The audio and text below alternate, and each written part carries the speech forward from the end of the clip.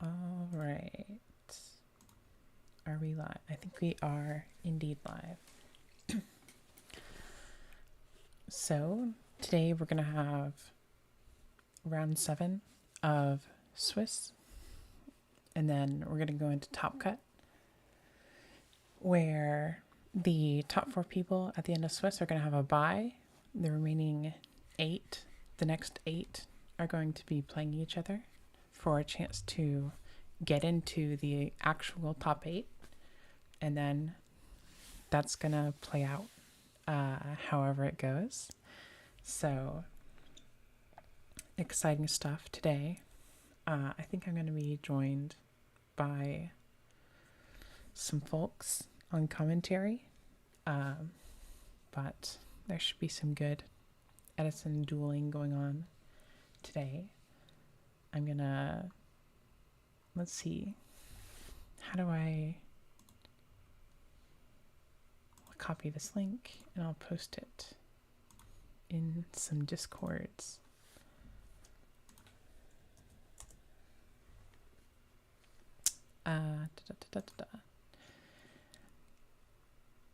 Hope everybody's having a good day and hopefully we get some good duels to showcase. I know some of the matchups. We have a pretty good matchup spread, actually, or a spread of variety of decks that are still in it in round 7 with a chance to top. So that's pretty nice.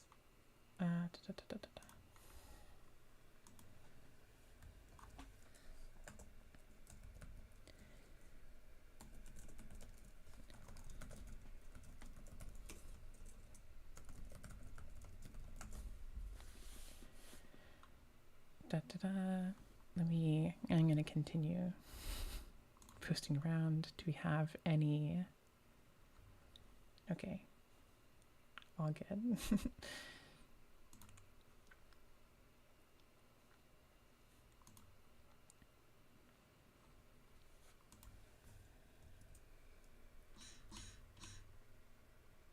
This is, yeah.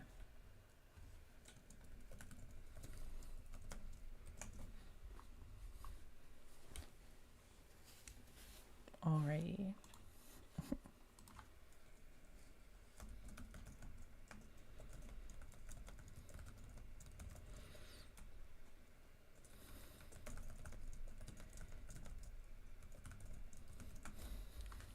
Right now, just looking at Dueling Book.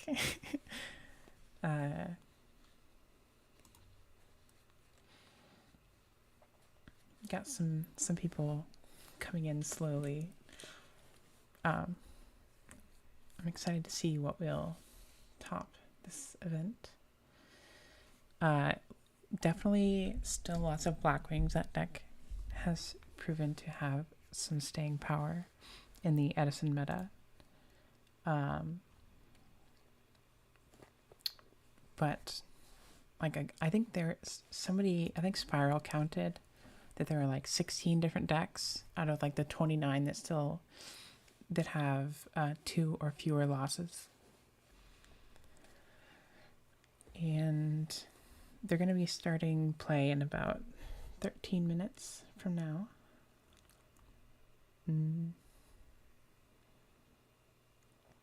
Let's see. We can look at some cool decks that I have. This is my X-Saber deck.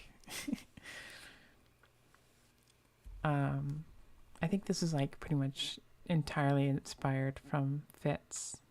I know I did a video on that, on Fitz's deck.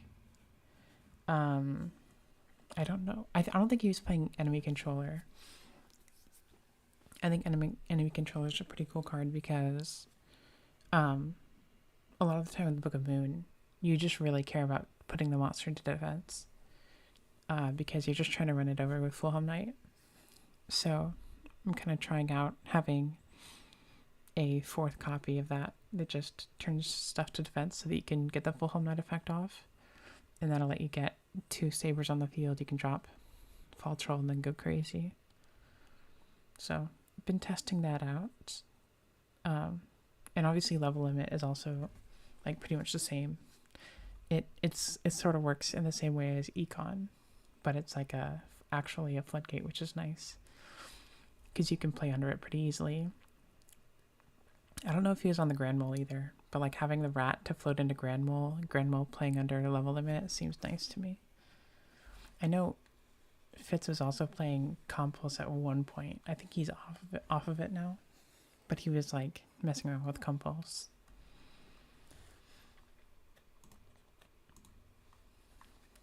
So I have many Ed decks.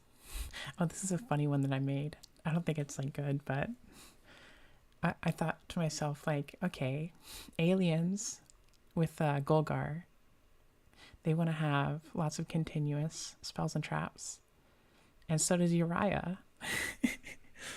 So yeah, the idea was just like aliens plus Uriah equals profit. I really want this deck to be good, but I don't think it is, unfortunately. We're not playing mini aliens because you mainly just want back row stuff. I was just like, what are the biggest aliens? We can just play like skill drain beats with aliens, and then like hope skill drain isn't up when we draw into Ammonite. I don't know. I don't know what. Oh, I'm playing card destruction just to like find Uriah faster or something. I don't remember. I built this a long time ago. This deck is bad, I'm pretty sure. I don't even think I finished this one. I was like, here's some plant cards. Pollinosis seems cool, but I'm pretty sure that's bad. Wait, where's that Grand Maju? I think the Grand Maju one's fun. It's like a Macro Monarchs version of Grand Maju, where you got these cards established and you can like just keep recurring Scout Plane and just use it for Kaias and stuff. Jester Confi with Cyber Valley. That's another thing you can do with Scout Plane. Scout Plane comes back, and then you just Cyber Valley to dig even further and also boost Grand Maju. Necroface is obviously insane. You can go Gold Sark turn 1 from Necroface. Necroface ends up banishing a Scout Plane, and then the Scout Plane will come back eventually. Allure is crazy in this deck if you banish Necroface or Scout Plane. So, and then Morphing Jar and Card Destruction, if you're under one of these, is also nuts. Hello. Hello, this is Fen. Fen is here. Also, Grand Maju being a level 3 means you can just run these pouring floodgates and just wait for the chance, and then you can just start demolishing them. Cold Wave, I'm not sure if it's even good, but I just like, we need sweepers to just make sure the Grand Maju connects. So, this is a funny one. Hello, Fen. Do you have any predictions for today? So I think very, very obvious, very broad. Blackwing and Value are going to do well. Yeah, I'm expecting 3 or 4 in kind of the top cut. I think Frogs and Fairy are also going to have a decent chance to do well Yeah. because they both have decent matchups against Blackwing and other like very similar decks. Yeah, I think especially the fairy decks, I think are going to be like teched specifically for like Blackwings Mm, and Vayu, which is cool. Because like even though they already have a good matchup against Blackwing, you can still expect them, and you have to worry about deck dev. So it's like you have a good shot in game 1, but then like game 2 and 3 are going to be tough with deck dev potentially, and like 11 mm. Prisoning Mirror. So you have to have hate just to counteract all of their hate. Hmm. So interesting stuff. We got people coming into the stream. Yeah. Oh.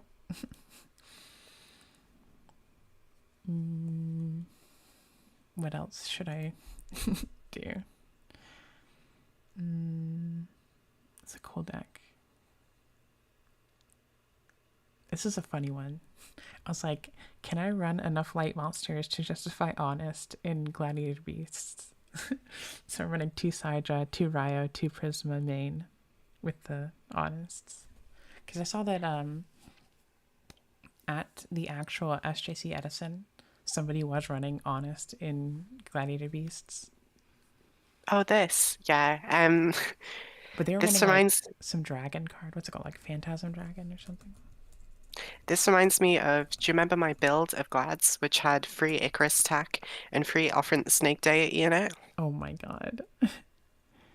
I don't remember that, but offerings to the Snake Deity. So which ones are reptile? Is it just Sekitor? Um, is Retiari? No, he's an Aqua. Okay, I think there was 2 or 3 Sekias I played. Maybe Oh my god. Toraxes? It Torx is was a Torax. fish. You could play No, fish depth Torax. charge. Yeah, Oh, that was it. It had fish depth charge as well. It had all 3 no. offering. It was absolutely terrible, but That sounds so bad. Yeah. I know it was. What is this monster that they're? It's like special Phantasmal summons. Dragon. That's what I thought it was. Well, we'll find it this way. It's from the Duelist Genesis, a Light of Destruction, I think. There it is. Yeah, Phantom Dragon, not Phantasm. That's why I couldn't find it. Yeah, they were playing this in the SJC Edison list that was playing Honest. I have no idea how they did well, but okay. I actually think it's not a bad card. I mean, I don't know. So let's see here. Yeah, so fish depth charge is really cool because it's like Gemini Spark for fish. But yeah, offering to the Snake Deity, I think you can only hit Sekitor, which is funny. Wait, I can show you some bad decks I have saved. Um,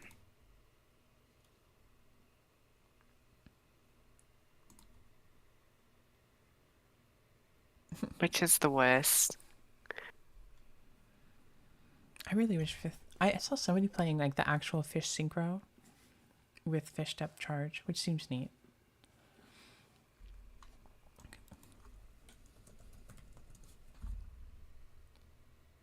Yeah, so that if it should trigger Oystermeister, I think, which potentially could do something. Yeah, you can show off Ojama. I don't have. Ojama's decent. I definitely don't have it in here. Fen is the biggest Ojama coper. No, it's okay. Like, okay, I'm gonna send. No, you can't understand it. My brain is too small to understand Ojama. Dinosaur, Hero was a deck I played for I a week. maintain that this deck is cool. Vayu Simorg. You can run Icarus in it with Ryzas and with Mist Valley Soldier, which are your wins for Simorg. And like, I don't know, just this deck is like crazy on tempo. Because Ryza will like spin something back to their top of their deck. This card, if it actually triggers its effect, will put stuff back in their hand. And then you just drop Simorg on them and they can't. Like, if you Ryza a Raikou and then summon Simorg, like, what are they going to do? It's so bad. Especially if they don't have any back row. Most decks don't have a way of, like, if they're one of those kind of decks that likes to set monsters and that's just, like, what's in their hand at the time, they often can't do anything, which is nice. They can't even... Echo, I just DM'd you. I will... Oh, we got 2 minutes until this starts. Okay, we are looking at the Fen construction. Oh my god, that is so many cards. That is so wait, many... the screen went black. Oh no, it's back. That is... Wait, random ass gear tabs. No, because it makes sense. Okay, what?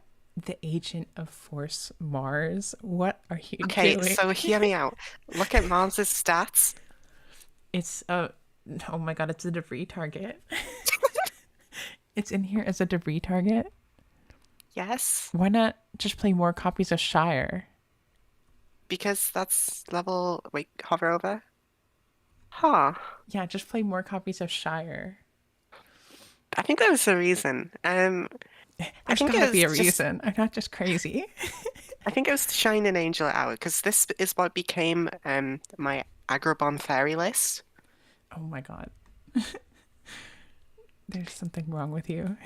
You are addicted to making decks that are like 50 cards or more.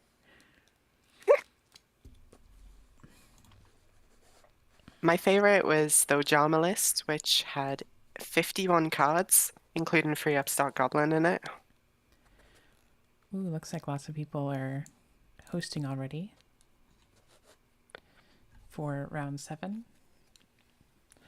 I want to watch Fitz and Sunny because I know what the matchup is and it is an interesting one.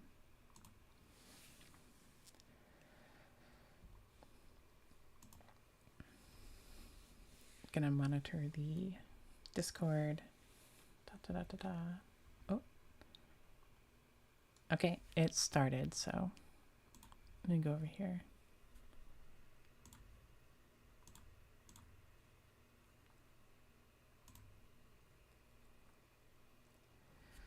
Wait, do they both have? I didn't realize until now that they both have Cyber Dragon profile pictures. So first for Fitz, this is kind of okay for Sunny because DD Warrior Lady is such a good turnaround, although it does give tempo initially to Fitz, but being able to blank potential recruit out Goblin Zombie is very good early. Um, Yeah, we know that Fitz is playing zombies and Sunny is playing fairies, which I would honest, say is very favored for fairies. mm, so Fitz could have made the play to set a blank which isn't a recruiter in case, because if Sunny has DD Warrior Lady, he goes DD Warrior Lady every single time. Oh, that's pretty good too. Yeah, that plays Ryo's around really Goblin. nice. Yeah, Ryo's really nice against zombies because like its stat line at 1900 is almost impossible for the zombie deck to get over without synchroing. So it's like, what are you gonna do? Even they can't even drop dad, like. And then obviously it stops the goblin searches, which is like how you don't go just like super nag on your combos. So Yeah, you gotta opt out. this implies it is probably a Goblin Zombie set. Ooh, pitching gores. Very interesting. I wonder if it's goblin zombie and then he has plague and dad, maybe, so he can get 3 darks really quickly. Could be. Because that's one reason why he might have pitched gores there. Is if he just I mean, plans to that go would like be super lethal. super. Um, Because it would be Brio. Yeah, it would be dad, Brio, Goyo.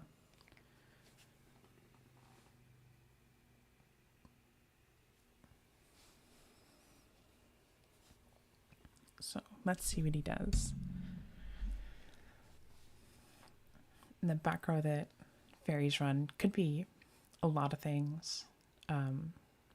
The thing he has to worry about most is probably oppression. With all the, assuming he does have Brio access, then you don't have to worry about like Deep Prison or Mirror Force, but you would still have to worry about the bottomless.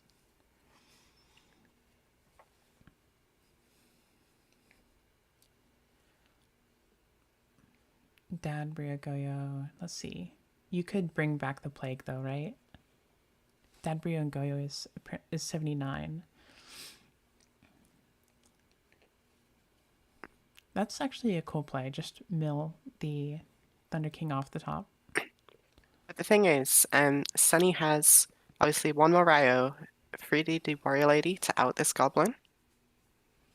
So it's quite a high chance. Obviously, that does put him back on tempo though.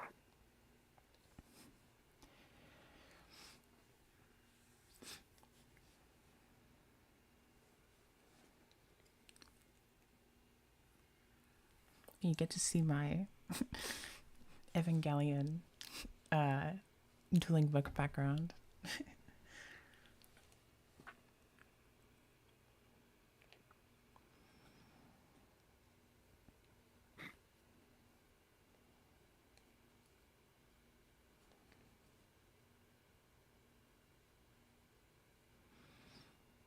Okay. I want to say that's probably a recruiter. Be Raiko. It could be, but I don't know. People are cutting Raikos from fairies down to like 2 or 1. So I think it's more likely that it's like one of like the 4 or 5 recruiters. It could be Warrior Lady.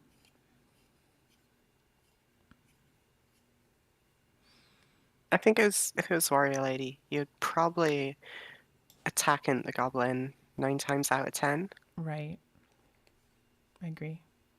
Unless like he has some like weird play where he's gonna sync with it and make It ooh also is the Caius. That's Caius, yeah. so big. That Does he in the have... solemn, yeah. Oh no solemn. This is gonna be big then. He could have Herald. He could have Harold.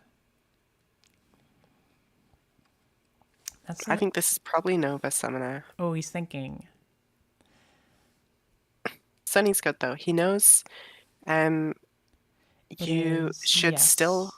pretend to have Herald, even if you Right. don't have it. Always bluff the Herald, yeah. Mm, Yep, he has it. Oh What else? Christia. Okay. the back row call the haunted. This could mean multiple things. The set could be Call, yeah. He could have another Christia in hand.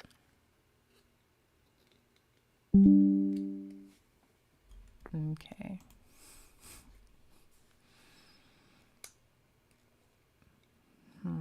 What do you search here? I guess it depends. It depends so much on what Fitz already has. Plague, okay.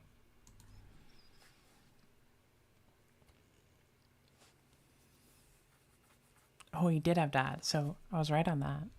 Did he pitch the gores for. Wait. Yeah, okay. That's pretty big. I think this is really good for Fitz. Okay. Okay, well, Snow there. That seems fine. If you're Fitz, like, you're totally fine with this. You're up 2 cards with tempo.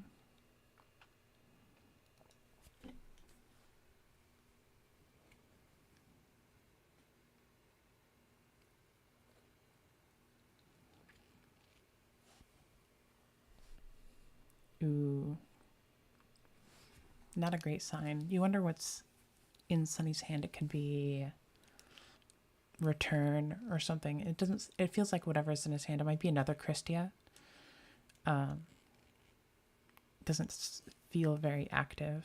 Could be a brain control with no way to convert it.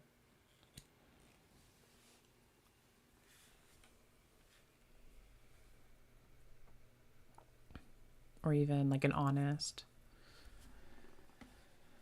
But would you set honest here or no? If you were Sunny, would you have set honest that I last turn? I probably would have. Because they've already got the Caius gone, and most of their plays they would make would end up bouncing your monster with Brio anyways, in case it was a recruiter. Yeah, or even Raiko. Like if you're gonna make a level 6, you can't risk it being Raiko. Mm. So you set the honest.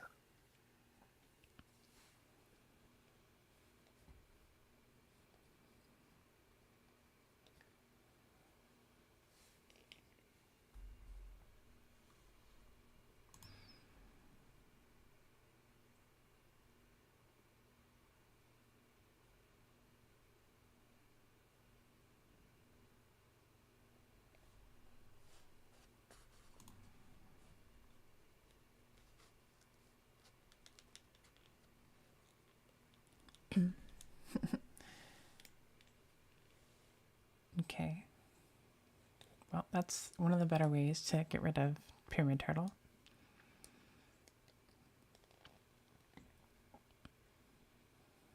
I was looking at Sunny's path to round 7, and like he's played like 5 or 6 people that have a chance of topping. So he's had a very rough road and is still sitting with a pretty good record. Ooh, this is big.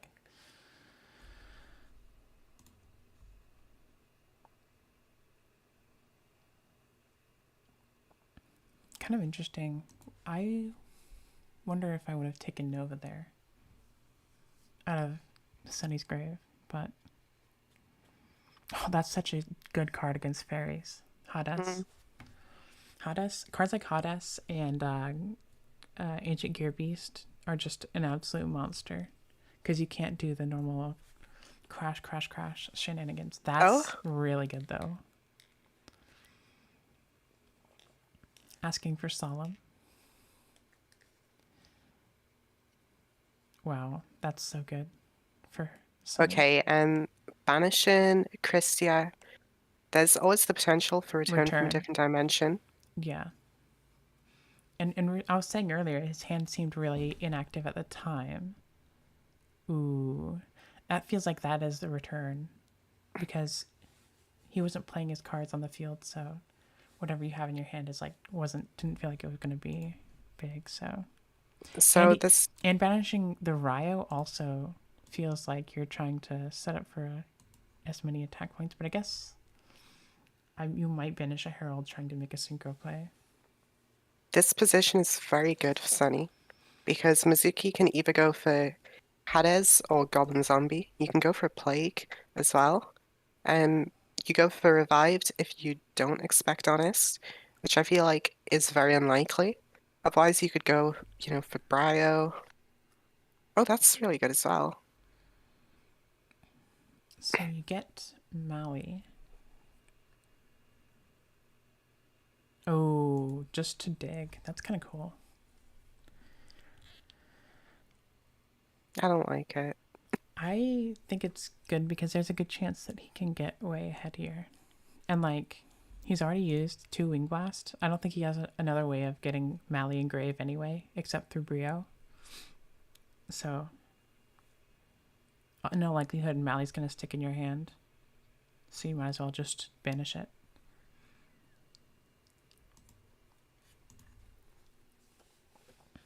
He could be playing like 3 Wing Blast or 2 Wing Blast and Raigeki Break or something, but I doubt it.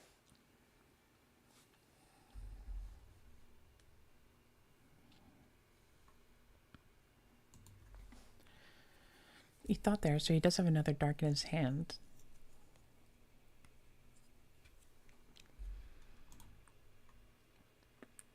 Could be another Goblin Zombie or Spirit Reaper or something. But I think Spirit Reaper is generally pretty good against fairies. They have to hard draw the DD Warrior Lady in order to out it.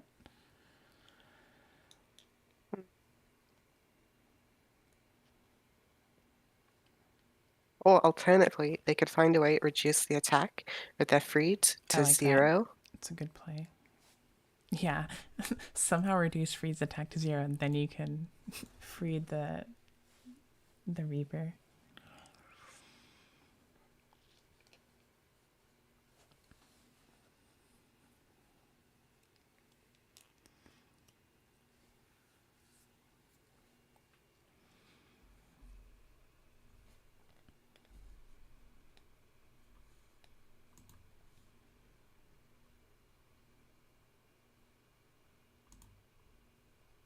I wish my computer didn't do that, or it just like goes to my desktop when I'm changing tabs.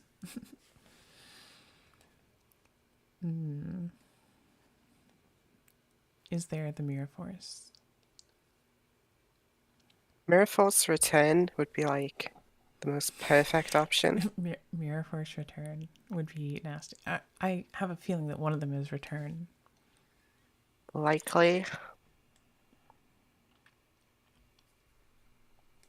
If you're Fitz and you have MST, I think you just blind MST one of them. Because if you hit Return, oh,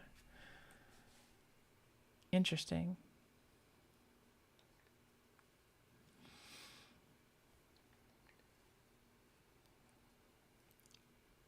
Well, Sunny will have to win the next two to stay alive. Both of these players are currently 4-2, so they need to hit 5-2 in order to have a chance at top 12.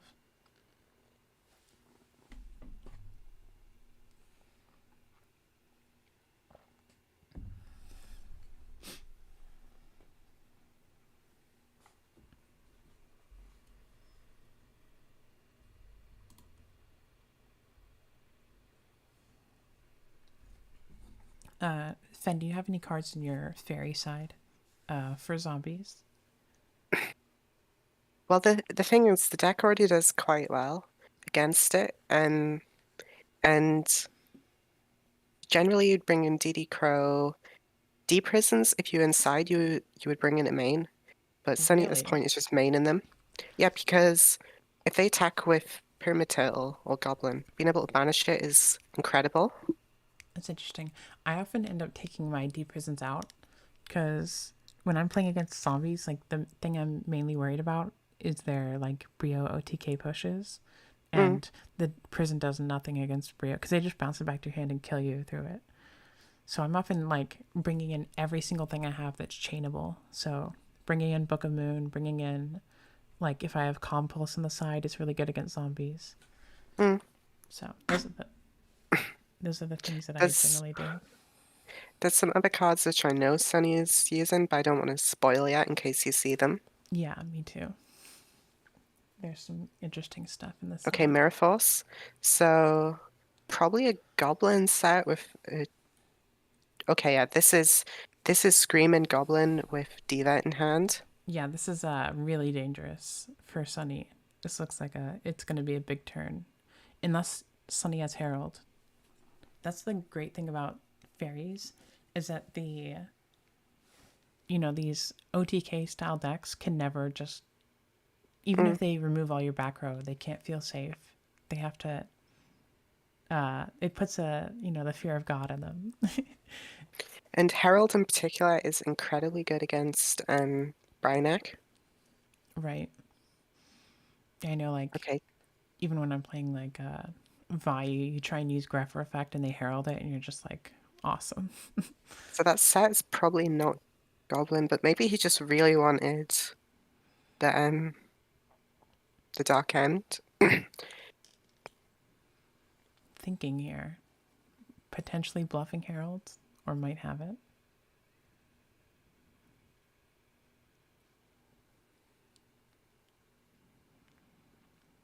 It's funny how Herald is once again good in current and good in Edison at the same time. So if this is a Herald, it could actually be quite dangerous to let it, to use it because there's always the potential that the set monster is a Goblin zombie. And if so, Revive Plague Flip Goblin is Right. okay. Hmm. So they're drawing into back row.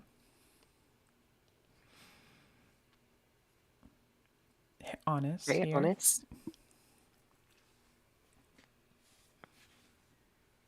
This is actually a decent situation. Yeah, not being able for Fitz not being able to synchro to get over the Ryo. Well, you can trade with Ryo, but it'd be like a, I don't know, 1-for-1 if it's a goblin zombie, or a 2-for-1 if it's not a goblin zombie. Tomato. What's he going Okay, for? he's going for Goblin probably, and then, Revive Plague, or there could be a Diva in hand. Yeah, if there's a diva in hand, well then that would you have to get rid of the Ryo somehow though. Hmm. You might have a Book of Moon. But like, it's situations like this, I think that show D Prison is very good in the fairy zombie mirror. Mirror. Yeah, It's you not just have mirror, but to. Yeah, in the matchup, you just have to hope that they have the recruiters and not the. oh, Caius. Ooh, that makes sense.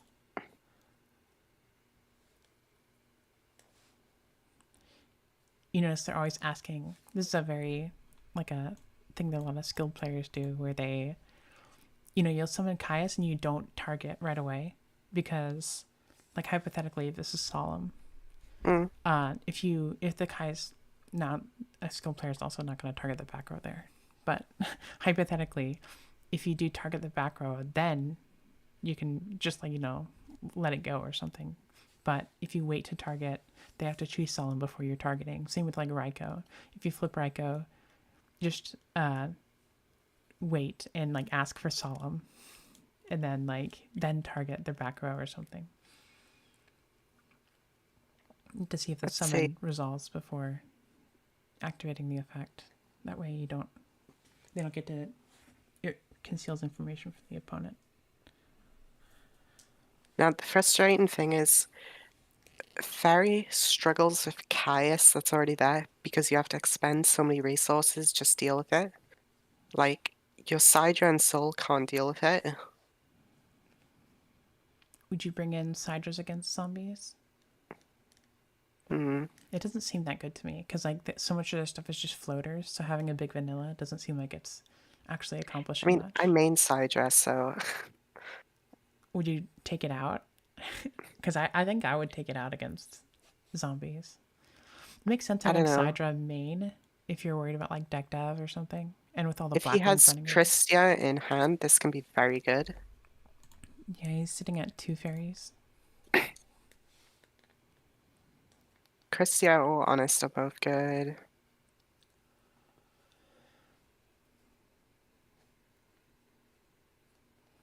Try and get the Ryo back.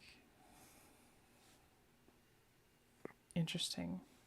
He's not gonna deal with the Caius though, which is interesting.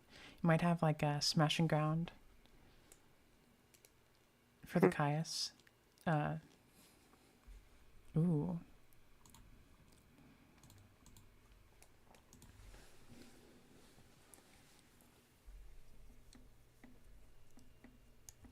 So Fitz did have book.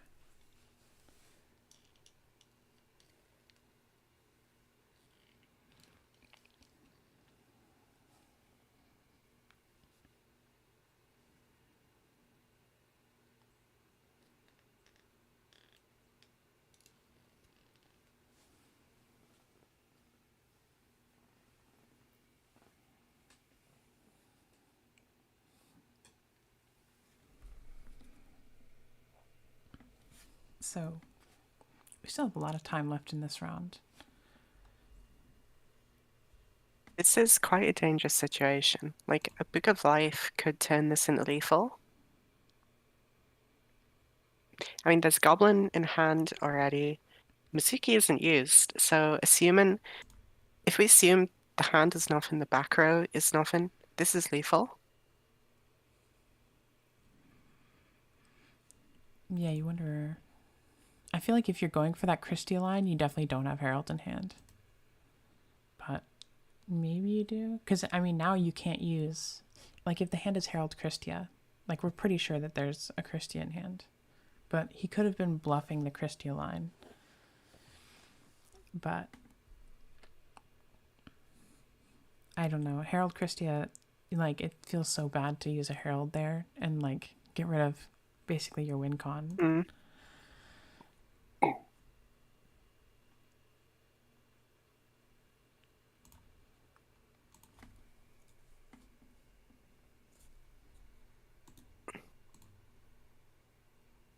Or it could be something very bizarre like Soul, oh, Soul of Purity with a set return.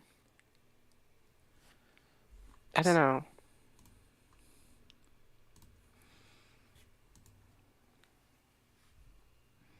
This zombie master. So we could bring back a plague. You could go bring back plague and make RDA to kill a potential recruiter. Oh wow, pitching Mizuki too. Target goblin zombie. So now he's gonna Mizuki the plague, and then go for a Brio. Wow, that is the bane of zombie players' existence. So big reason why you play the wing blasts is so that you Mm. can, if somebody flips oppression, chaining wing blast and stacking the oppression is such an insanely good play. I'm still interested in the choice Oh, behind Damaged Alchemist. really wants the Ryo. I think Sunny's Or idea, fairies. yeah, I think Sunny's idea is that Christia plus Ryo is game over, but now you can't drop the Christia Yeah, with the oppression on face up. he could have heavy. Yeah, heavy your own. I mean, honestly, heavy Christia Ryo does actually still seem like a good play. Mm. Or MST, obviously. He could also have Honest. Just Ryo honest over the Caius, that does seem strong. I don't think Zombie has much they can do on that specific turn. And then if you can keep up like with DD Warrior Ladies to trade with their sets, you probably just run over them. Yeah, this is where I think zombies against Ryo having a card like uh what is it? It's not is it oh it's Gokuen or Oh, Illblood. Greed. That's really good too. Having a card like Gokuen or Illblood that can hit over those cards to get off of Pyramid Turtle is nice because it can be tough to out Ryo otherwise. So his banished choices are interesting because Damaged Alchemist is obviously so if he gets Damaged Alchemist, he can recur again. I feel like often you would end up going for Shining Angel in that case. Not Shining Angel, Honest. Oh, Oh, that's really this is big. bad. That's wait. Oh, you can't even. Yeah, the oppression stopped. The Catastor would be big. Catastor's such a good card against fairies, but you But play does he run oppression. Gilman? Oh, you're right. We don't even know if Fitz runs Gilman. I mean, I know, but we do not know.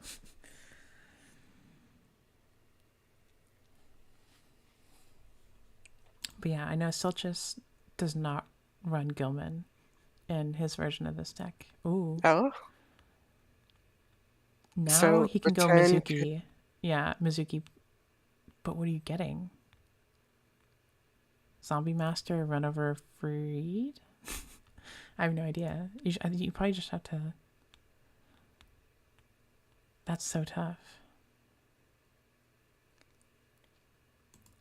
if I he think had you one have more to. card, I he think you could have have to go converted it.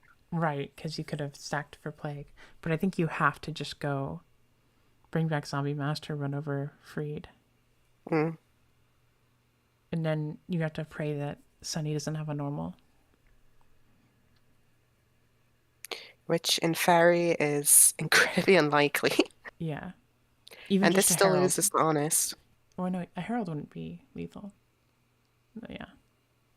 All right, No, going to. Herald is because you just Oh summon right, you just need. McBrio. Yeah, true. Game 3.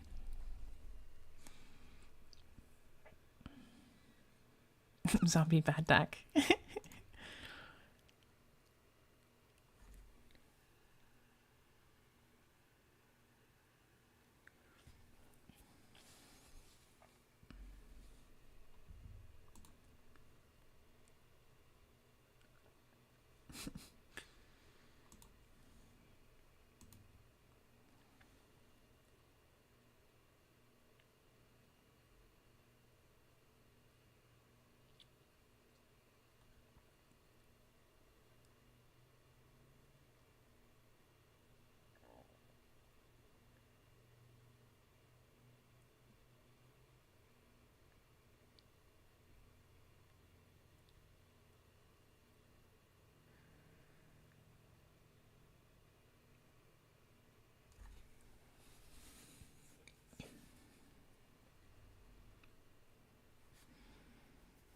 All right. So, oh,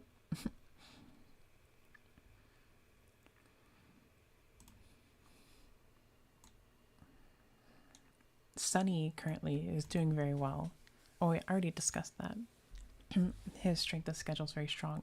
Fitz, I think, will probably, if he wins this, he'll probably need some help from the people he played in order to uh, get to top 12.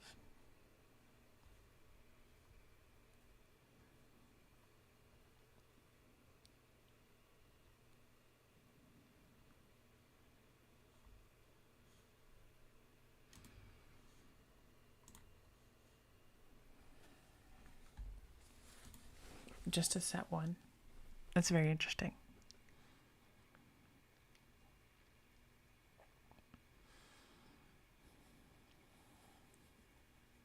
I'm trying to think of like what responsive hands fairies normally has. Like Freed is a like a sort of a going second card.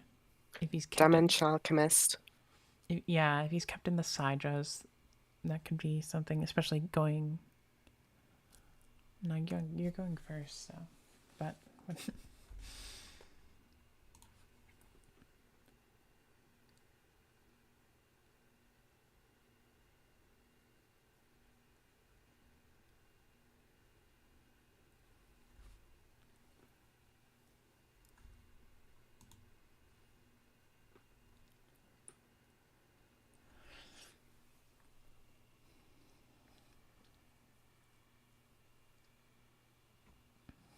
ooh,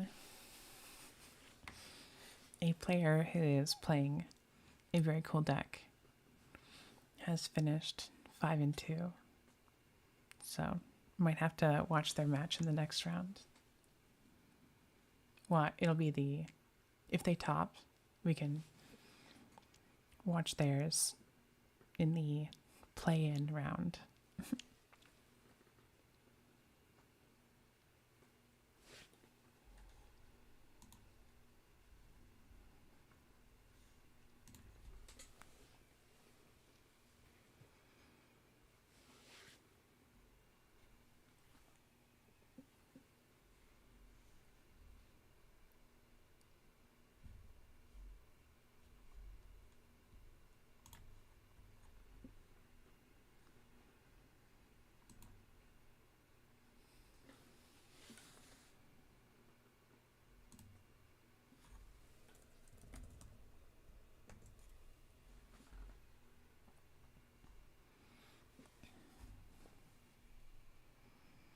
This is very strange. What could Fizz's hand be? He could have really bricked. I'm thinking of Perhaps that he was too. trying to keep his hands number so he can do a level 8. Yeah, I was thinking he might have like triple diva or something really bad. Maybe like Dark Arm Dragon, Book of Life. Oof. But if he's got a diva in hand, that discarding Mally could prove really good. Ooh, never mind. I don't. I mean, if that was Fitz's only play was to discard Mally, it might just be fine to go neg one on the crow and say you're not doing anything next turn either. That's potentially has 2 Mallies in hand, though. I was thinking that too. Or like Mally Stratos.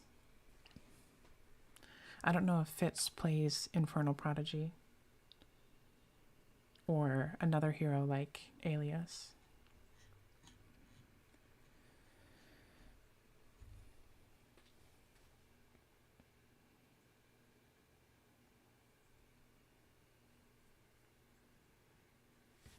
This might force out a back row, at least.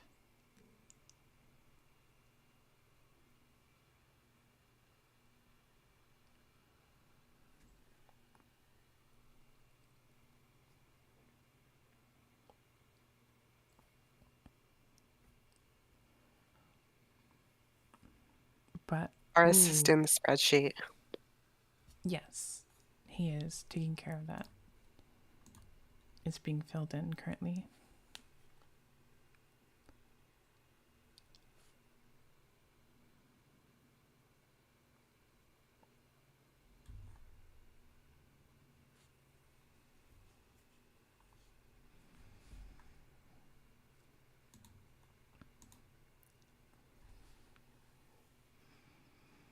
I'm just gonna get some damage here.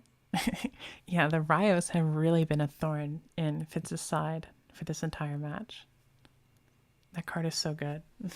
I I feel like Ryo is really underrated by a lot of people. Oh. That's This could open a soul Puri in life. that seems totally fine if you're Sunny. Like I would let this go.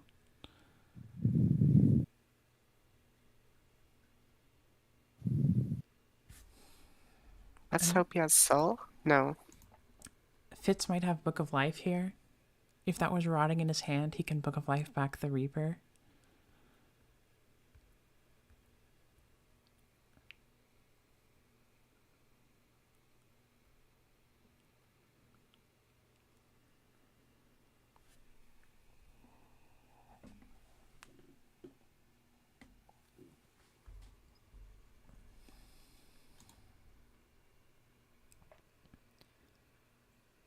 Yeah, Seeker. That was probably Housegear, our teammate.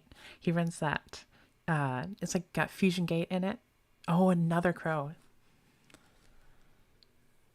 But yeah, he runs Fusion Gate with Gear Towns and tries to go Rainbow Neos. Like it's just with like chain material too, I think. It's a crazy deck. He really enjoys playing it.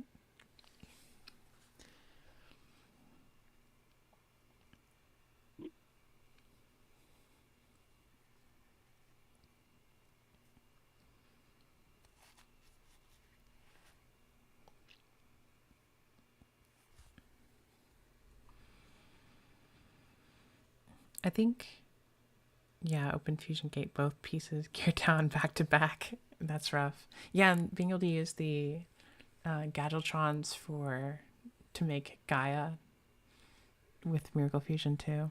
Pretty interesting stuff. So Sunny, I think his best finish was like a. Did he get ninth place at a recent tournament? It's Rabbit O2. Rivet 2, he got ninth, or Mm. I don't remember. And then Fitz probably like what top 16 or something. I think he got pretty far at least one of these events, but ooh, okay. This could be big. You wonder if there's an oppression face down. If it's gonna hit an oppression here, you might feel a bit safe, but don't see any way that he can do any synchro plays on this turn. Wouldn't he have just drawn the I think if the sets are solemn and oppression, you ooh, solemn it. well there's this yeah. Yeah. uh someone's saying wouldn't he have to discard that last turn? Didn't he just draw the heavy for turn or whatever? Mm. Because you got 6, draw into 7, play heavy, and then you're done. I don't know. Or did he play? He didn't play Book of Life this turn, did he? That was last turn. I don't know.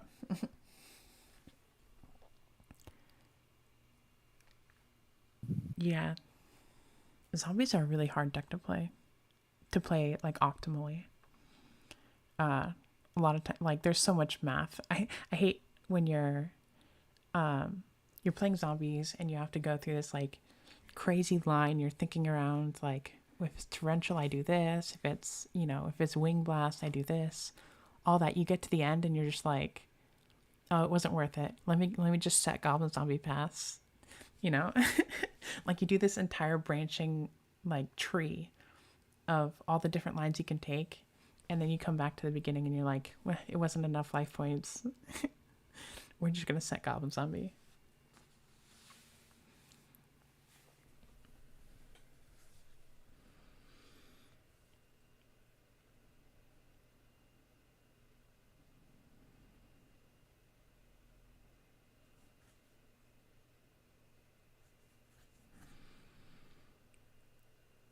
Oh, that's so big.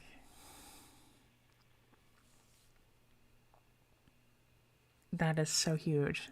Now Fitz needs a return, I was gonna say, return is good for both but players. Sunny almost certainly has oppression.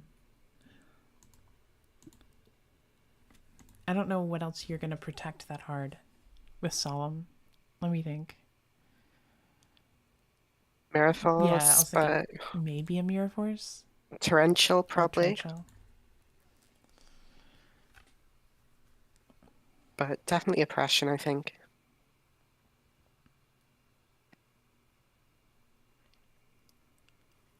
That's oh yeah, that's so good. That Dust Tornado was so big. It's always so annoying with fairies. As a zombie player, you want to bring in the Dust Tornadoes to uh, take care of oppression, but a lot of times zombies or fairies aren't even running much back row. A lot of their interaction is in their hand, so you can't even interact with it. You just have to try and play through it. Or Fitz having both TT and Miraforce gone, like Sunny can just overextend as much as he wants. yeah, this is not looking good for Fitz. No zombies in graves, so he doesn't have any kind of setup. I wonder what his hand is. He needs to find MST, and hopefully his set is return. Those are, and then pray that Sunny also doesn't have Harold. Like, there's so many things that he has to hope for. Also, even just having Call the Haunted with the Ryo in the grave could be huge because it would prevent all the synchro pushes.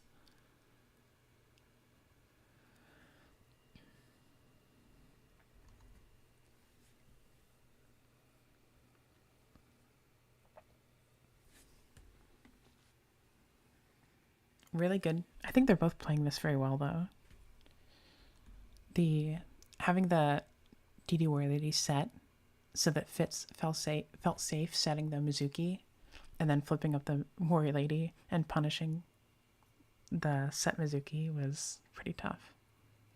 Yeah, you'd think he might have like I feel like he's assuming the back row's oppression. You at some point you just have to say I have to pray it's not oppression because I'm gonna lose if I don't do something ASAP. Yeah, dad in hand could be another one of the bricks. This could be a Brio lethal.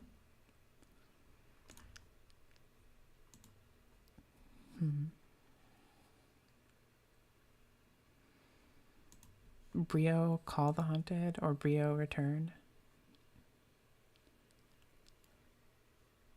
You could even pitch two fairies and then drop Christia. Ooh. It's getting really Yeah, low. he has to solemn just in case Christia. Right. Because if he goes Brio pitch two, bounce through both your cards and then drop Christia, you just lose. Good solemn. So Look at that good solemn. so that set card is definitely not return, because return is lethal there. uh yeah, return would have been lethal, so you're right. Sunny's back row is not return. I still think it's probably oppression, but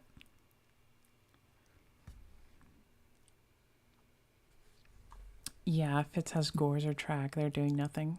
Well, Trag could potentially do something still, but So there's the Mali banished. I think that was in the hand when the first Mali was discarded.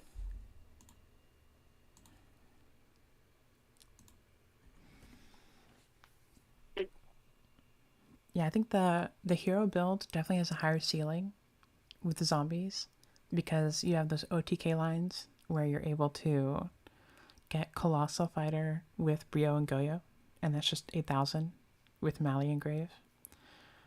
But you do have the higher brick potential, I think.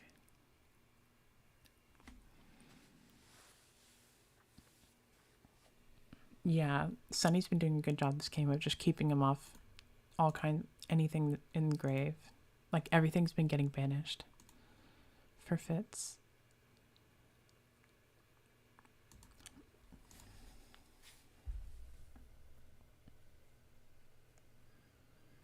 We have 17 minutes left in this round.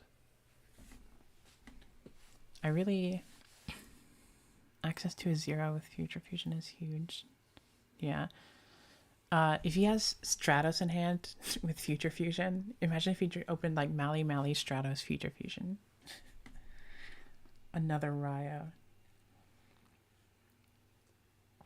One of those has got to be turtle, right? Or tomato.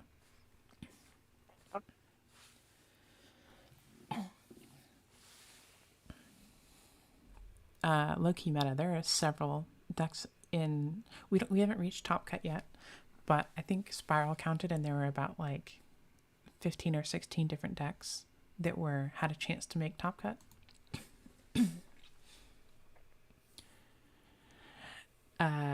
There's like some kind of weird way that you can. I looked up a YouTube video to figure out how to make my dueling book background like this. Yeah, well, there's like 28 people who are like 4-2 or better. So there are like 15 different decks amongst those. Most of these matches are winding down. I think we only have 3 left, actually, and this is one of those 3. Many watching.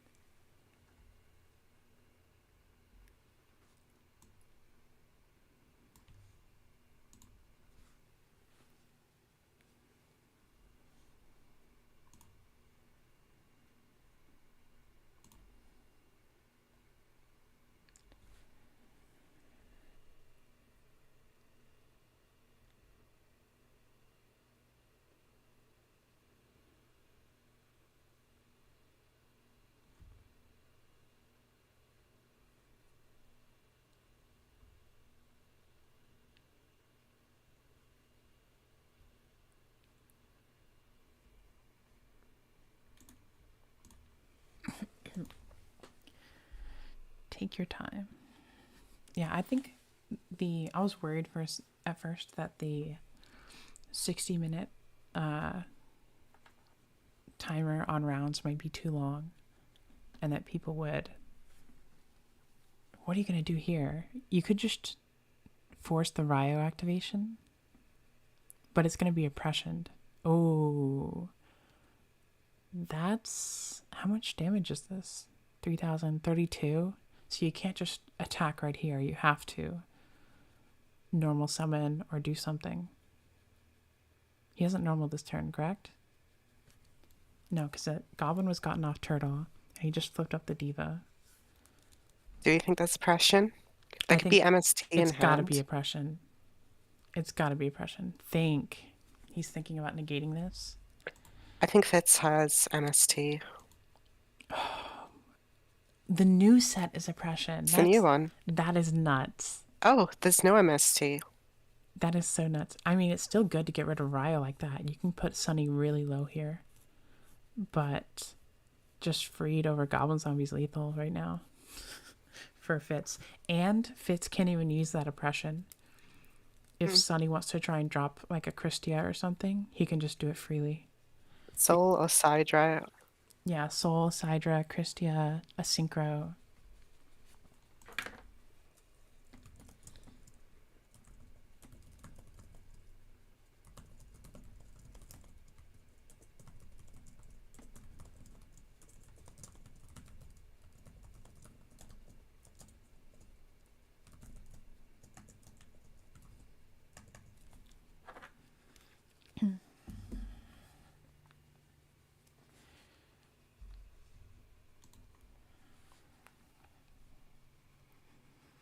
Let's see.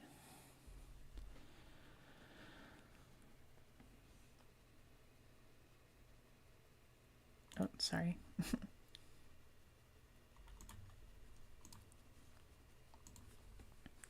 Just setting too many things are dangerous. Most of the extent. Yeah, 60 minutes seemed really good, Ferdo. I don't know how to pronounce your name. J. Ferdow? Ferdows. Yeah, we had like a couple that like went into, like they went past time and into rounds, but I don't think we ever got past like round 2 where it goes, or turn 2 where it goes turn 0, 1, 2, 3, 4, 5. We only got to turn 2, so we didn't even have to ever go to life points. I don't think life points were ever a factor, really, even in time. Yeah, I guess he just... He was worried about a mirror force or something, Ryan-eyed. So he was... I mean, that's what I assume. Worried about a mirror force, so figured going through the Brio and bouncing the back row was better.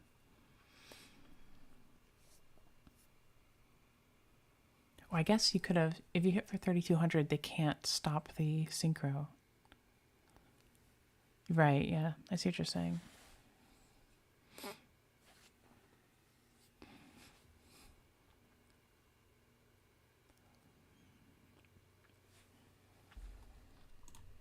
So it was another diva. I do feel like he opened 2 diva at least. His hand was so inactive at the beginning.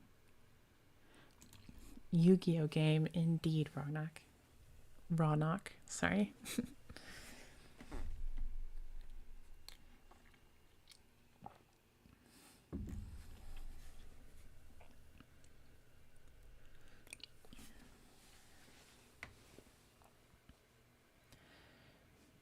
It's still a pretty close one. Honest is so scary here. Honest is just lethal if Fitz leaves anything in attack.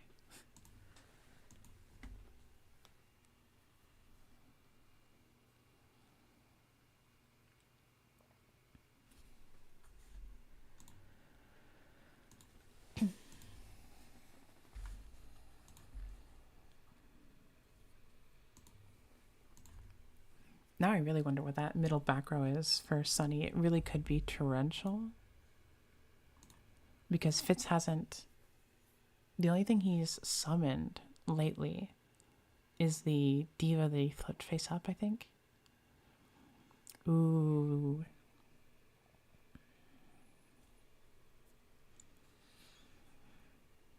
Yeah, this is I going to be think I know so what tough. it might be. It could be another floodgate even. Yep, that's it. Yeah. I won't Ooh. say what. Now, we would figure out potentially if it is... I guess not. I think it's probably just torrential. Ooh. So he has Wing Blast. Doesn't go for the oppression. I mean, you have to do that, obviously, but you have to go for the lethal threat, but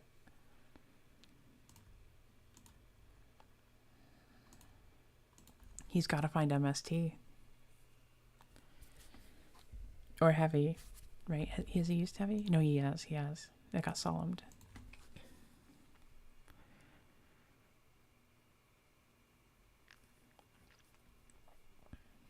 I think it really feels like torrential to me, but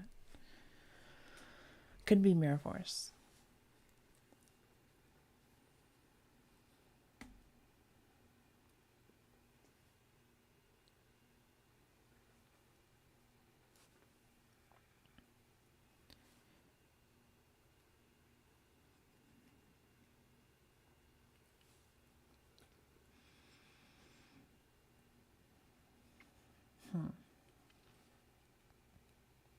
I wonder if zombies would ever run a card like... You know, we saw in Xeris's list, he was running the Rykos and Lilas. And I bet a lot of that was just to be able to out cards like Oppression. Be able to make your pushes. And obviously it fuels the grave, so you're not stuck in the beginning with Book of Life that's not doing anything. So running a little splash of Lightsworn might be interesting. But it's so tough to fit anything else in the zombie deck, especially if you're already running heroes. And I always hate milling when you're running like Stratos, 2 Mali, and like 1 other hero. Because if you mill like the Mali while you have 1 in hand or something.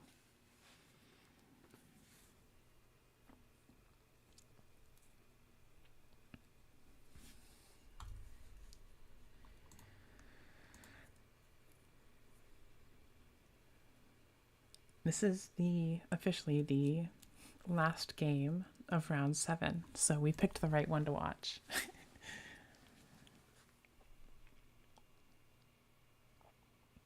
And there don't have much time left, but this game should be wrapping up fairly soon.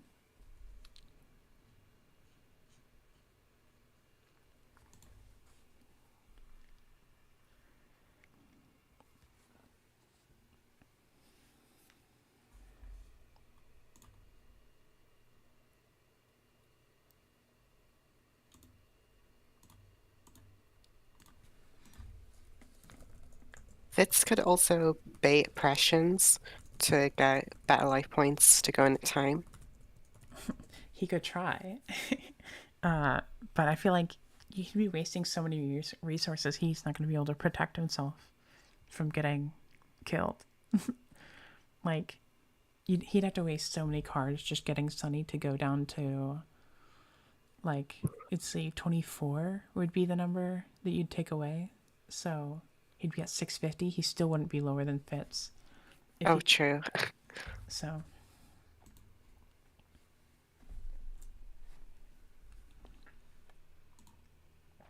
we haven't seen life points come up yet, which is funny.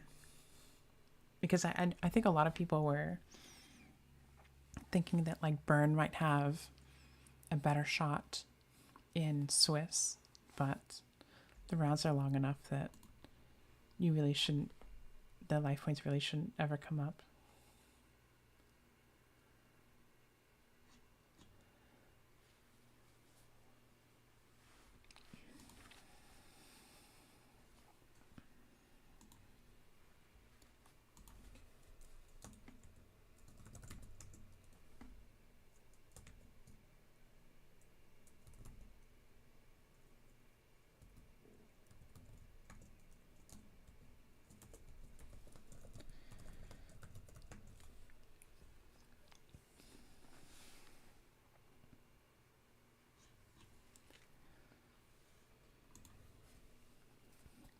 Triple Crow.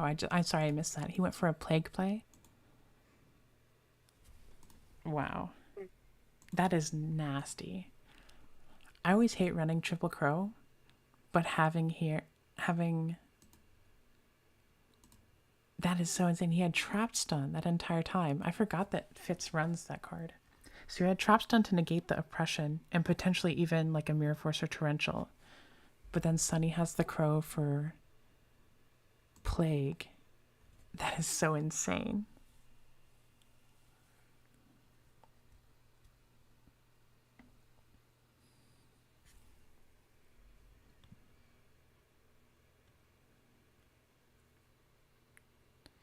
Wow, that's game. Caius, Dad, Goblin Zombie. Brutal. So he probably did have Dad and Caius. Well, he probably didn't have Caius from the beginning, but he probably had Dad from the beginning. Christia and another Oh, Honest. Oh honest. my Yeah. god, yeah. I don't know. One of the things with Fairy is often the game is decided like 4 times, 4 turns before you actually win, and it's just about kind of eking it out. He had Gores the whole time too. But as Ferdas was saying,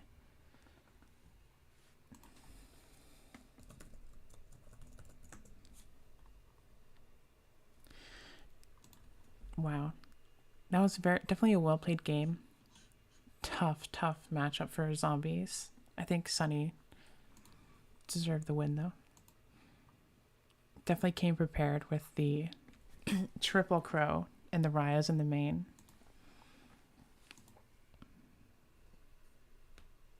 Let's check the replay, see what the opening hands are. It was just a bottomless, not a mirror force or anything, which is interesting. Just solemn to protect the bottomless, which against zombies is pretty good because you'll be able to hit the Brio before they can do anything with priority, since the Goblin Zombie prevents Brio from being able to activate its effect with priority on summon. Oh, so Fitz started off with Gauze, Oh, wait, no, but then this set you mean the our game Torrential. 3? Yeah. Okay, now we're in game 3.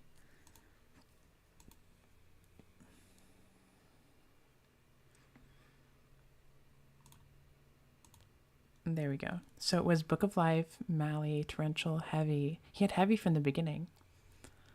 Solomon Gores. That's pretty tough because like you don't want to. You don't want to. It explains why he just passed and the next turn discards the Mally because he was baiting the Gores. And didn't want to set anything with Heavy either. He didn't want to have to blow up his own back row. Makes sense. All right. So now we're going to have to figure out the top cut. We're doing this manually because Challenge doesn't know how to calculate Buchholz correctly, or Buchholz. So we're going to manually calculate everybody's scores. Let me go to, I guess I can just go stay at the bottom. These are not updated. I have to refresh. There we go. So TH50, 7-0. He's definitely going to get a bye. And then we have 5 players who are 6-1. The top 3 of them will have byes as well. Excuse me. So,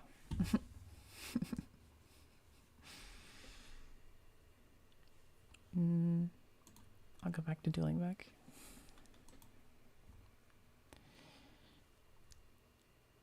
And I guess we will figure out what's happening next. Oh boy. Whomst are the caster? It is Snack and Fen are the ones talking currently. So now we're into top cut, top 12. We'll see. Yeah, I was thinking he might have had Kai's at the start, but he had several opportunities to tribute Goblin Zombie for Kai's, so I don't think he had it. And yeah, Diego, there's a skip button on the avatar that's on the bottom right. We'll have a skip game or whatever button if you hover over it. So I'm going to look at this spreadsheet. Our good friend Aris is updating these things.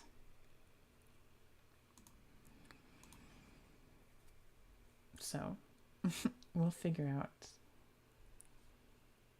who is going to be in top. It might take a little bit, but shouldn't be very long. We built a spreadsheet last night. It took a long time, but we built a spreadsheet last night that we can just input people's, if they win or lose, and it'll calculate their entire Buchholz. Part of the reason why we stopped it after 6 rounds, because we had to calculate all this. But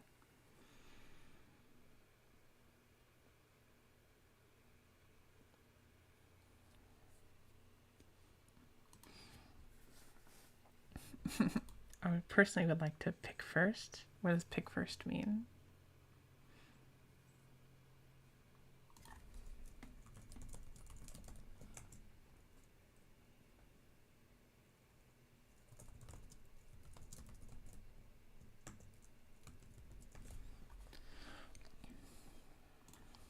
All right.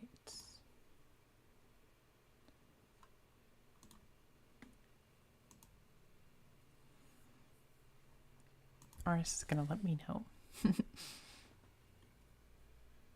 Yeah. They're talking about if apparently in Magic the Gathering, the higher seed gets to pick whether they want to go first or second. And they're saying it sounds insane to be able to do that in Yu-Gi-Oh!, which I agree, especially in Edison. I think Edison going first and going second, at least in my opinion, it matters a lot, especially if you're playing a slower deck like Frogs or Quick Draw. Going second can hurt because often your turn 1 play is like set Raikou or, you know, swap Frog, send Treeborn, bounce it back to hand. And, you know, letting your opponent hit you with 2 monsters instead of 1, it's just a big deal.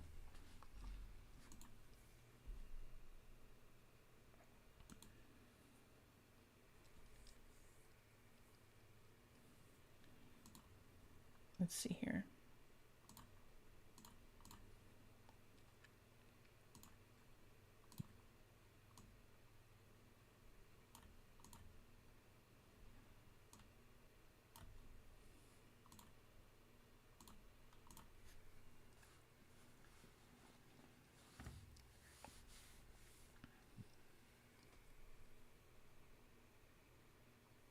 All right, it seems like RS is finishing up here.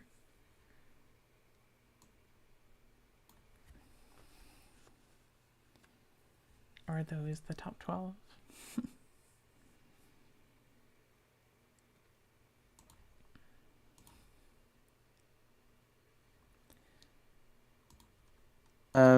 Just as a quick reminder, we just have to factor in the Tiebreakers.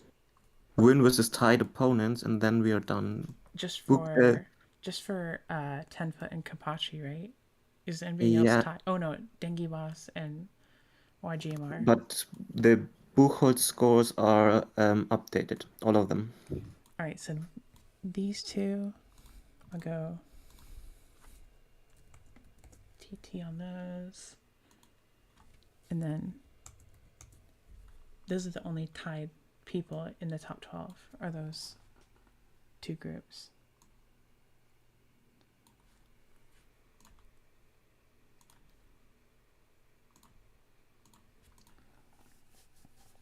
Awesome. Sorry for stream, not the most exciting. I can find a replay to watch. This one is apparently good. Let's watch this.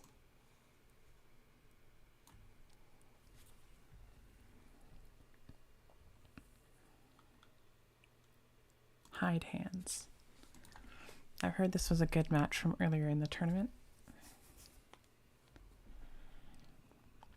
That was ours, by the way, who just popped in.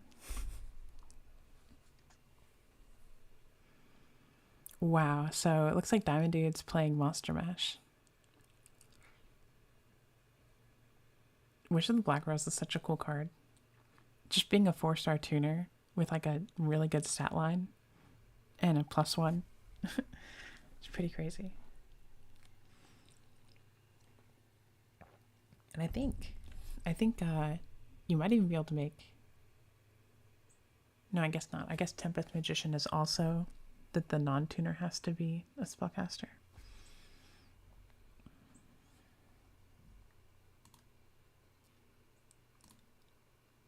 Wait, ours doesn't have to calculate all those.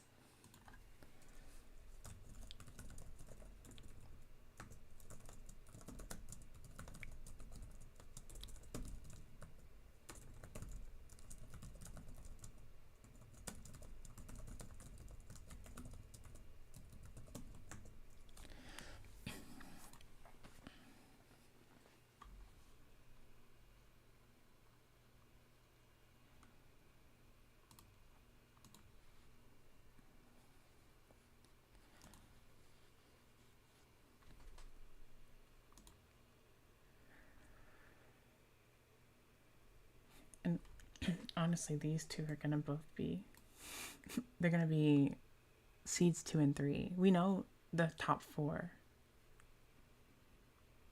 currently. Oh no, we don't.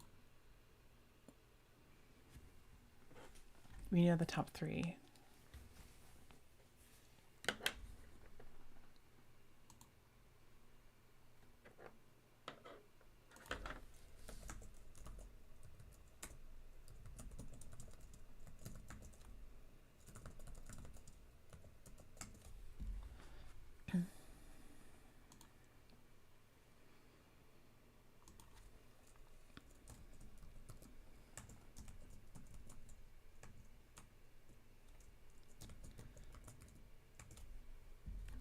One sec.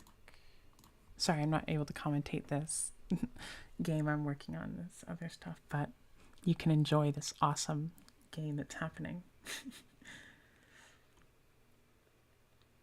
Luigi, Yolkman.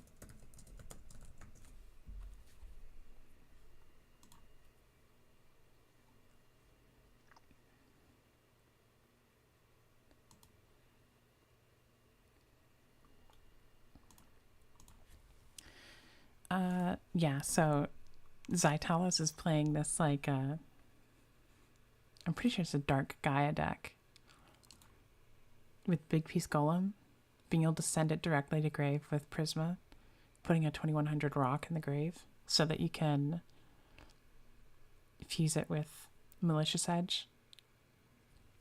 Puts a 4700 Gaia on the field really easily. Or a 4700 Dark Gaia, that is.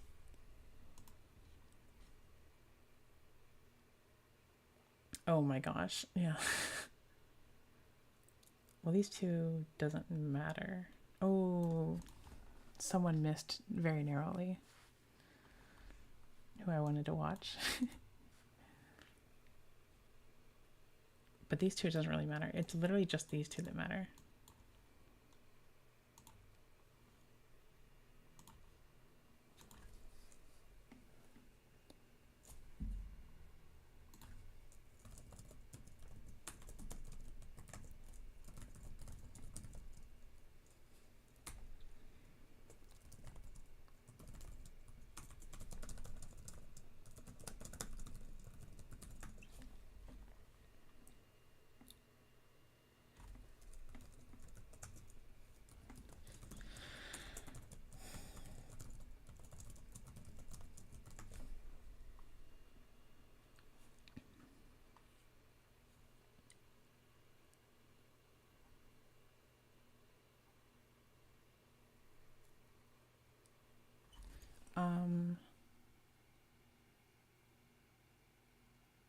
Let me look.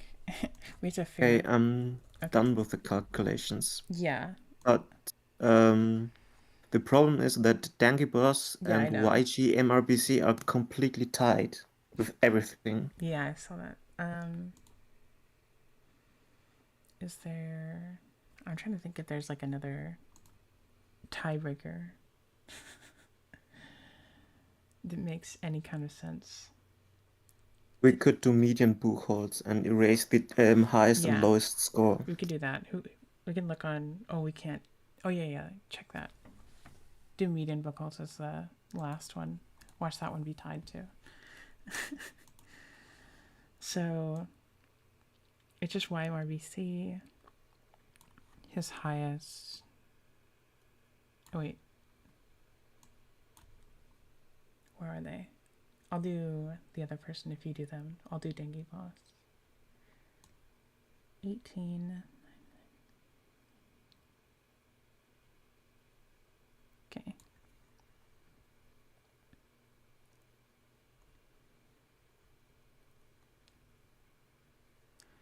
Yeah, so if we're taking the highest and lowest away from Dengue, we are subtracting 21 total.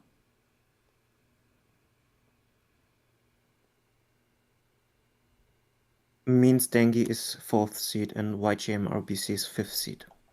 Because YGMR, let me look at this one. Yeah. They So would means lose, Dengue is at 61 and YGMRBC is at 54.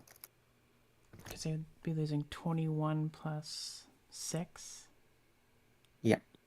Okay, yeah. So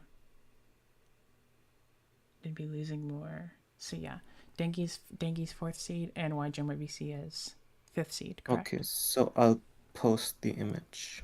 Okay, and do you know how to put them into a challenge? Yeah, I can do that. Okay. Because now we have to manually sign everybody up for a new bracket.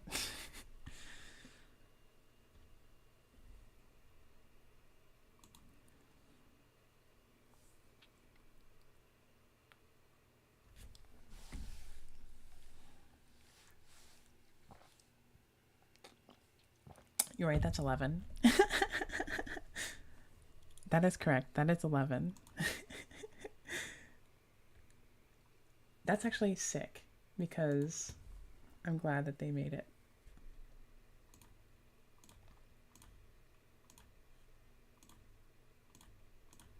Oh.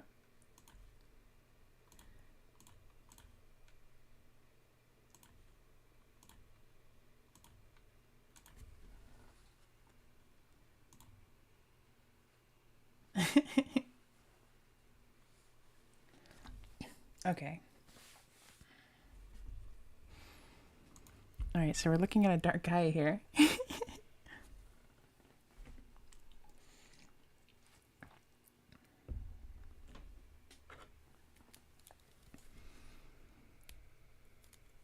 Monster Mash versus Dark Gaia is a pretty based matchup, but that's going to be a big Gorse token.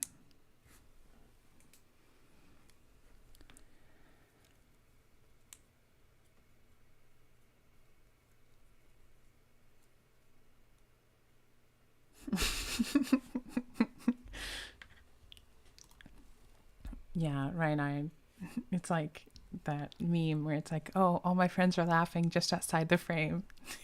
Times 2 is laughing just outside the frame.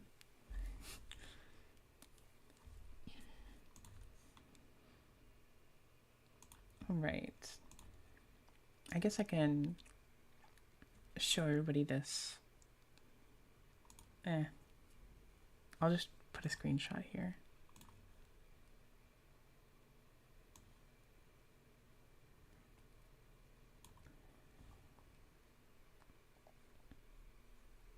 Let me pause this in case we want to come back to it. Get over here. There's the... That's really small. Is there a way to zoom in? There is. That is the top 12. Oh, don't look at the decks. Whoops.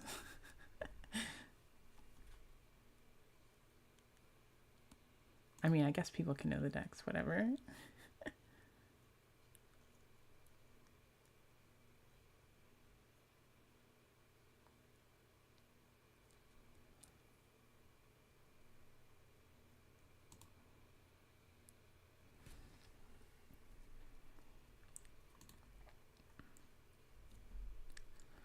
Let me close this out. I apologize for the break. Dark Gaia's attack and grave should be 0.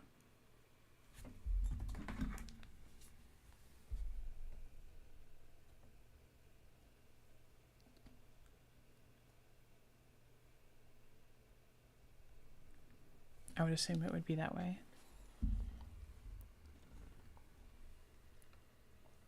Malicious Fiend.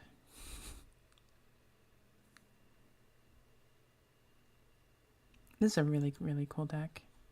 I love that Zytalos has done well with this deck several times.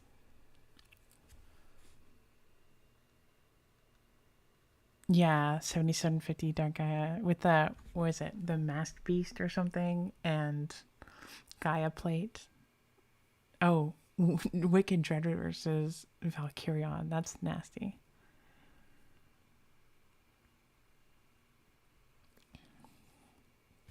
Yeah, I think we have a Machina deck too. I want to watch the Machina deck in the next round, personally. Yeah, I'm surprised that Zombies didn't actually... They kind of underperformed this event. They normally do a lot better. Let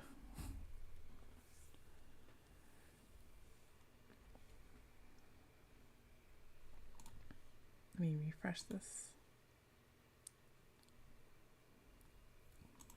Huge thanks to Ars, who is handling all this while I'm streaming.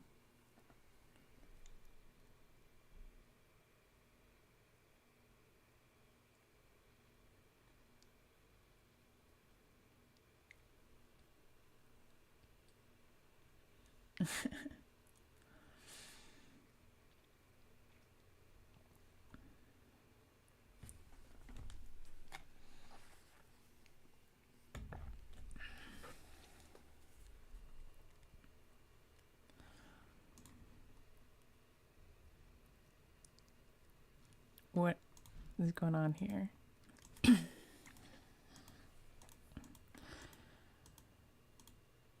Oh, he found an Elton.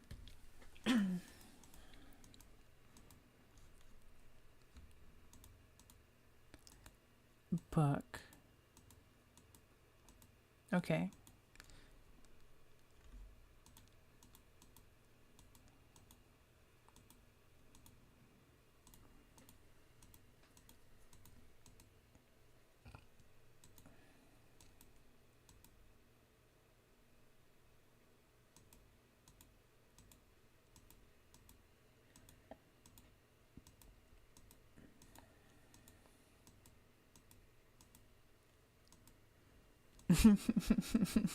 Just let me kill you. That's very funny. Bringing out an Ab-Zero.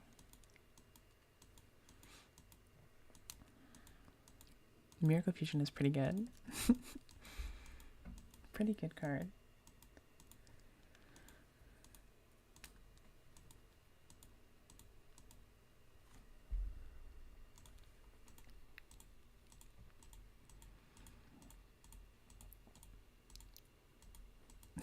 Wow, that's gonna keep him alive for a bit. Ooh.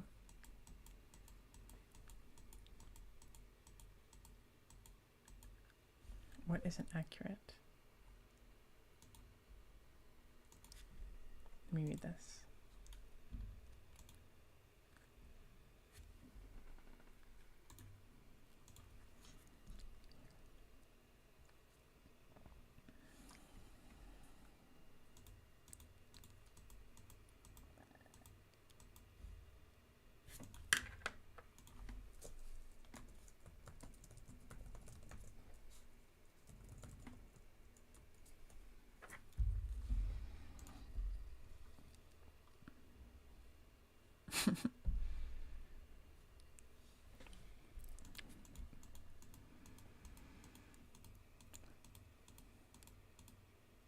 This is not looking good for Diamond Dude.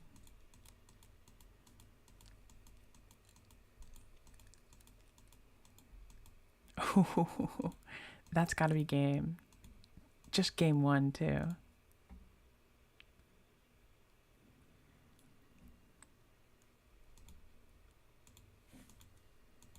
Ooh, good start.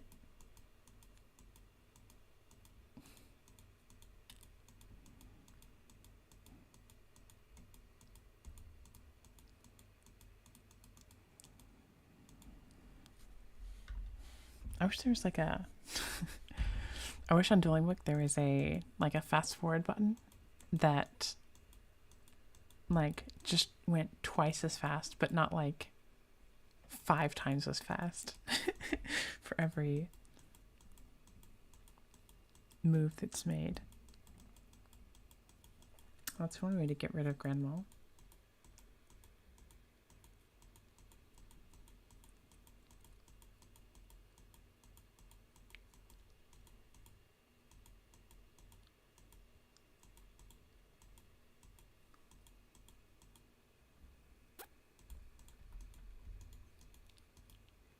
Chaos Stork. Getting punished for summoning it in defense. You know, I think summoning Chaos Stork in defense is like, unless you're against warriors in GOAT format, I think it's generally right to summon it in defense.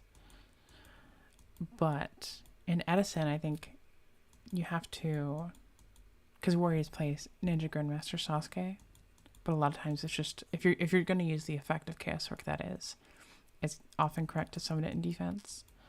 But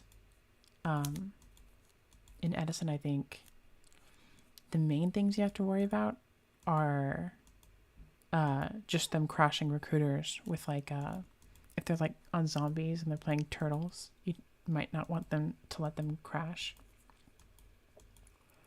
So you might want to summon it in defense, or fairies, same thing. But like summoning it in defense against Lightsworn is a problem because Aaron. And then so many decks play Hydra or something that can hit over 2000 but not 23.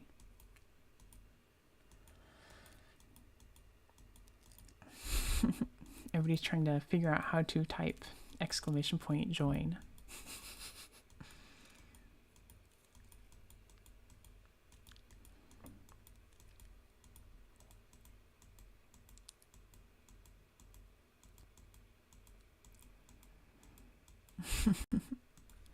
That's amazing. Road Warrior. That is so good. You rarely see that.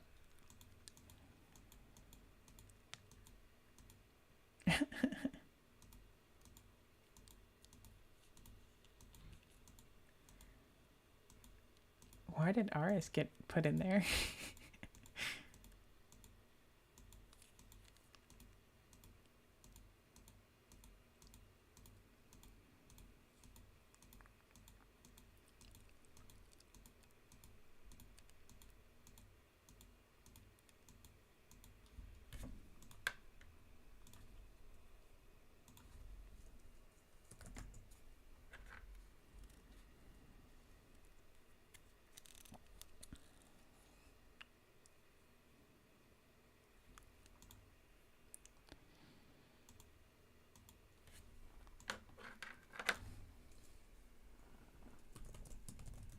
Wait, pairs with the buy. No. Aris, that makes no sense.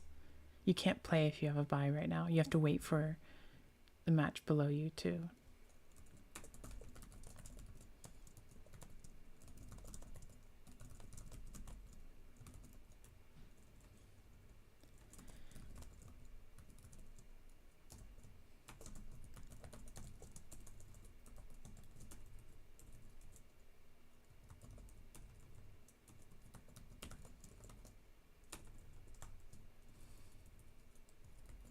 Okay, it looks like Aris got this all set up.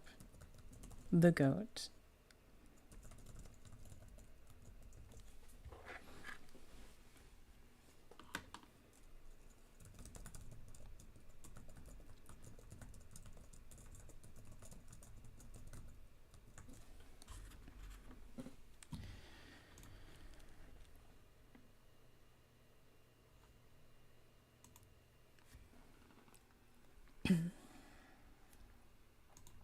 Is Chappelle online? I don't see that he is. Because we don't have admin access to the tournament. Can you alter something because you are affiliated? And can you give me admin access in the challenge? It's a No, new tournament. I'm not affiliated. I'm not in this either. So Can you do it, Spiral? I don't think Sproul can do it either. I don't think so. It's exactly how it was before, where only Chappelle can edit it. But this one should be easy. Like, isn't it perfect the way it is? Or is it? The seeds are wrong, aren't they? Are these seeds wrong? Or are they correct? Luigi should be seeded 2, and here he's seeded 4. That's a problem.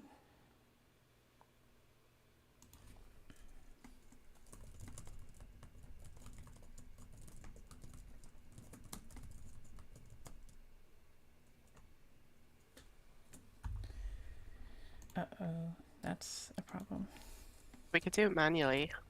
We could manually do it. It's so weird that it's like that the challenge is like broken like this.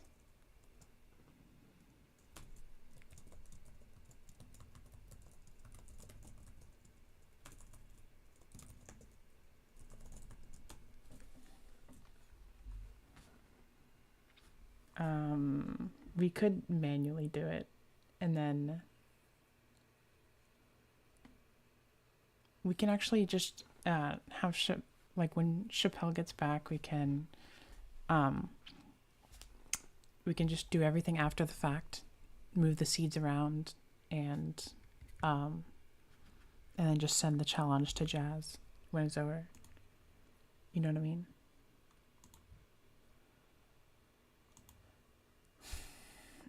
I mean, we can do it on paper. It's really simple.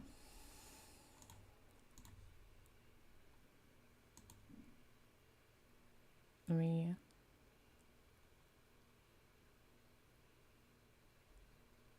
No,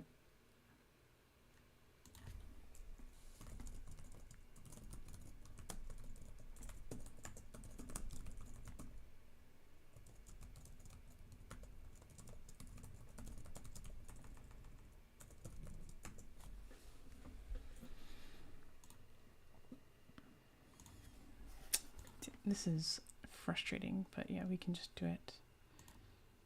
I think we should just do it on paper.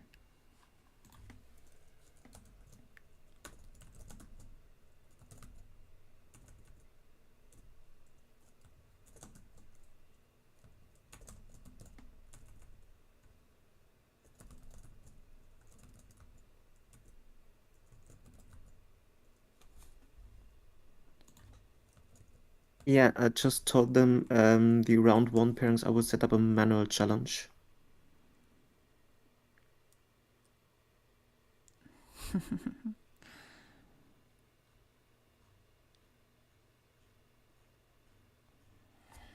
That's so annoying.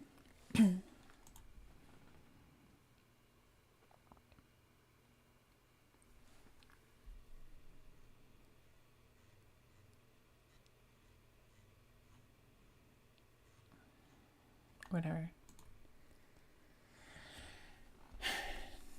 Just let me know. Yeah. Let me know when you got stuff worked out. I guess we can watch another replay if you want. Let me show you the problem. The stream. You can technically the first 8 players should be able to play because I posted the pairings in the Discord. You did just now? Yeah, I did. Okay. I just need to set up the challenge, but first round pairings are correct. Oh, okay. Awesome. Thank you so much. Okay, that's great. Okay, that's great.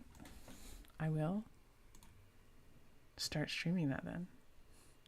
Let me just look at the spreadsheet we had.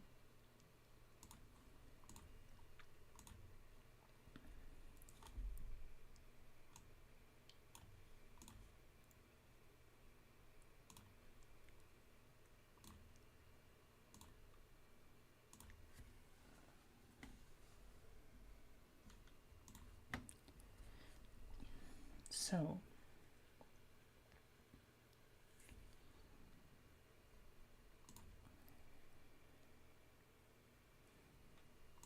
I want to watch ×2. Who are they playing? Not playing anybody yet.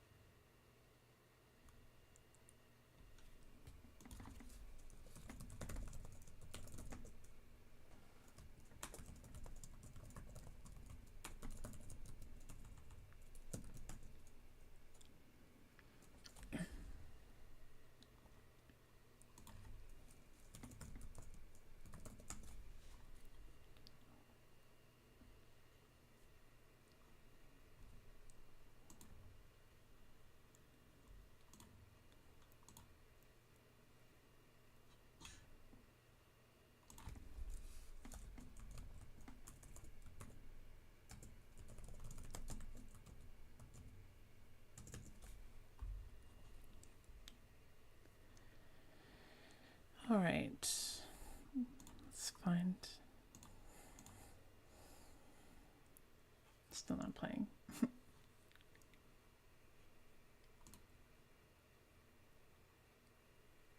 But I wasn't in top 4.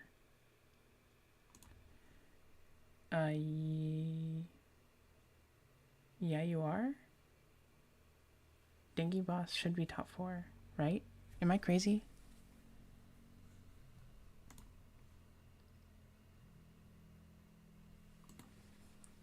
Angie Boss is 4th seed. Isn't he 4th seed? Okay, he's saying he thought he wasn't top 4.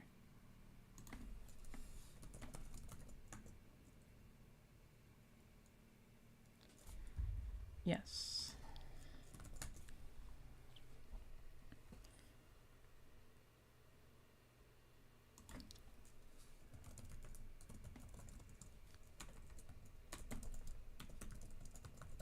Ars, we should delete that challenge bracket. It's just confusing people. The link to it. Wait, is Dingy? Yeah, he's not playing. Oh wait, why is he playing ×2? What's going on? You have him. You have it so he's playing ×2. What's going on? Shouldn't he be playing wide GMR or something? I don't know who he's supposed to play.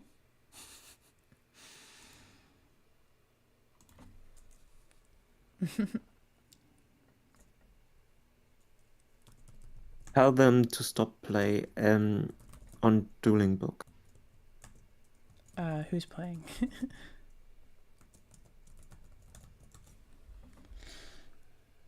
I don't know who's playing on Dueling Book. Like, I guess I can just try and find everybody.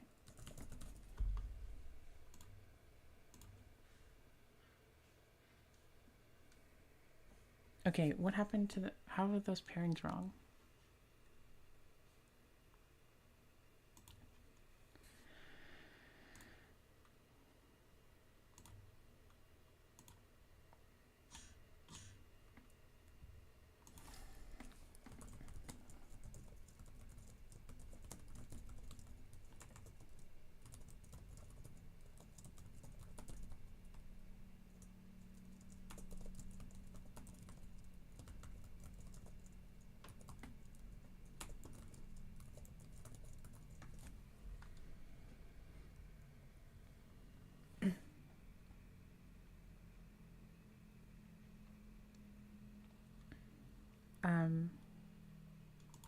So shouldn't it be YGMR versus ×2, Guari versus Kapachi, Sunny versus Tenfoot, and Papai versus Luis?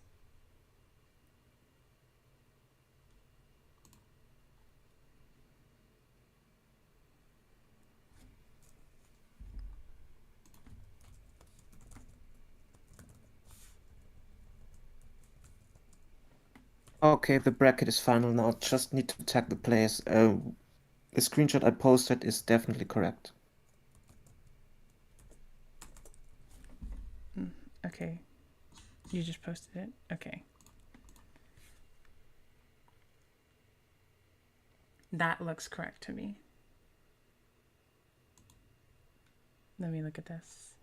In here, Kapachi versus... Yeah. There we go.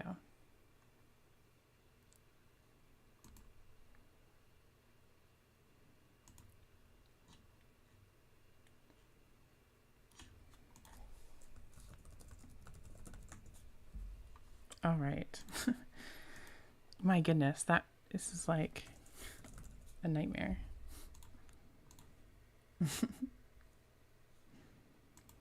Playing against YGMR, right?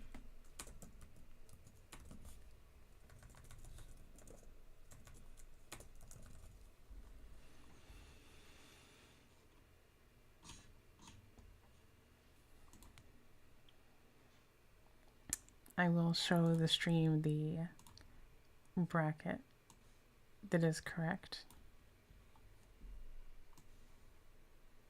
There it is. So we have these matchups. Papai versus Luis, YGMR versus ×2, Sunny versus Tenfoot, Tengu plant format versus Kapachi. And then these are the people with buys for this round. So these 8 players are trying to get into the actual top 8. And then it'll be just a normal tournament from there on. And these 4 are the ones that did best in Swiss. So TH50 went undefeated. So like he doesn't have to play on the same level as the other people. He gets like basically it's as if he won in the round of 16.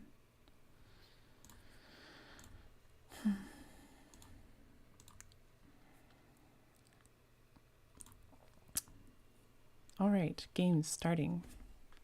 Is Freya YGMR?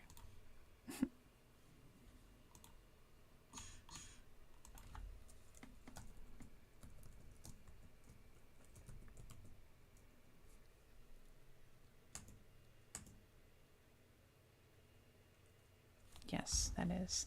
Okay, so we got a lone fire. This is great. I'm glad we're back in it.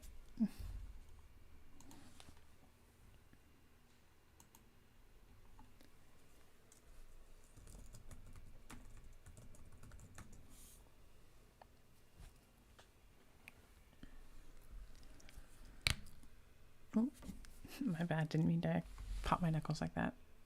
All right. I'm glad we could get this all working out. Any info on the decks in the top? Yes. This is currently a plant deck. I think this is Quick Draw versus Machina, which is like such a hype matchup. Like these two decks in top 12, Quick Draw and Machina. I love that. This is like my dream come true. Machina with DD Warrior Lady. I was actually considering playing DD Warrior Lady in my Machina deck because it has such a problem with these like cards that float, like Dandelion or like Battle Recruiters. So, yeah, right? Sad Memoid. Let's see what he pitches. Pitch Fortress, please. Oh, no, sorry. This is Quick Draw. Pitching Solemn. Wing Blasting Quick Draw is pretty interesting too. You don't see that very often.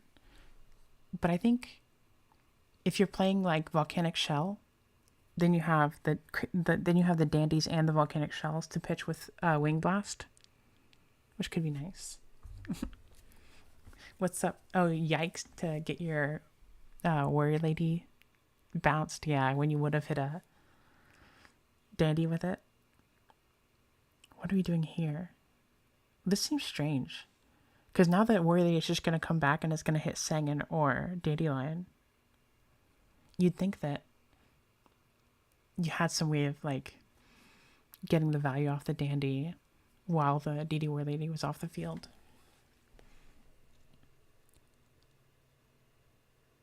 Gotcha. Yeah, because pitching Solemn. I see what you're saying. Pitching Solemn is the yikes part. No. That I agree with you. You hate to pitch Solemn. That's what I'm saying is like I don't think there's actually that many decks that can. Yeah, I agree, Fitz. I think it's actually now you've got the shell.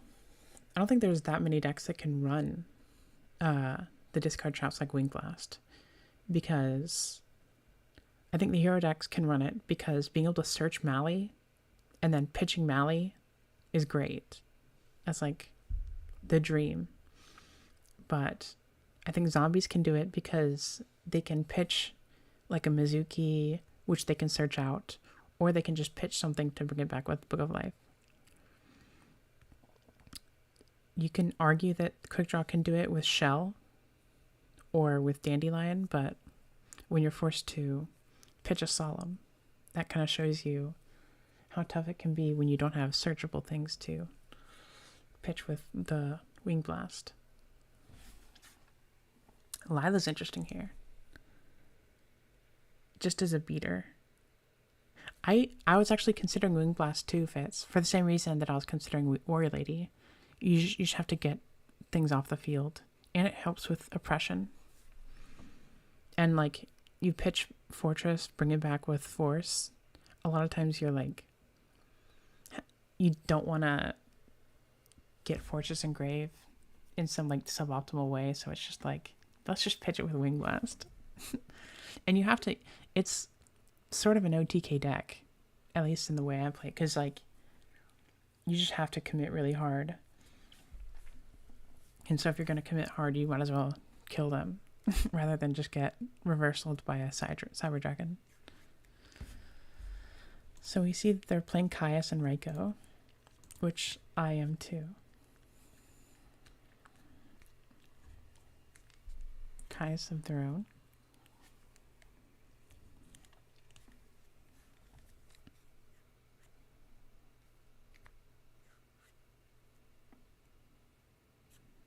It is a good card. It's kind of tricky to figure out where to put it, but I think if your deck, another reason why I think it's trickier to fit into Quick Draw is because I think Wing Blast works best in tempo decks where you're just trying to say, okay, that was your normal summon, it's going on top of your deck. And like, you're just denying them like being able to get started while you're hitting their face every turn, you know? I think being able to just blitz people That's like the strongest thing about Diva Hero, in my opinion.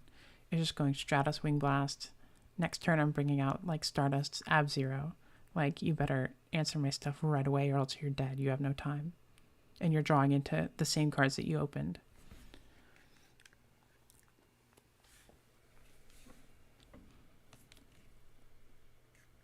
Graveyard is bugged. Is it not letting him summon a Fortress? I wasn't sold on Machina Force at first, but now I'm at the point where I'm playing 2. It's a really good card.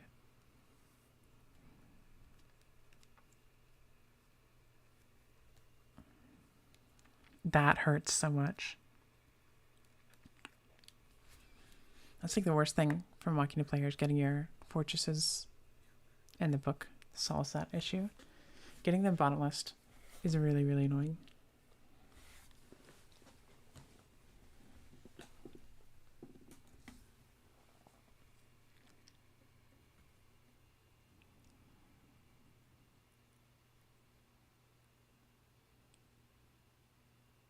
Yeah, right now that makes a lot of sense. Just saying, that card's gone. I don't want to see it ever again.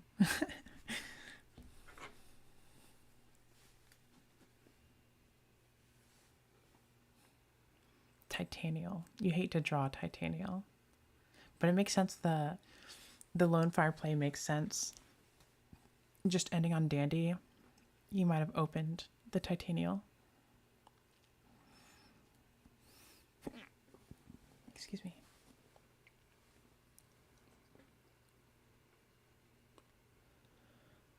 Yeah. You're right. That's actually sick. Using it on Sidra does seem really nice.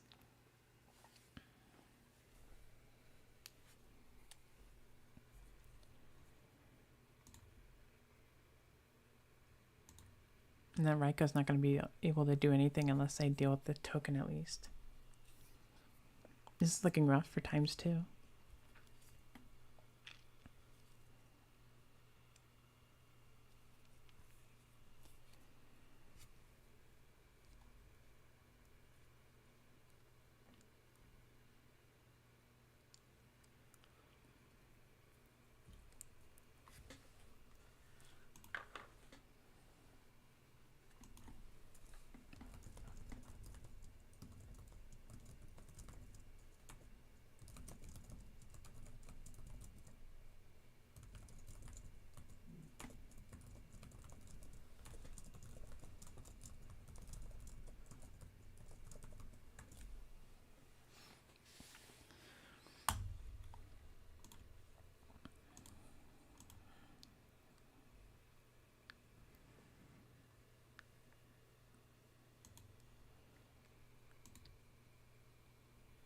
The nice thing about... Ooh. Just going to run over the token and then try and force out the Titanial Negate with the Raiko.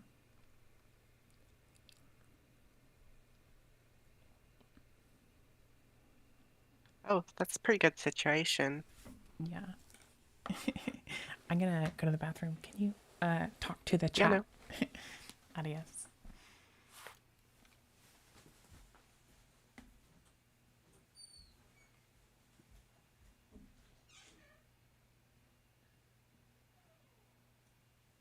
So there could be another... Is there still another volcanic shell effect that can be used? If so, that could open quite a few plays.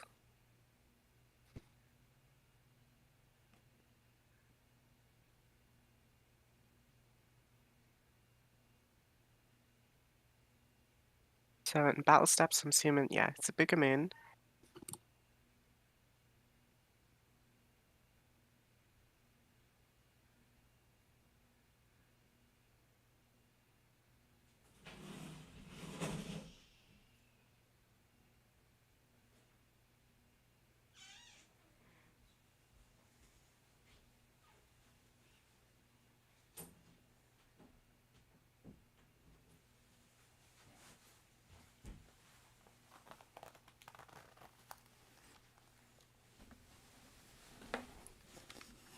All right. I'm back. Looks like we're making a drill warrior. Do we know if they're... I don't know what these cards are. Hello? Hello. The challenge bracket is fixed, so every single command should work again. Oh, wow. How'd you get that to work? You like hooked it up to Microsoft somehow? Chappelle gave me admin access to a journey. Oh, nice. Okay, so you did it with the other one, with the original one? Yeah. I thought you blew that one up. No, because it didn't have the right to do so. Because I'm only a lowly mod and not an admin. Oh, am I an admin or something? Okay. So people should be able to report normally as they usually do. Hopefully. This is still game 1? This is still game 1, yes. But this, the Machina player is really coming back. They have this drill warrior recurring though, which is going to be a problem. Yeah, that's the reason I think that Machina Force is such a powerhouse, because it makes your gear frame better than when the games go longer. Yeah, for sure.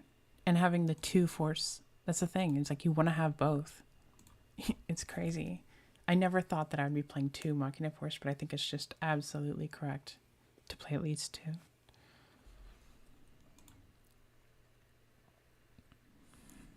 Let's see, what do you bring back here? Maybe bring back... Oh, wait. Oh, was this... Oh, it's bottomless. I'm dumb. That's so... Of course, if you Black Rose, you can't even kill the fortress.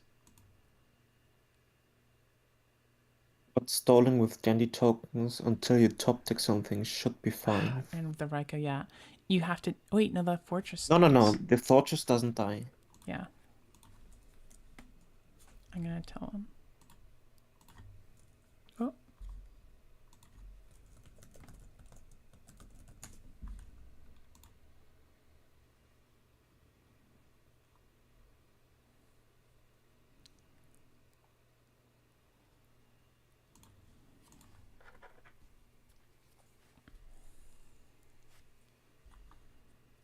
Yeah, gear frame mandatory effect. Otherwise, he'd be allowed to have his guy die, but it's a mandatory effect to protect, which I've had come up where it's like really annoying. Because in a Machina Mirror once, I had somebody summon Fortress, and I had my Fortress equipped to... I had a gear frame equipped to my Fortress, and they tried to crash, so theirs dies, and then they were able to activate their graveyard effect to blow up the Fortress. Where I couldn't just choose to have my guy go to the grave instead, and then get my Fortress's effect. Kind of annoying. Yeah, Fitz. I had to... You enlightened me.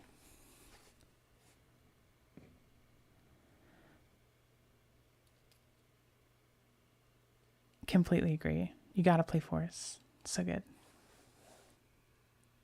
So one pot of Arrows bails Freya out here. Yeah.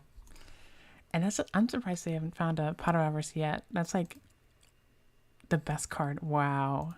That's also a good top deck. But You can at least stall with AFD. defense position. Yeah. Yeah. Gotta make AFD here.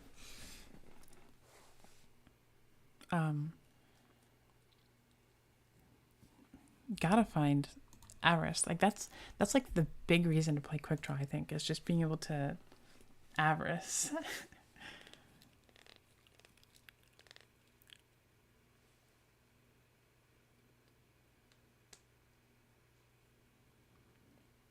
That is cool. Right.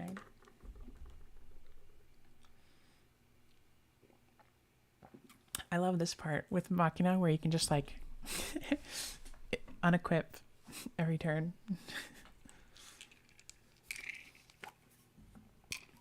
But still, how does the Machina player out the AFD here? Unless they draw another Raiko, which all 3 are engraved. They could find a Caius, right? Oh, they're playing Kaios. Okay, that's... They also are playing DD Warrior Lady. They've got ways. They can go DD Warrior Lady. They have game. What? Oh, Okay, now they're letting their guy get run over. So maybe they have the Caius of their own. Run over gear frame. Set your back row. Caius over fortress. that makes sense. Oh, Mirror Ooh, Force is a big that one. is huge. And Times 2 is threateningly for next turn. Okay, Oh, Book of book. Moon. Book. Okay, trade with the back row. And now you're back where you started. So there's no Caius there. Interesting.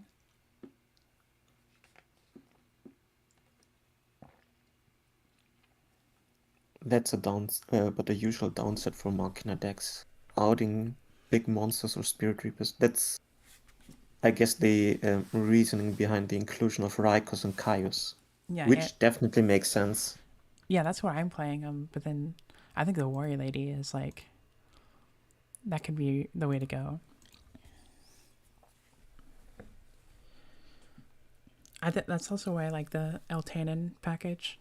It outs things, but it's not good at outing face down cards, obviously. Ooh, there's the Avarice. That's what they needed.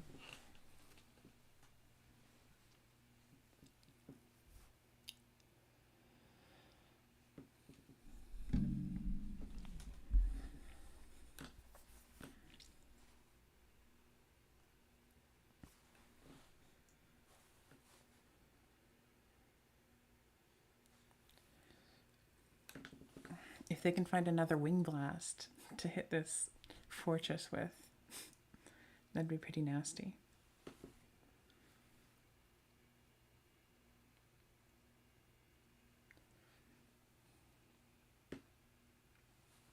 What's up, Murray?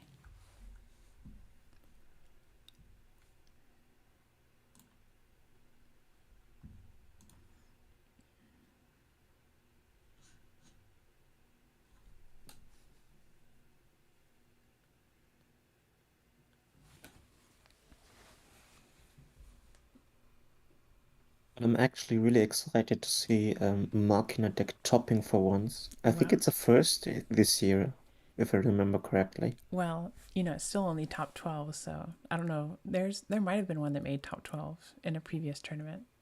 But At least appear in the top cut for now. yeah, I don't think any of them have made top 8 before. But I think Machina is a strong deck. Like, you read Fortress and it reads insane. It's like one of the strongest cards in all of Edison. Raikou targeting back row. That's you're happy with that if you're ×2. And these are pretty bad mills. Avarice, Bottomless, and Mirror Force. I once played a game where I milled all 3 Avarice. And it's just miserable. Because it means you don't have any inevitability.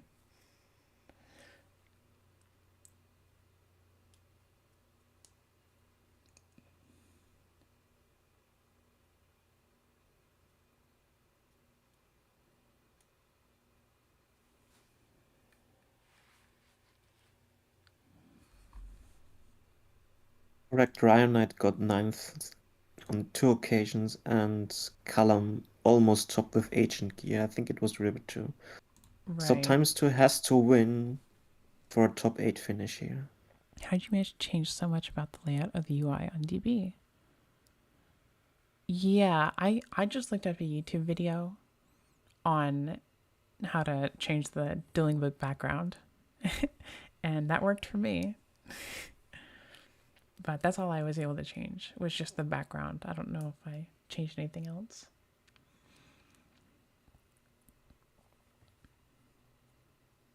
Yeah, good call, So we are Special calling summoning? the effect of AFD. That's going to be a nice. Caius. You special summon, then tribute it for Caius, right?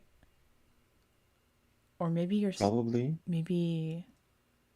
I have no idea. Okay, yeah, I was right. Now you get to look at the hand. Please banish the hand, Freya, so we Tell can us see the it. hand. Oh, damn it.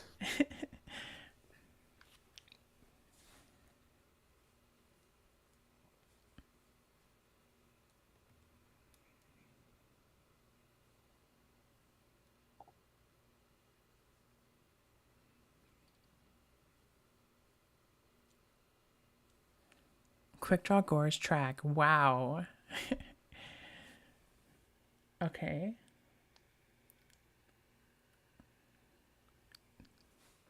I think you take track.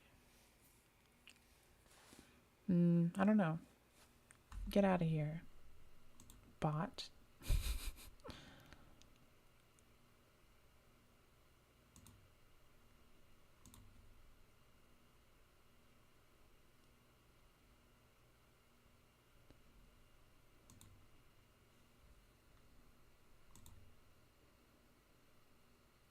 So there's a quick draw and a goes in hand for Freya. The goes probably not worth so much anymore at 2,800 life.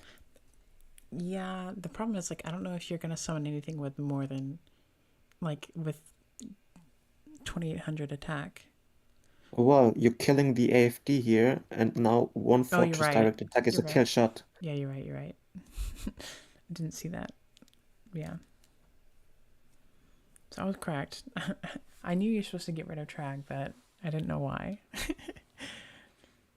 I had not intellectualized it. So Freya needs any real card here, because if they don't draw anything, they're dead next turn.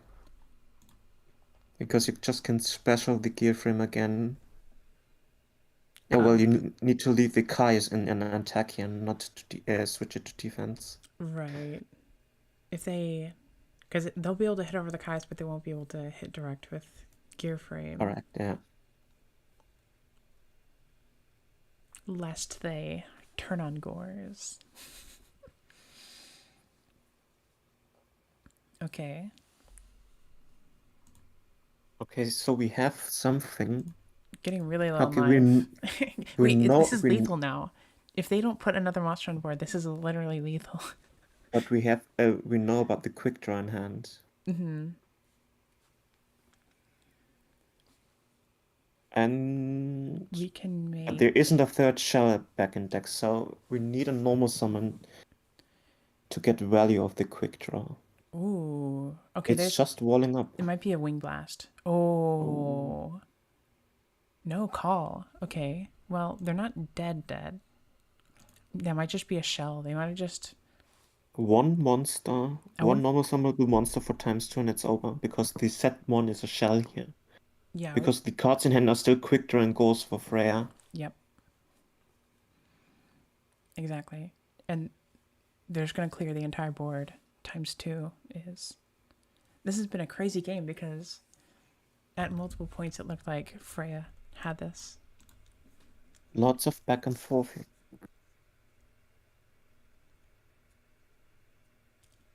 That's really interesting, Ryanite. So they're always like on the cusp. And they're on the cusp again here. I actually don't like this play. Why not killing the shell here? They might not have done the math in their head and realized that the other two had to be Gores and Quick Draw.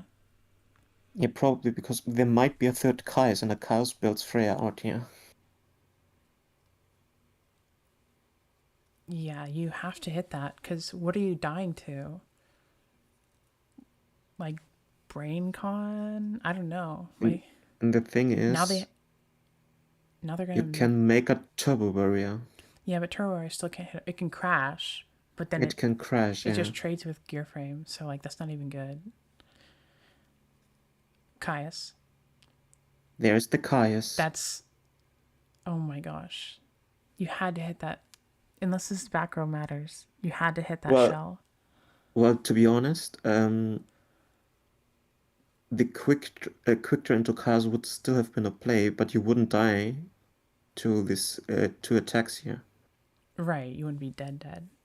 So it's book. That's not and good. You could have saved the book here, because you would survive the Caius attack. And now ×2 needs... Do they play third force? We don't know, right? I mean, This isn't a Raikou. Because all three are engraved or something? Yeah. It could be a Warrior Lady. It could be a Warrior Lady. They might just be playing the one, though. So slight misplay by ×2. Need to find something here to get out of this. What could the back row be? No Mirror Force? Honestly, especially with Book of Moon, I think you have to special summon the gear from there, because you're protected by the Book of Moon from like Brain Con, anything. Yeah. So Even the main deck Cyber Dragon can just book the Cyber Dragon, not your own stuff. you can't book. No, No, you you book your can't. own You can't. stuff, not the Cyber Yeah, Dragon. you can't book the Cyber Dragon. That would do nothing. Okay, that's. Let's see. We witnessed players doing this mistake on stream already. You can actually go Black Rose Lethal here There is no Black Rose. Or did they shuffle it back? Oh, there is a Black with Rose. Avarice. Yeah, I just checked. Okay. So you can go Black Rose should be lethal here if you use the effect.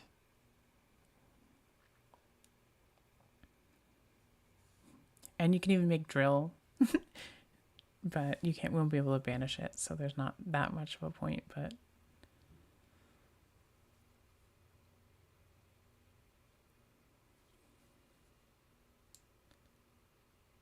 wow, that was such a good game, back and forth all the way.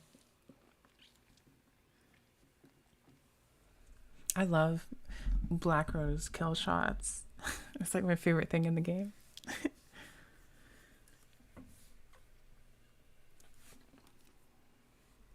So one of these brackets is correct. Both are. Okay. This is what it used to look like, but this is the one that doesn't update. Let me try and get the other one loaded up.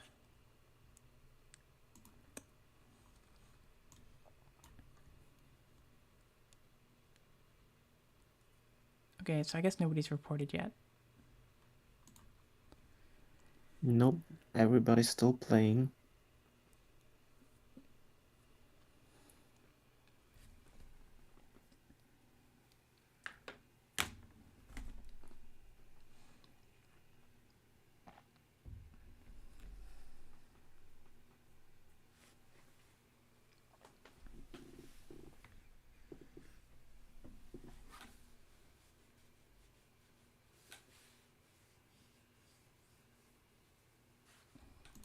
Yeah, Ronak, isn't that crazy?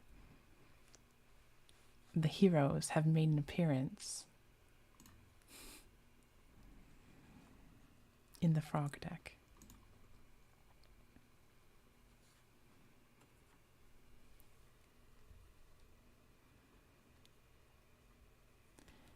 Or they could make turbo. I thought about that actually with the turbo. Was like run into it with something, but it didn't matter. Oh, Like apparently someone showed deck with Nobleman. someone did what? Show the deck after Nobleman has resolved. I don't know Oh. which Nobleman, but it doesn't matter. Not supposed to do that, but yeah, I know, right? Ronak, frogs are supposed to be bad. But yeah, with no Raikou gone, I don't think you needed to make turbo, but yeah. Because all the Raikous are in the grave, so didn't have to worry about that card. So game 2. Which probably a little favored for Freya, because you can side in your Cyber Dragons.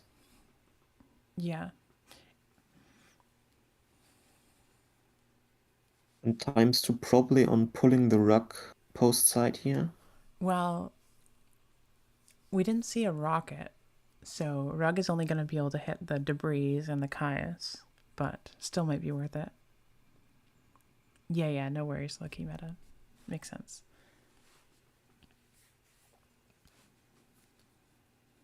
Both players just setting a card. Now, we only saw one Warrior Lady, so they might just be teching the one.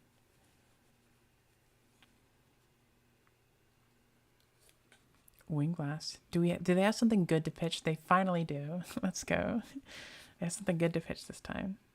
Yeah, the first game just ended.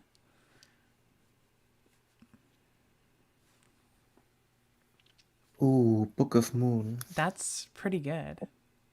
That's a very good trade for times 2 here. Yeah. If I can kill this set somehow This and Wing don't have Blast to was fear Caius. better, but still not great. Dust Tornado, Pot of Avarice, and Chaos have been the males. And there's a warrior lady. There's another, yeah. Oh, wow. What a big warrior lady. That's huge. Now Freya's in a bit of trouble here. One dandy already banished. I'm going to have to start playing warrior lady in my deck. I'm really going to have to. She seems so good. Quick draw, so Drill Warrior into... There's a Cyber Dragon. Yeah. So they did. Drill Warrior would be very scary to someone in a back row. It's Caius. Okay. They were trying to set up the Caius with the dandy, but alas.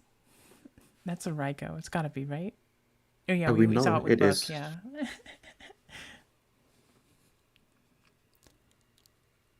Yeah, Warrior Lady is a very good card. It really is one of the best cards because it outs some of the most problematic cards in the format, like Titanial. Can't do anything against it. It trades 1-for-1 with like Ab-Zero. Gets rid of Christia. Gets rid of annoying battle recruiters like, or even just regular floaters like Sangan, Dandy. It's just a good card. Freya forgot to activate Shell, by the way, to thin the deck. Yeah, didn't activate it when they had the chance. I've forgotten to do that several times. And you usually get punished by drawing your shell next turn. It always happens. Scrap Recycler might be another one that I have to look into because there have been times where I'm like relying so much on milling and all my fortresses are in like the bottom 10. I think Recycler gets better the more Force you're playing, because For sure. dumping Fortress is great with Thors in hand, and your gear frame gets better because you can shuffle back your gear frames with a second effect with Recycler. Even sending gear frame, if you have one already engraved, just to shuffle back both, comes up a decent amount of times. Yeah, Brian-Eyed with gadgets, Scrap is insane because you can even use the effect to shuffle them back. But even just being an Armageddon Knight for Fortress is solid. We do have a Tragody here. I suspect it goes because there was no shell. And there's a Caius. Oh my god. This quick draw list actually reminds me a lot of Jaina's list from like last year around this time.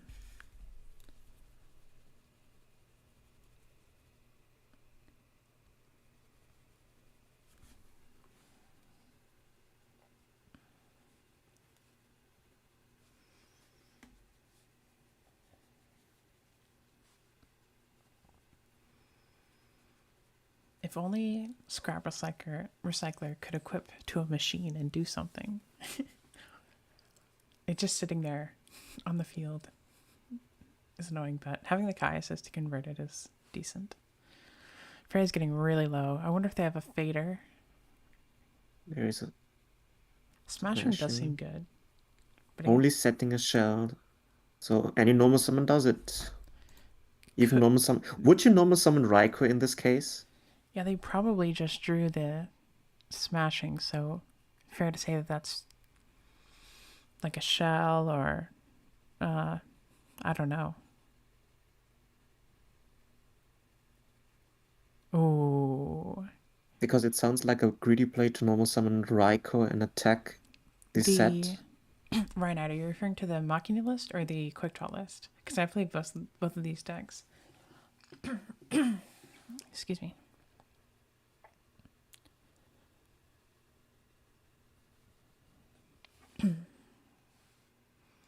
Yeah, you can shuffle back the gear frames. The Machina list. This is pretty similar, but I'm playing Valleys and Eltonins. So mine is closer to like the Monster Mash kind of list. I think Eltanin is an insane card. So I'm playing the Cyber Valleys. Problem is that the only good card you can get reliable engraved is a Cyber Dragon. Well, I think Cyber for Valley, Eltanin. even Cyber Valleys, you can pitch them with Fortress. Cyber Valley plus Fortress gets Valley Engrave, and then Valley by itself, Minecon Valley, Braincon Valley are like some of the most insane plays you can do. But you're still sacrificing your normal summon You to are. go for a Valley play. That's why I play. Yeah, you should try it out. It's pretty fun. That's why, since you're using your normal summon on Valley just to draw cards, like if you go Minecon Valley, first of all, that's a way to out a recruiter. It's just by Mineconning it and banishing it. Oh, I'm happy the bracket works. It doesn't bug. And I think I'm running Gore's Trag and Battle Fader, maybe even multiple Battle Fader. So it's like, odds are you have, like, I normally go for that play when I have some kind of protection in my hand. So it's like, you can do whatever you want. I just drew 2 cards off of your monster, and now I'm just going to absorb whatever attacks you have from me and hit you on the crackback. That's another reason I think Battle Fader is actually really good in the Machina decks, because like the Machina deck really, at least the way mine is built, really wants to kill you, like do tons of damage all in one turn. So if you can like sort of bait the opponent into overextending, trying to hit into what they think is an empty board, and then just drop Battle Fader, you can catch them with their pants down, proverbially. So, Guari managed to top yet again with frogs, defeating Kapachi in the preliminary round. Nice. Let's go And ahead. facing Yokeman now Is in it this the one? quarterfinals. This one. There we go. And that match can proceed as soon as they're ready.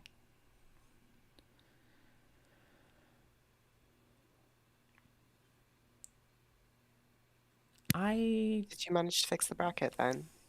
Yeah, I have. You did. Nice. I've never played Ancient Gear stuff. Fen has I played did. Ancient Gears before. And fun, yeah. It sucks. It's a lot of fun, but it sucks, yeah. It's not Yeah, good. it's not a good deck. If your opponent is on frogs, you just want to cry. If you see a dupe frog, you can just scoop on the spot. I think similar decks do similar things like KFC, but have much more utility. KFC is such a cool deck and underrated too. Instead of troop dupe format, it's dupe scoop format.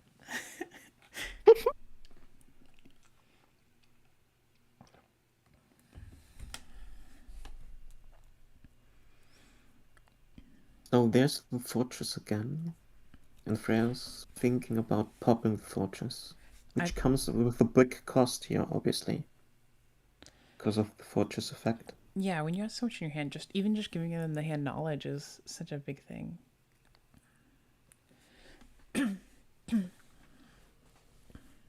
Apparently we'll see a frog hero mirror in top 8 because Yokeman is on hero frog as well with spicy text like elemental No. hero Volt.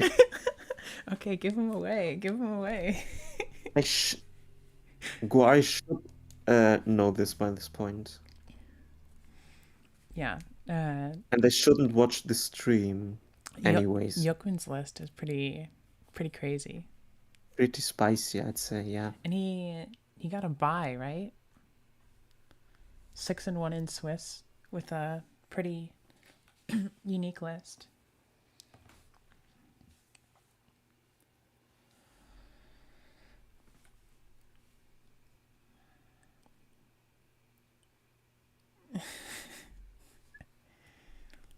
Oh, there is Caius gone.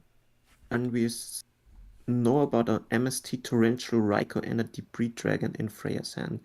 Milling one Lonfire, which is good because it makes your Debris live. Dandy would have been better, obviously. But you take what you get. So is the this other set probably a Dandelion? I wouldn't suspect a third Raikou here.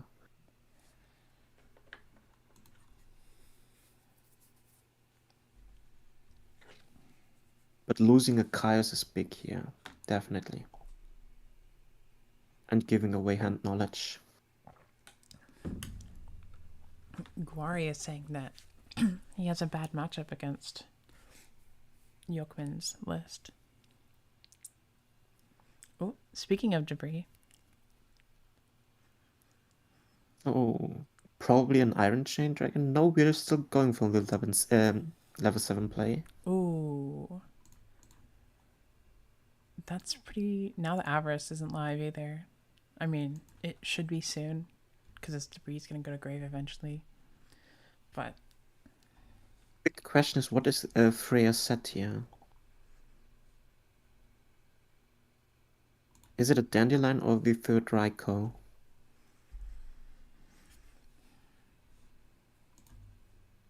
Could be another hamster even, right? Maybe. I don't know. You probably would have flipped it there just to hit and get Raikou set up, so probably not. So, the set is probably MST if it's Raikou. If it's Dandy, it's Torrential. That's so funny, Ronak. Yeah, exactly. Hamster would have been flipped already.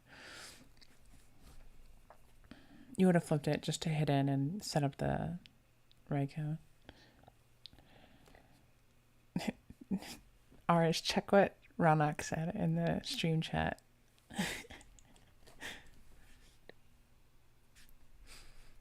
Okay. I don't get the joke, but okay. You don't get it. You just gotta think about it.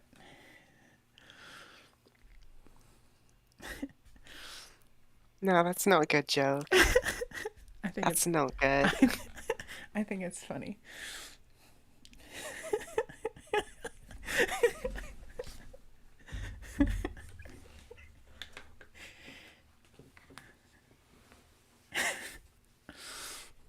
Oh lol.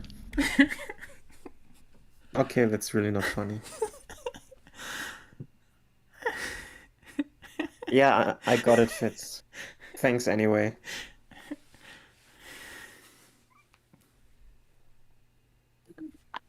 For the record, Snack wanted me to join the stream. So everybody has to bear the awful German accent. And I have to bear awful jokes about Germans, apparently. Yes, that's how it works.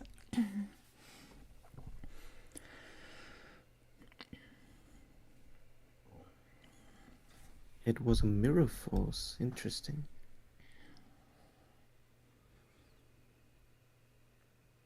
There's the Raikou. I'm still suspect. It could be a shell, the other set. Ooh, Soul Soul Release. Release. That's really interesting. They do not want them to resolve Avarice. And now you're banishing basically everything.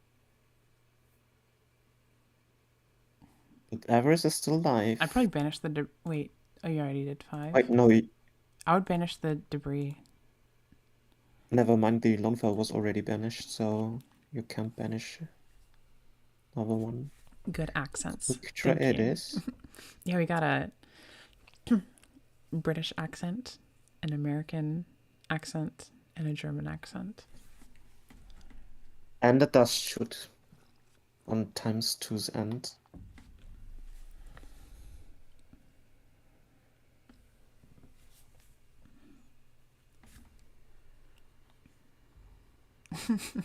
So, other matches have finished as well. 10-foot beat Sunny and is facing now Luigi Kira Alici in top 8. Bottomless Torrential MST is the hand. It's interesting that none of those had been set. Bottomless, like, especially Bottomless. Maybe they just drew the Bottomless.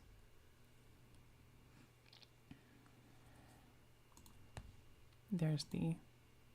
They're summoning Gear Frame. This is what... So this part of the bracket is gonna get going. We're right over here in this game. So every single round 1 match has been finished, apparently. This is the round one. This is a round 1 match. What do you mean? Yeah, unless besides this one, but Oh, every really? the other one has been finished. So, who? Wait, I'll figure it out later.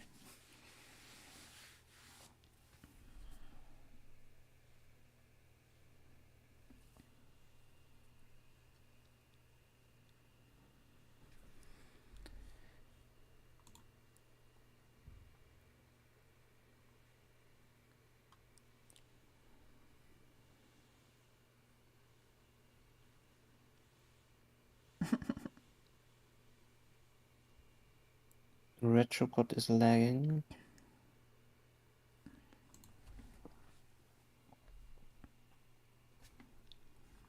They're going for the shell here.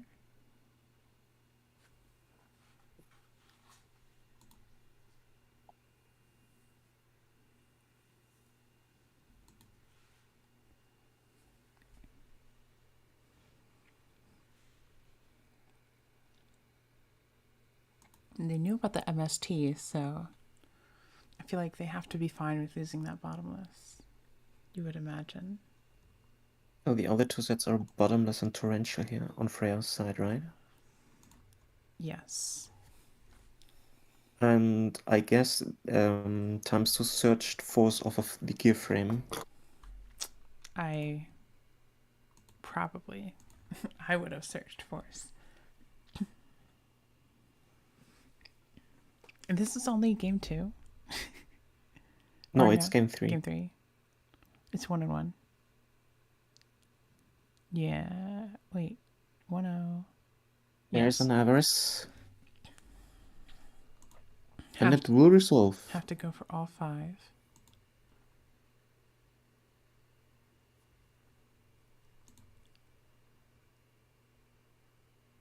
Unfortunately, I wish there was a level 5 dragon you could make with debris.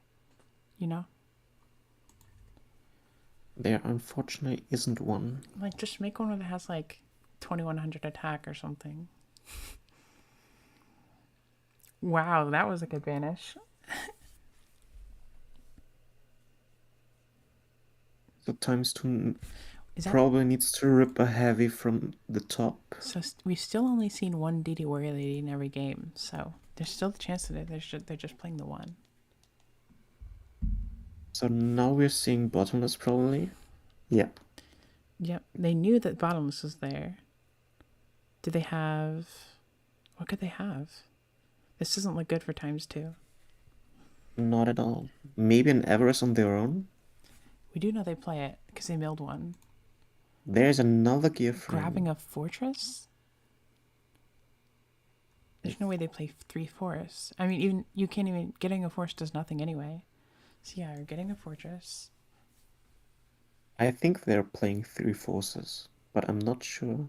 Samsara, Dragon of Rebirth. I'm unfamiliar. Is that an actual card? It's definitely not an Edison card. Yeah. Debris, bring back Crow. Come on. Make it happen. Let's just patch Edison format.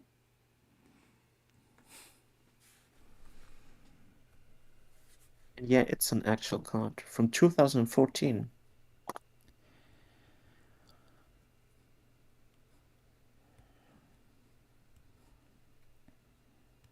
We know there's a torrential too. Yeah, times 2 is in a lot of trouble here. You need to find I don't know what you're talking about. Heavy storm. Dennis. We're in top cut now. So, ooh, there's an Everest.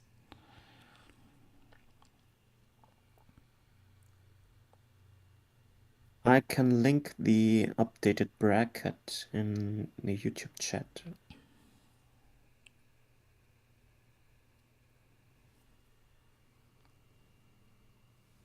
This is the link to the top cut. And there's an Everest. If you top deck heavy from the Everest, you're probably fine. But you need to find a heavy, I think.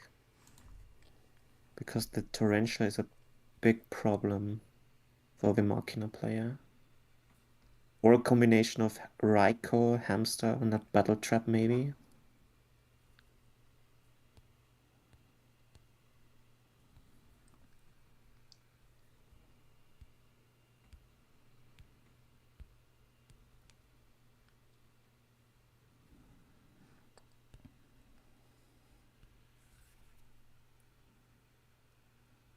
Rangel is gone now. Yep. Which is pretty good news for ×2. Yeah, you knew that one was torrential. The other set, maybe the second bottomless. No, Wing it was a Wing Blast. Blast. Don't even give him a chance to activate it. Which is a bit odd. Why didn't they use the Wing Blast on this set Raikou?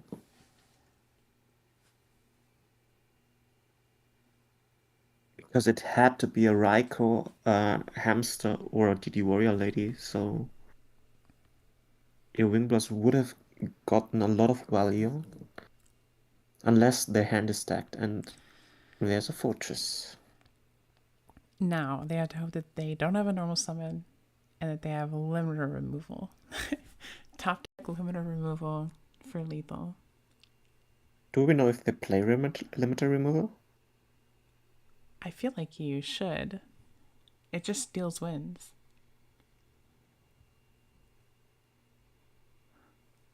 It's a pretty insane card.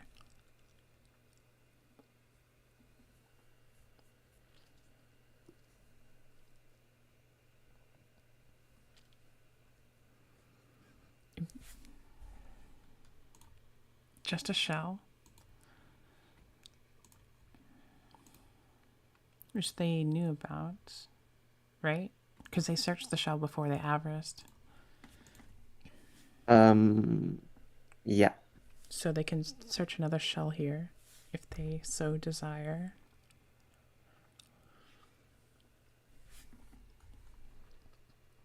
Things aren't looking as bad for ×2 here. Ooh, they're really not like... See, a limiter is actually lethal here, unless there's a battle fader. But I'm suspecting there's a Ghost or a Drag in hand, and I don't think ×2 is on limiter. And if they are, it's GG. Ooh. Another Avarice. Both these decks just grinding it out.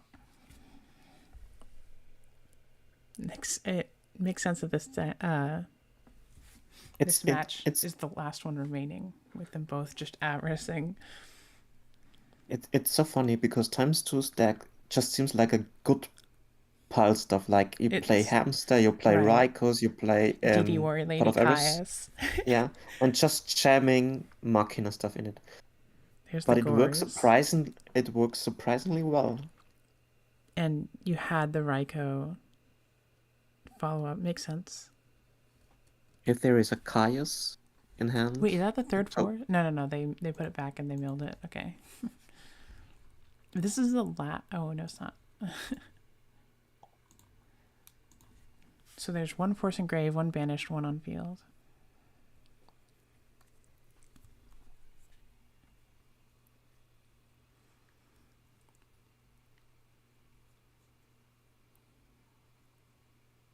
This is a really interesting game. Heavy. Oh my gosh. Oh my gosh, that's so good for ×2. Oh my gosh. What a play. Hit with Fortress. Flip Raikou to pop Gores. Set book behind it. But if there is a Dandy in hand, this is a crackback. A Debris because you can go too. Yeah. There it is. I mentioned Debris. Yeah, you can go for Stardust here. Crash your token into the Fortress. Yeah. And keep your Stardust fully Raikou next turn. Yeah, let's see what they do. You'd have 3 tokens. You'd have 3 Dandy tokens plus that's what they're doing. You can even just and they definitely have to crash the token here. Wait, you could even I think you could go the other way. You could run over the Raikou with Stardust, negate the Raikou, and then crash the token into Fortress. Yeah, but next turn then ×2 can I guess you can do that, yeah. I think that was the better sequence, was hit over Raikou with Stardust, negate Raikou if they choose to do it, and then hit the token. Yeah, because you get rid of the Raikou anyways. You get rid of their entire board, and you're left with, And the best thing that could pop with the Fortress in this instance would be a token. which you Yeah. don't care if you have 3 or 2 in the spot. Yeah, exactly. Oh my gosh, DD Warrior Lady. Is this the second one? So if the set is a bottomless, it is a Oh bottomless. my gosh. Yeah, Fortress would pop a token, but who cares about that? Force in hand would be great for ×2. Ooh, just mill? Okay, what are they hoping to hit here?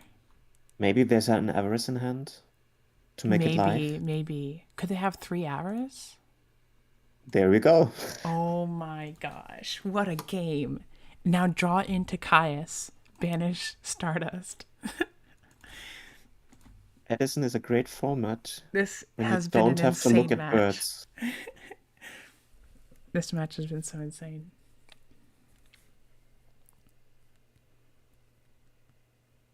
Now Force or a gear frame. Ooh, nothing. Why not attacking a token here? Yeah, that's a good point. Your Raiko is going to be in attack position. Should have hit a token. But no. Maybe in case of a third debris, now they can't do anything with it. Like they can't make a red dragon. I have no idea. I think you just hit a token every time there.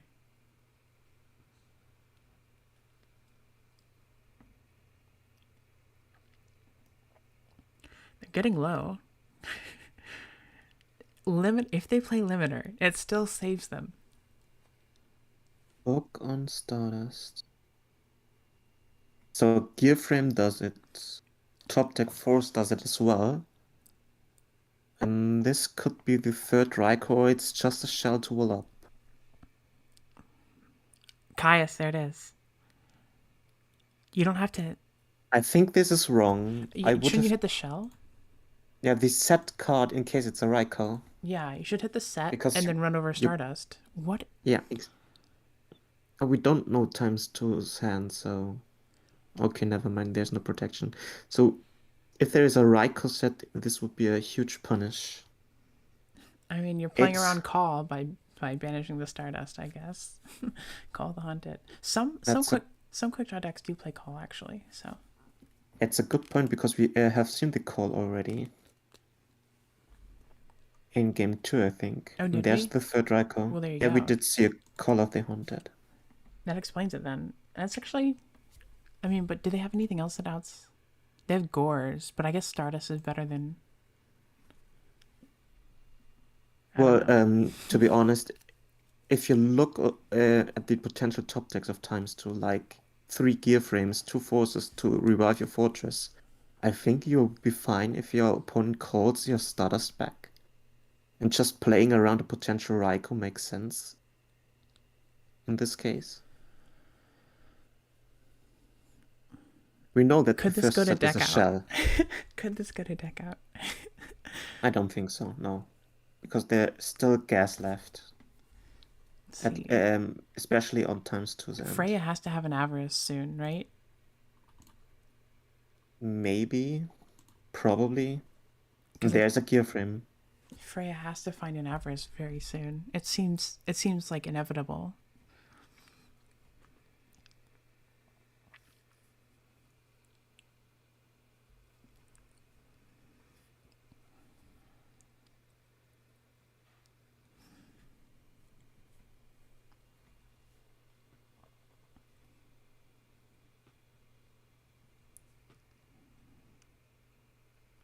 Bringing back a fortress.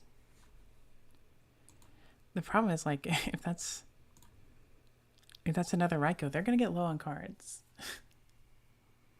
There's no Raikou left. 2 are already banished.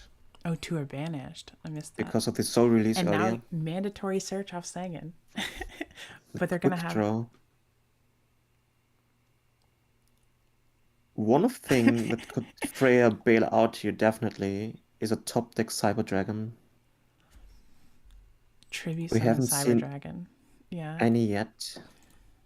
So we know Quick Draw is in their hand. And the other 2 are unknown. At least I think they are. If they can find a way to, if they have Cyber Dragon, no, that wouldn't work. Yeah, well, there are probably 2 Cyber Dragons left in the 9 cards in deck, or 3 in hand, so 2 out of 12, 1 out of 6. I was trying to find a like a Junk Archer line, but they just have too many life points. Okay, there might. Do they play Road Warrior? I don't think that would do enough. Right, Sonny? It's so stressful. Yeah, but True Warrior just poke with 1200 and wall a bit. And they're gonna start bringing back Caius too. Bring back Caius. Bring back. Yeah, that's the best card to bring back. And the cards would be detrimental because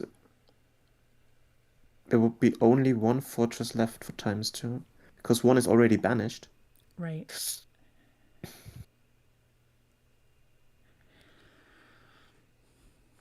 ×2 has to find a way to make Red Dragon and clear the tokens.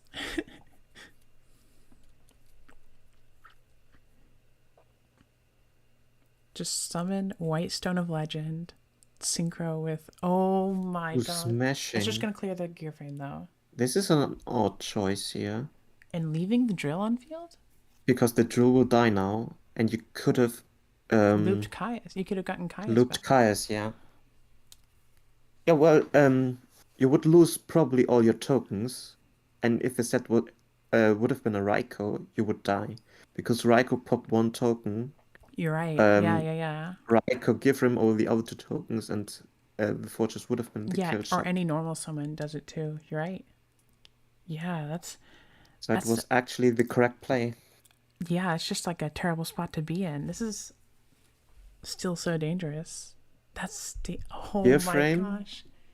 So if they have a machine in hand, it's over. Yeah, If they can summon the fortress, it's over. Oh And my there god, is a trooper. there it is. Oh my So god. we actually are seeing the first top 8 finish for Machina in 2022. Huge congrats to ×2 Wow, what a game. here. And so unfortunate the to not Caius. see any Cyber Dragon for Freya Yeah, so unfortunate. Didn't find a single Sidra in game 3. in Game 3. Yeah. They were all in the last 7 cards. What an insane match. There they were. Look at that. And That's pretty two unfortunate. Avarice, 2 Caius, and 2 Sidra were all at the bottom of the deck. And Solemn. That is so unlucky. Like all the cards that they needed at the end were sitting at the bottom of the deck. So congrats to ×2 for finishing at least top 8. Yep. Next opponent will be Dangibus against Gladiator Beasts. Okay. So Which Glads match- versus Machina. Oh, that's so good. We have So- Blackwing. What's Papaya? Papai is on Blackwing as well, as far as I Blackwing know. Mirror, gross. We can watch we can check in on the Frog Mirror if you want. Yeah, TH50 versus Papai is a Blackwing mirror. Still game 1. I'm watching this. Luigi versus Tenfoot is Blackwing versus Vario. Oh. And Yolkman versus Guari is a Frog mirror. Frog Mirror's in game 3. So jump into that one, and maybe we can catch the ×2 game after that. Yeah. And I will hit the bathroom real quick. I'll be right back. Yeah. Don't hack any toilets. I won't. Or maybe I will. Who knows? That's an inside joke for Crow's Nest members to I understand. hope I don't see any Raikos anymore. No third Raikos, at least. Just the first 2. That wasn't a good joke. It's so bad. Just the first 2 Raikos.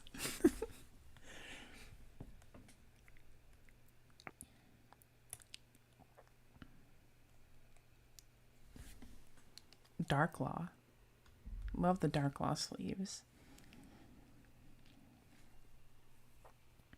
So they're coming to game 3 with all their side decks incorporated into the main.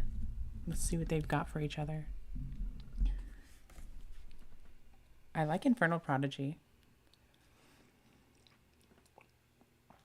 I think it's actually it makes a lot of sense to play Infernal Prodigy and Hero Frog because even if your Treeborns get dealt with, you have a way to do a Monarch play without without having a pre-established board presence.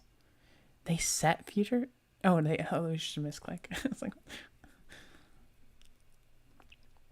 I think it's just a lot of the hero frog decks don't even play malicious, which is pretty crazy. Obviously, Yokeman is on malicious, but yeah, a lot of them don't play malicious. I've noticed a lot of them are playing malicious edge and Infernal Prodigy and like Ocean and stuff, and they're just playing it because they want to play Miracle Fusion. Yeah. I think Corinna got top 8 at that Pumpkin tournament in October, and I don't think she was playing malicious.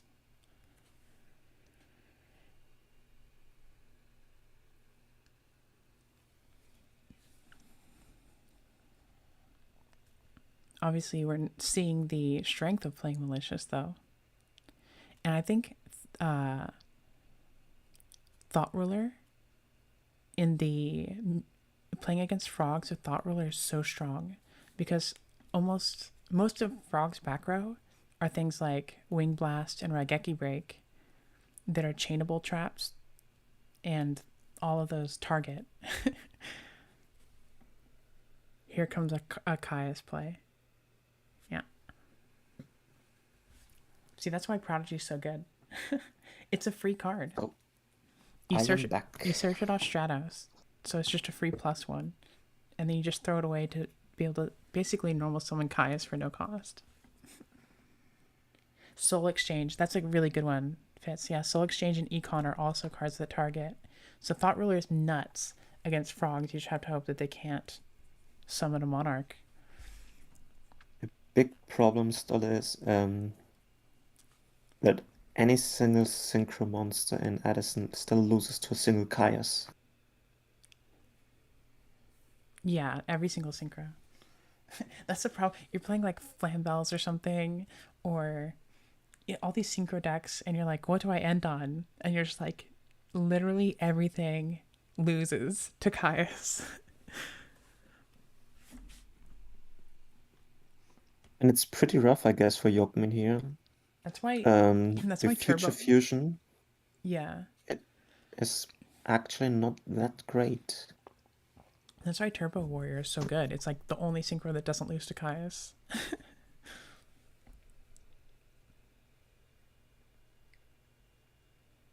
That's correct. Turbo Warrior doesn't.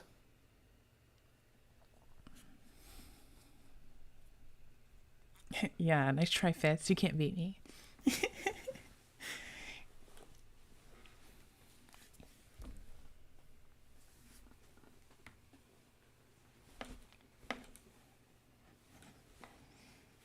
Oh, this set is probably a frog. What Dude, frog it is? floating. Get swap. Yeah. We're gonna get the. We already have a Treeborn, but. Oh. Question is the Future Fusion. Oh my Ooh. gosh. What an Torrential is a insane. good one. Okay, that was a huge. Torrential is a big, big one. Hell no, I love that. Hell no. We were all like, that was going to be the end of the game. And then, wow. Yeah, stopping Future Okay. Fusion, stopping Treeborn looping. Yeah, the thing Yokman has to hope for is to get rid. When Ab-Zero loses, when Ab-Zero leaves the field, you have to get rid of the Future Fusion. Okay, And this is a now big problem because you won't do that now. you're right. That Future Fusion's there forever. All the Treeborns are dead unless you find a heavy. And Or having MST your own Future Fusion. right.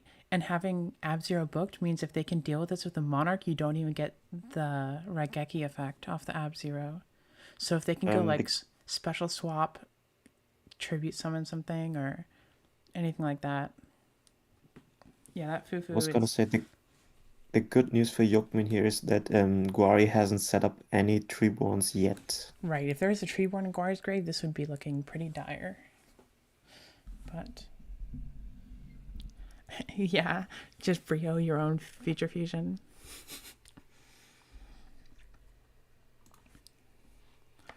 Do you know? I don't know if Yokmin. Well, you know he's playing Diva, so yeah, you could make Brio. Potentially. But there's only one left in deck in case they're Soul playing three of Exchange. them. Now you're gonna have to get rid of the Future No, Fusion now. Oh no, you no, because don't. it's Oh another Vanity's my Fiend. god. That is so disgusting. It does not trigger. It doesn't trigger because it left face No, down. it does not. Yeah. Wow. Guari came prepared. Yeah, He came prepared. Guari came Really? prepared. No. Indeed. This is correct. I'll just tell him. I will, Oh my or will gosh. you? Well, I'll tell him.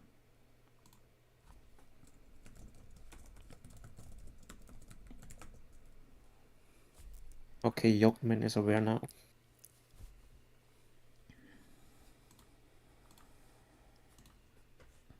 This is a very, very tough spot to be in. That was an insane soul exchange into vanities. I mean, they have to have this ruling or else Abzero is busted. Yeah, Ab-Zero is busted anyways. Yeah, it's already busted, but if it just triggered no matter what, it would be insane. And the thing is, now you're still stuck with your Future Fusion because it would have been Right. it a Caius. Right. They would have The had to Future target. Fusion would have been gone probably. So Yeah, that's so stuck with a insane. Future Fusion and Frogs is a big, big problem for Yokmin, and I don't know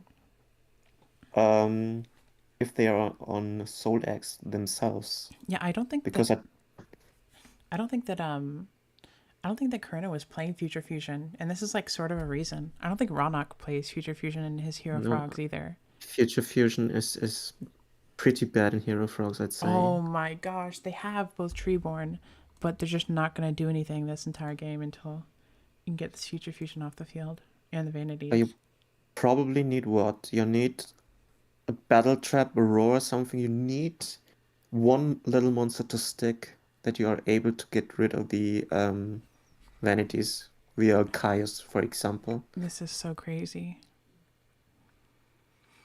But Guari still has to find a way to like not just have to chew through every single monster in Yokmin's deck. They have to start putting. They have to like summon, swap, and attack or something. You know, they have to start putting pressure somehow.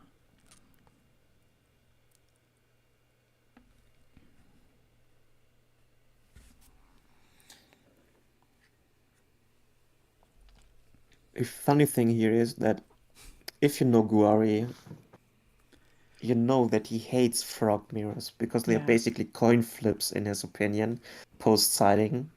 And it's funny that actually a frog mirror would decide if he gets to top 4 or not. I think. Ooh, Ooh, he's gonna booking do it the to own special vanities. summon on his own. Oh wait, he's gonna go Substitute. off. Oh, just to get into like swap to. And technically, just to get Waters Engrave, maybe there's a Miracle Fusion in hand. And now you can flip it back up. And exactly what I was saying, where you need to start poking with Swap Frog. I wouldn't say it's impossible to apply pressure. If there's a Miracle Fusion, there isn't. So you will apply pressure. Gosh. Oh my gosh. This is like. Probably game over. Unless is Yokman is playing a Guari- Lightning Vortex or something. Guari's playing out of his mind. He's playing so well. And 10FD won against Luigi Kira Alici in the quarterfinal. So he finishes top 4, at least top 4 yet again. He Oh proved to my be a gosh. really, really good duelist the 4,500. past few months. Or sorry, no, just 4,000. Wow. 4,000. Oh my gosh.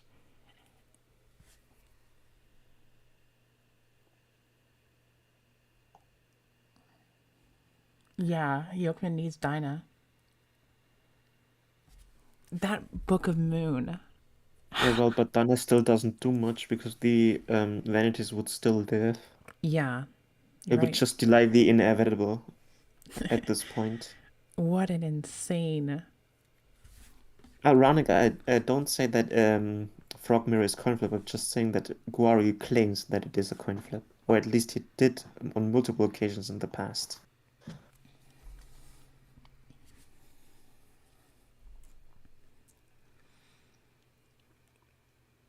I actually think a Frog Mirror is quite fun after playing a few of them myself. I gotta I try still out. suck at them, I gotta but try out Gari's deck. This looks so based. Hero Frogs with like Solex. Yes, you only know Swap. Karina's on that too, wasn't she? Yeah, she was. She topped with it. I think I'm pretty sure Ronok was playing this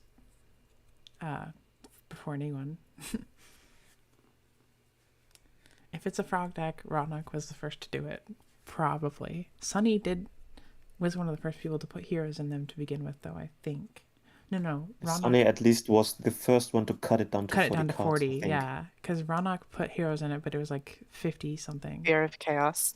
So I hope everybody in chat right now who also is in the Edison Discord and the Format Library Discord, you have to call Hero Frogs Sunny Frogs from now on.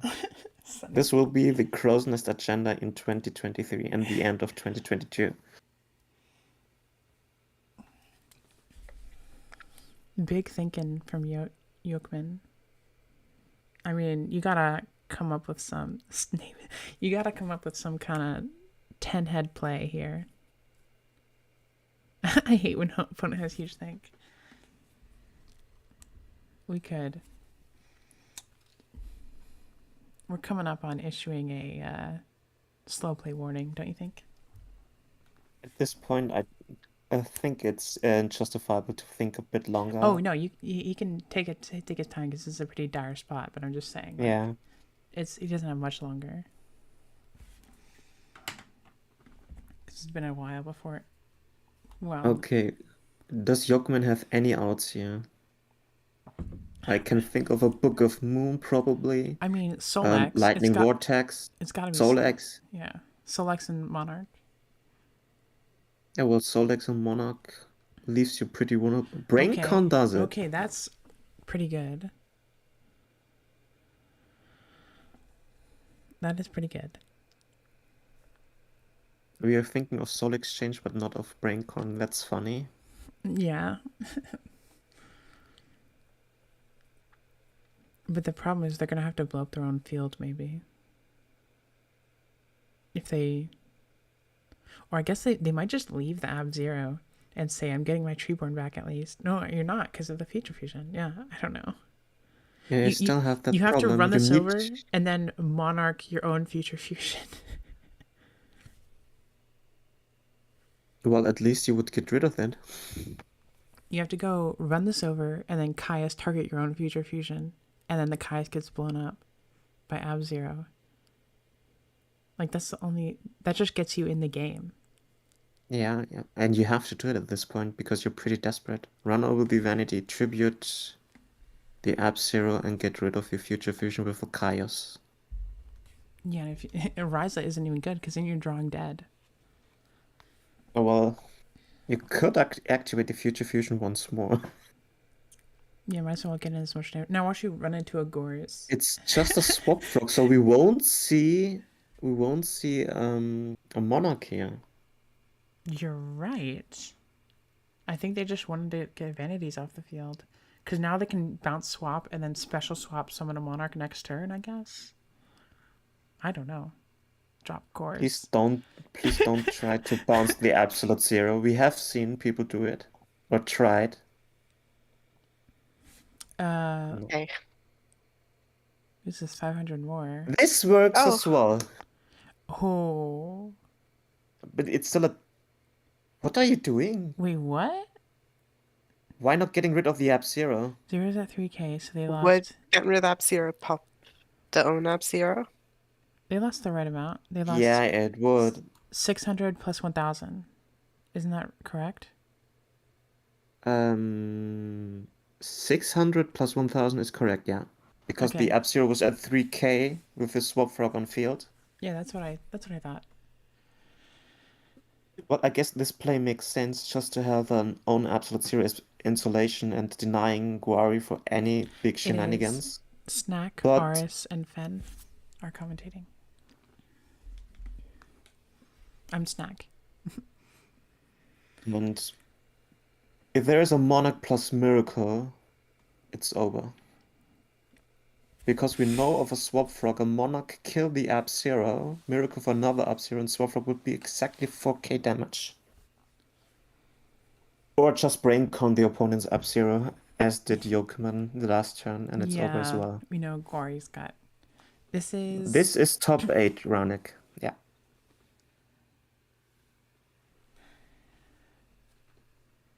And the winner of this match will play against 10 FD. We won't pronounce his full Discord name for multiple They're just reasons, because we crashing. are on YouTube.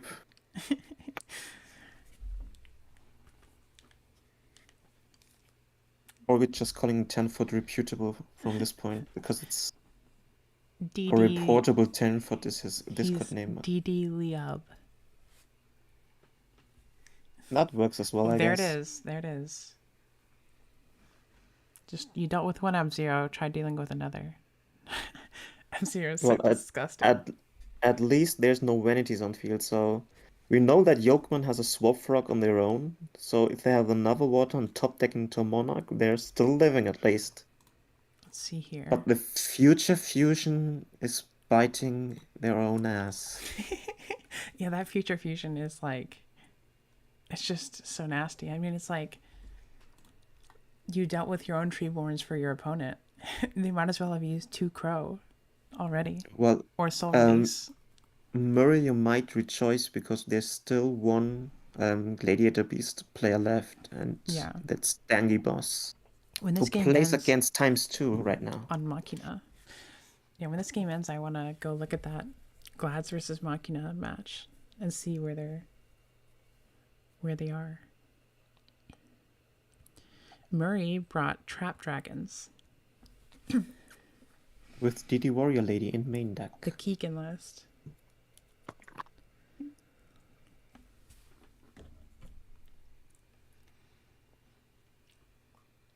I must say, this has been a really, really fun journey thus far. Yeah. And we might see... Oh my god, there's another Miracle miracle. Fusion. Both players have activated 2. This is a battle of absolute zeros.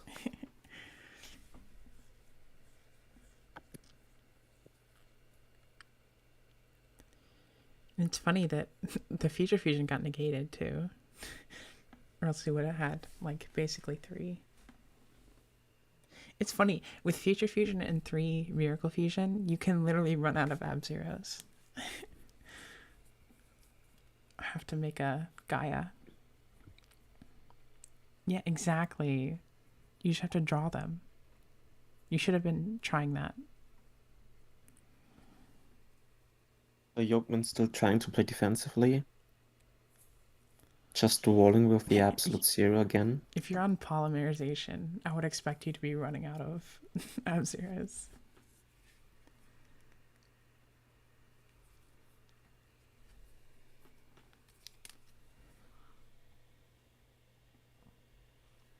And there's another Arbo crash.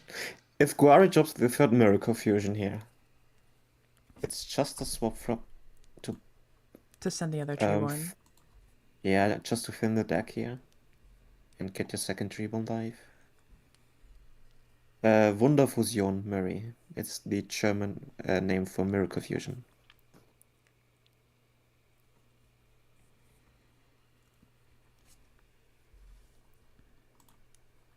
This future fusion sucks so bad. It's so unfortunate. It's so... For Yokmin. Yeah, it's pretty rough. Having 2 Treeborns in grave for like, what, 5 or 6 turns now, and... Ocean. There is no way to bring them back because of your own future fusion. You can add Mally to your hand, or Ab-Zero to the extra deck.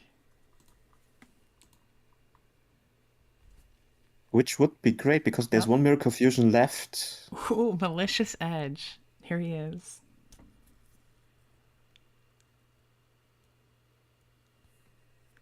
Well, the beats are getting on. I think Yokman is running out of cards that can bail them out at this point because Miracle Fusion wouldn't do much here. Yes, because I they can. don't have an Earth Basically, monster engrave, and it's all piercing. And all three. Sorry, yeah. Basically its effect is just piercing, but it's a level 7 that you can only normal for 1 if they control a monster. And there's Wing Blast, which also just delays the inevitable. There's several reasons why it works. First of all, it just beats over Monarchs, which is nice in like a mirror. Beats over Stardust, all that. Oh, okay, interesting. Don't get the effect there, but doesn't do much. There's the Voltic. There's a Voltic. But still, Miracle Fusion doesn't help you here because all Ab-Zeros are gone. Malicious Edge, if you have Infernal Prodigy, you get to draw off of it, off of Prodigy's effect. Since it's a you tribute summoning a hero. And then you're right, Sunny. He was in his other deck. And there's also just an Earth that you can make Gaia with, so searchable Monarch basically. Yeah. It's pretty niche though, but imagine having the opportunity to go for a 4th Miracle Fusion basically. I mean, the piercing is doing work right now. Like that is 2100 piercing. That is so it one turn to find anything, and there probably isn't anything. Gone through. Even Ab-Zero doesn't hit over it, like. Wow. It's over. Great match. So Guari advances to top 4, and 10FD gets his chance for revenge because they already played in the Swiss portion, and Guari won that match.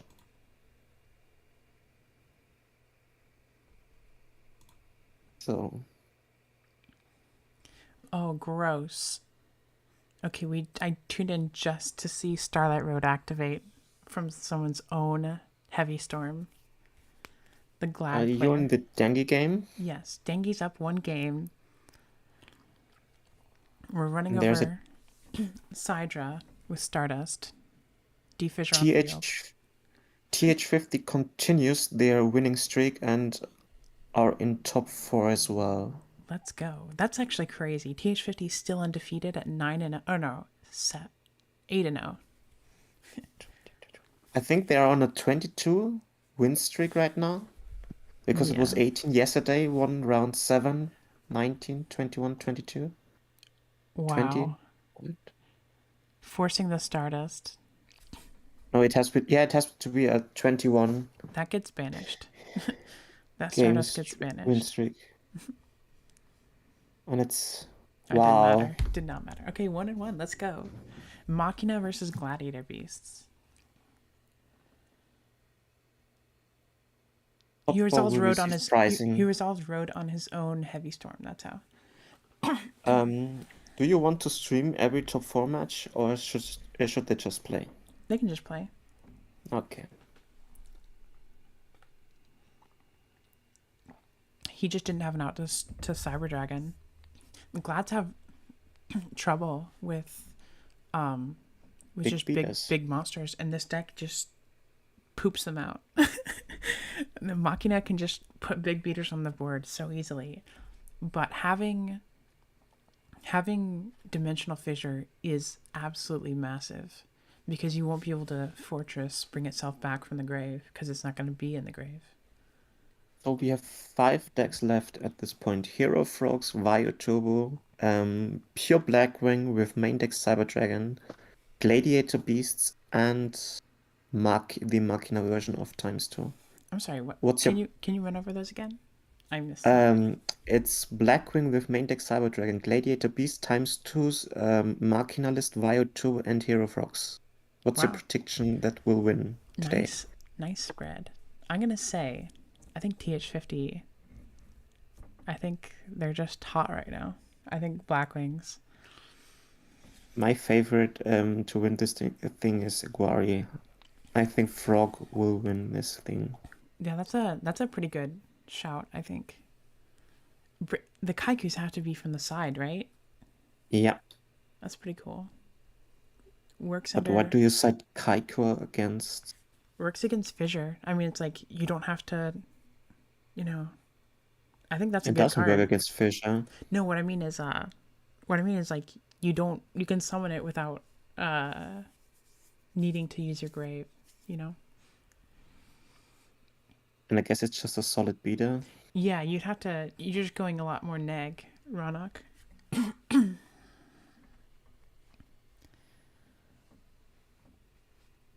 Sidra of their own.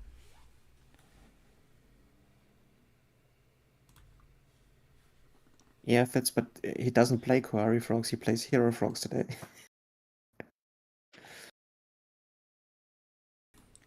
But I think Guari is my favorite here to win this thing. Agreed. But it would be actually amazing to see 10FD win a second tournament this year. He would be the only one. What would TH50 streak be at if they went undefeated? 23. 23 straight wins in ranked Edison.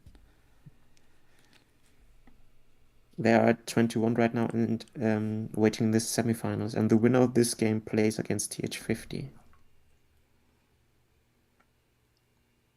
And I think Blackwing would do decently against Gladiator Beast.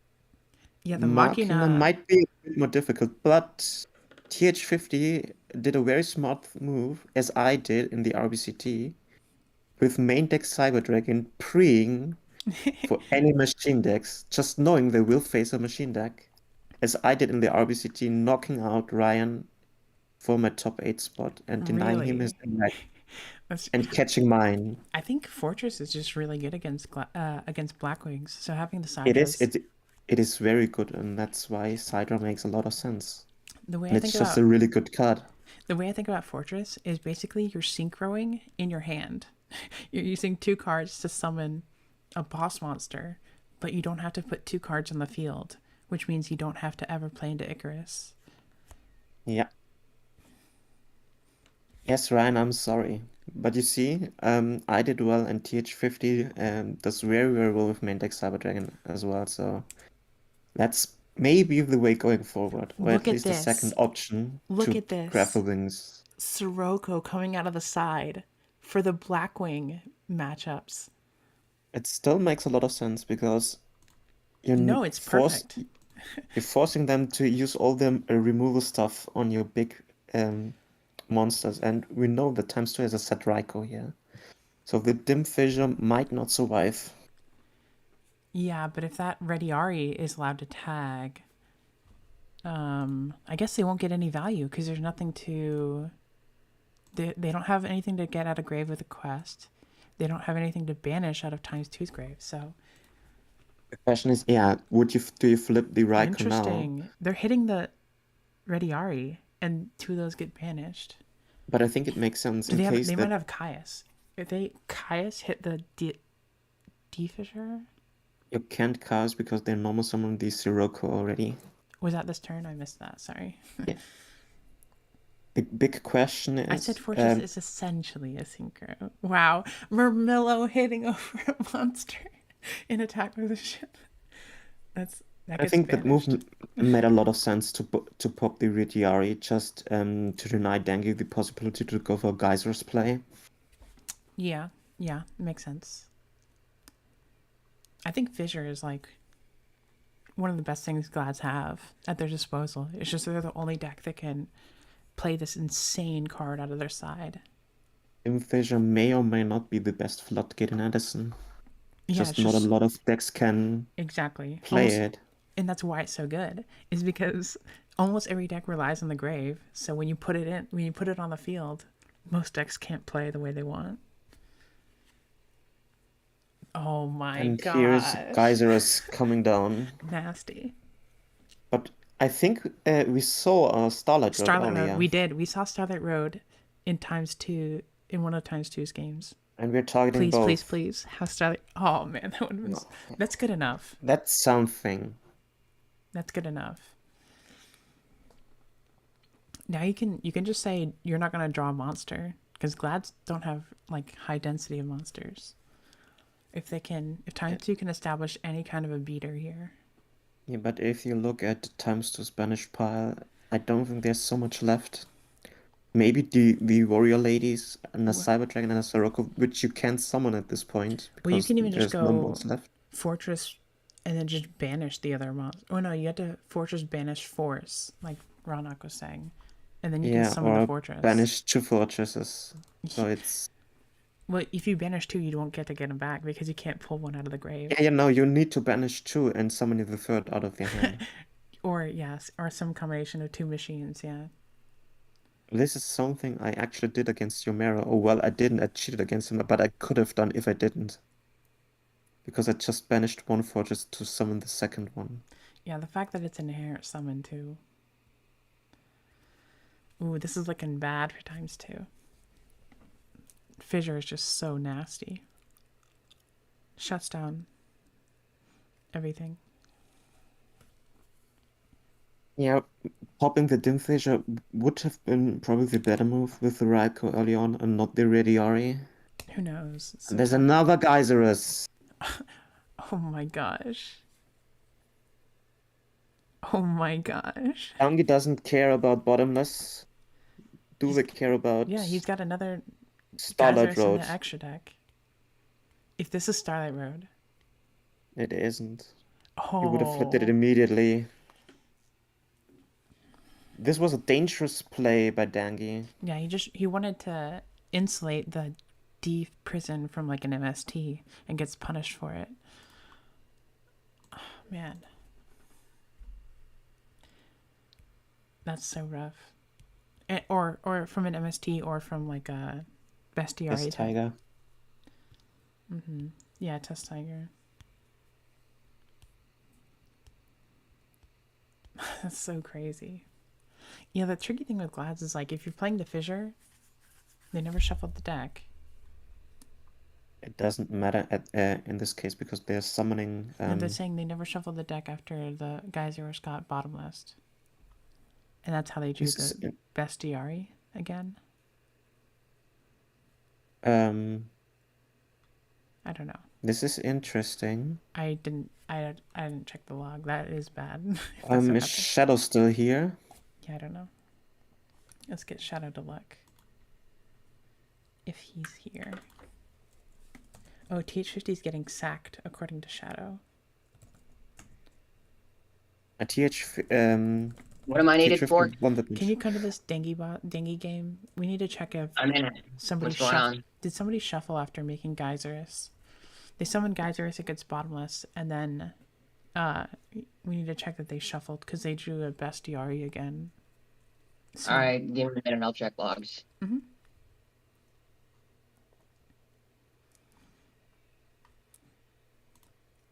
Well, at this point, it's probably an accepted game state at...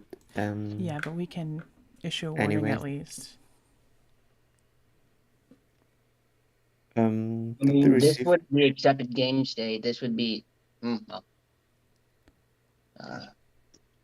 It's impossible to revert the game, at least at this point. I'm gonna go check on our undefeated player now.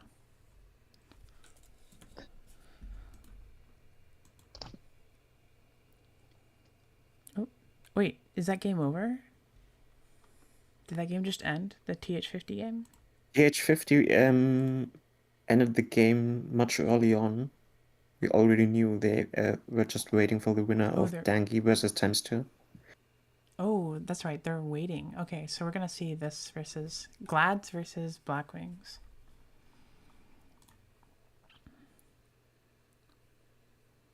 So is Dangi's duel over? Because I'm not finding it. It just ended, I'm yeah. I'm checking the replay right now.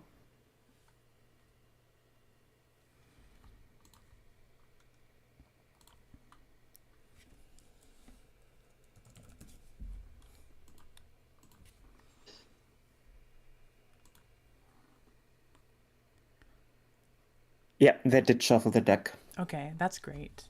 That's so good to hear. Deck was shuffled. TH50's legend rank, is that the turtle? Yeah. Oh my gosh. What a run. So, we're hopping into the Guari 10FD game, or do we wanna Yeah, just let me know. watch? Let me know when the Dengue and TH50 game starts. I want to watch that one from the beginning.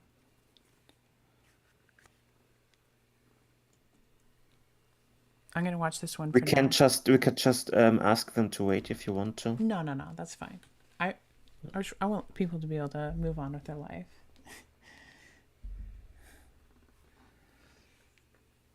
They don't have to wait for me.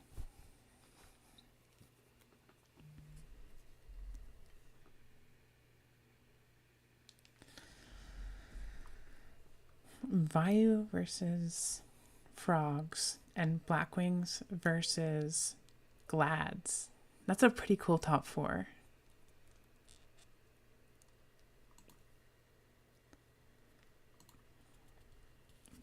Yeah, just let me know if they start.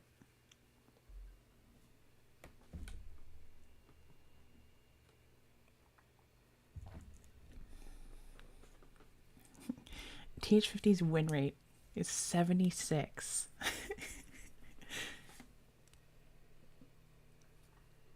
That's actually pretty nuts. They started playing Edison like a few weeks ago and are doing so insanely well. I think they have a GOAT background and doing well there as well.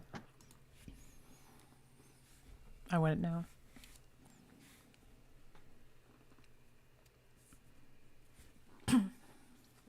Good players tend to have good fundamentals though. Like Alefia coming over and immediately does very well.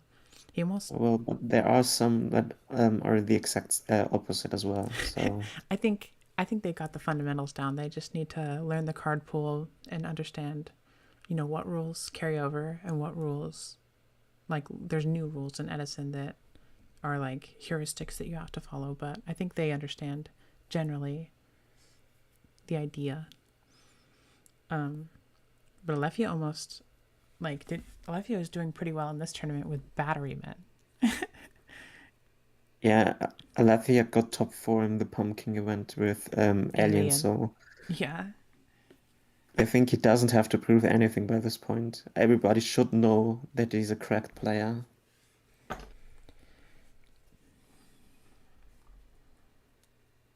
And there is the infamous do block, and 10FD needs a Chaos Braincon or something to break the lock. But there are 2 Chaos already gone, so it's pretty rough probably. There's a Sirocco.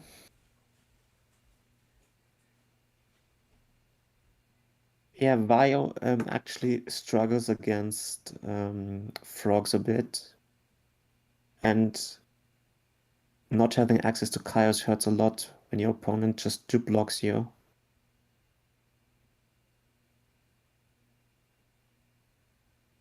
But going for the Sirocco play means he has options like a Dark Armed Dragon, which is really, really big.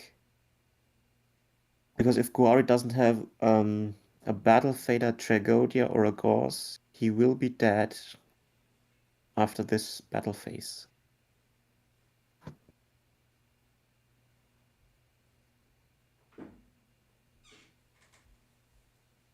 Because 10FD is threatening lethal here.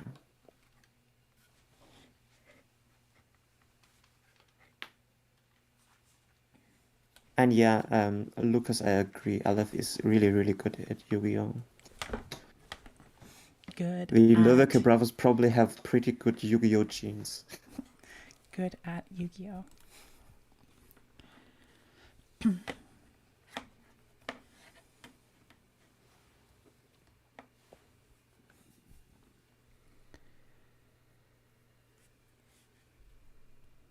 So the question is there a Gauss or a Tragodia, or will this be a 1-0 for 10FD?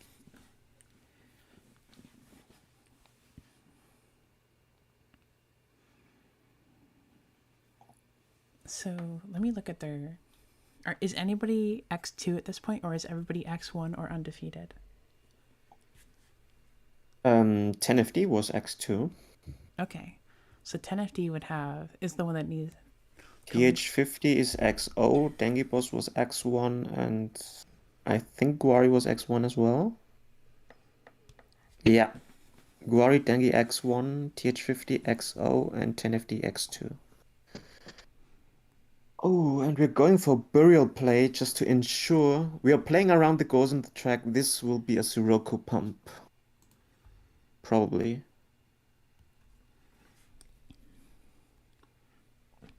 Or not. Are we Because just gonna 10FD is make? Is Armor declaring Well, we don't plague. Oh, just so you can make Dark End in phase 2, probably. Yeah, but you have the Dark Arm Dragon already. What? Yeah, I don't know. I'm confused now. Interesting stuff. Do they have? Stardust. Because They have just another going Vayu. for They want to make an armed wing. Yeah, but they had the Sirocco craft. You had the Sirocco on field and the armed wing on field with a Vayu and Sirocco engrave. And just declaring Vayu summon the second armed wing would have allowed for a Sirocco pump to kill Guari, What you could only losing to Battle Fader. what you could have done was make Armory Arm with Raiko, then summon Armor Master, and then pump Armor Master, equip Armor Master for 55 direct. It is a Fader, so it didn't matter. Yeah, none of that mattered.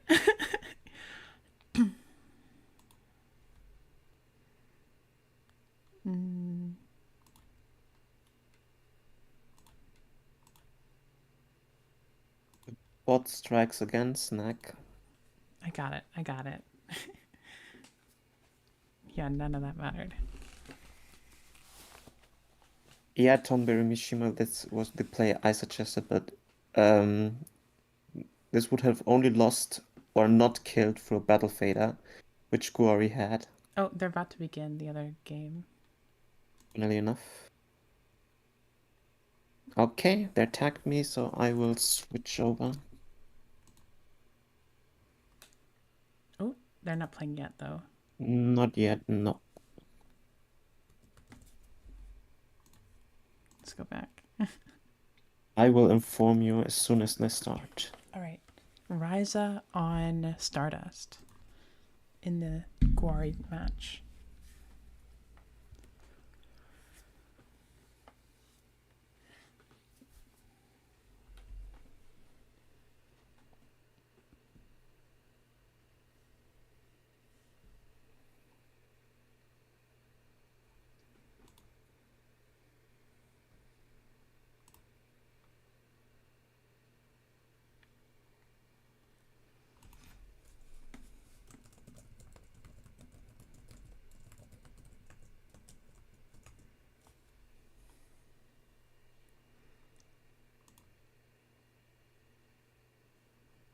Okay, the other match is starting now.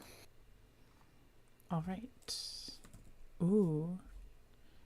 Treacherous. Treacherous Trap Hole. That's a really cool card in Frogs. I've never even thought about that. Dangy won the RPS, so Gladiator Beasts will go first, game 1. Isn't that a cool tech in Frogs? Treacherous Trap Hole. Well, to be honest, I enjoy playing a bit more traps.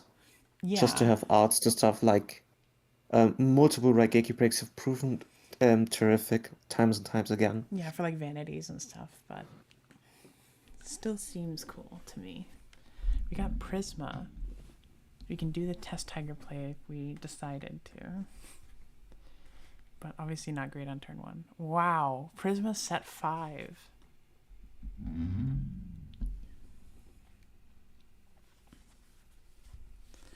Will we see a... Oh my god. Starlight Road. No, a It's a solemn. judgment at least. Oh my gosh. That was a gutsy heavy storm right there.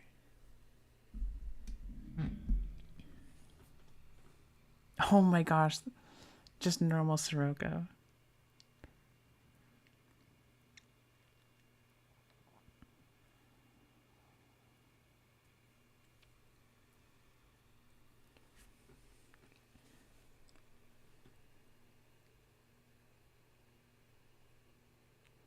Interesting. So that means that there's no bottomless and there's no deep prison. That's not encouraging if you're dengue.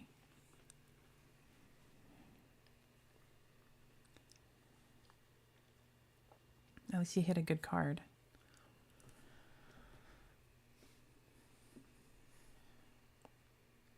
But like you have to think that the back row now, it's like War Chariot or something else like that.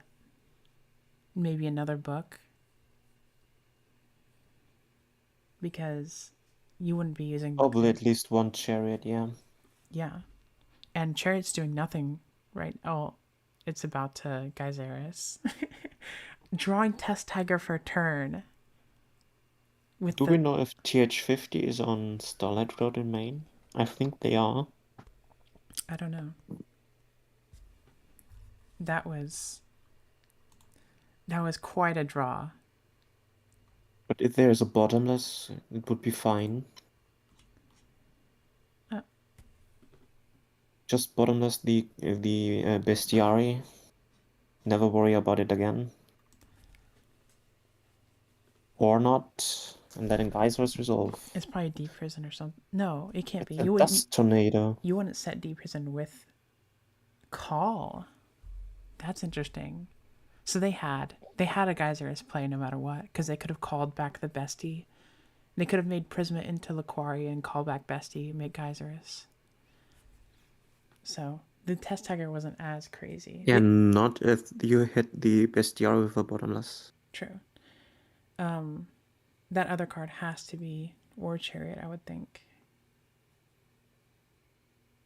Probably. TH50 needs to draw another Sirocco. Or, no, because you can't collude. Yeah, they need a Sirocco. With that War Chariot back there. Cyber Dragon would do it. Sidra would be nuts. And we know they're on it in the main. Interesting to go for Ready Ari here. Add back the Laquari. I don't know about this, because now you can just Bora or Shura over either one of these, unless this is actually protection and not War Chariot. That makes me think that it's not War Chariot. Blizzard and Bora. Special Bora.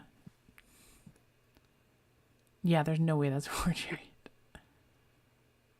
Oh It's Mirror my Force. gosh. Best card in this spot. That was such a big Mirror Force. So, no Mirror Force in play.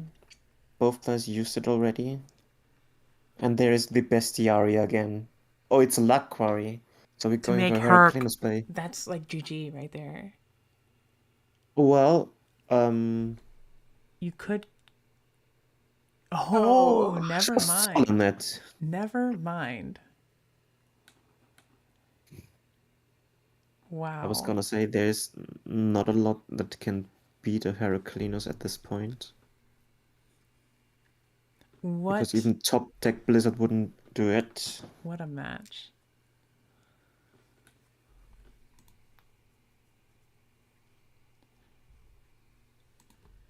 Wait, did he shuffle? We should pay more attention. We really should pay more. I never pay attention to that.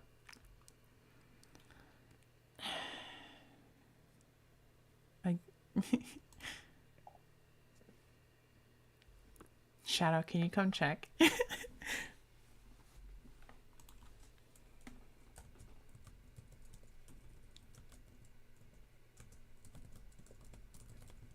Okay, old school TCG in the chat What do says you mean that this time? Dangy shuffled. No, it's fine.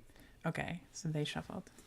So the YouTube chat coming clutch here, proving to be better than the casters. Yeah, sorry. Thank you so much, by the way. Oh, they can rewind and watch. That's useful. Dark Eruption for Blizzard. Is that an So RS brain. tech? Well, Proston would say he invented it. You were on Cyber Dragon and Dark Eruption, right? I was on Saber Dragon and Dark Eruption in main deck with my RBCT list, yeah. Murray rooting so hard for Glads. Well, if there is a War Chariot set, Yeah. then the Blizzard Ours won't is do casting anything. the tourney and playing in it at the same time, and he's undefeated. He's rigging it for himself.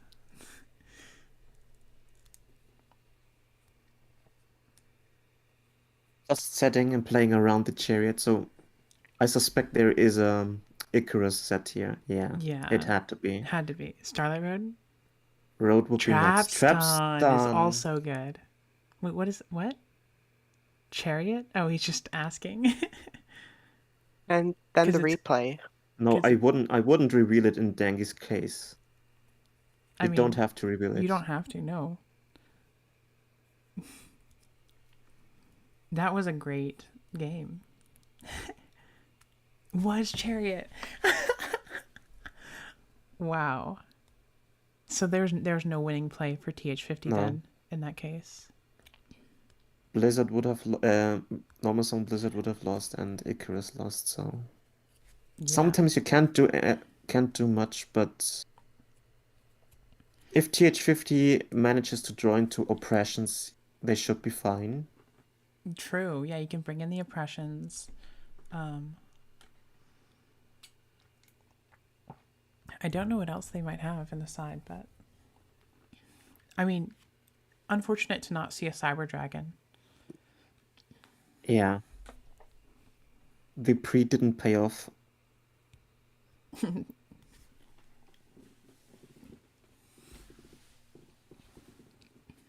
Just means he's due to find one in game 2 and 3. I see spicy stuff in the side deck that might be useful. Okay, show me. Or actually, I'll go look. Well, I just DM you on Okay. Discord the deck.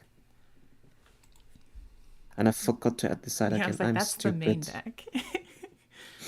I'm stupid. I did the same mistake yesterday as well, so here you go. Interesting ratios. Ooh, There is a spicy cut that might be helpful. yeah.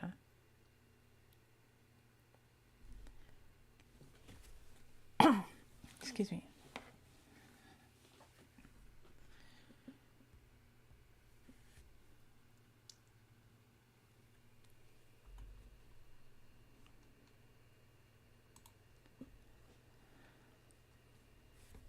Can anybody in chat let us know how 10FD versus Guari is going? Yeah, if you're on Dueling Book watching that other one.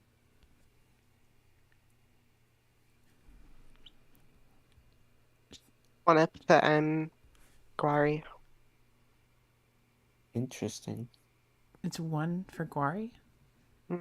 Wow. So he did manage to break the board of Yeah, Stardust, that's crazy. Well, because Armor Master, he rises Dark the on Stardust. Dragon. Yeah. He rises the Stardust, and like that Fader was just crazy. Apparently, top deck Caius for gain. Caius Burn or Caius Attack? I guess Chaos Burn makes more sense.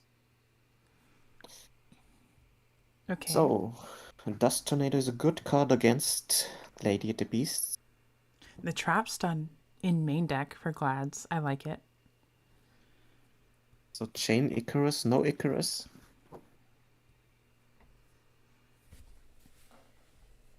But thank you, Riono fan, for letting us know what happened in the Guari game. Sam Knight. So you stands to reason that Dengi's on the cat package if you're playing Sam Knight. Probably, yeah. You don't have to bring in the fissures against Blackwings. It doesn't do enough, I don't think.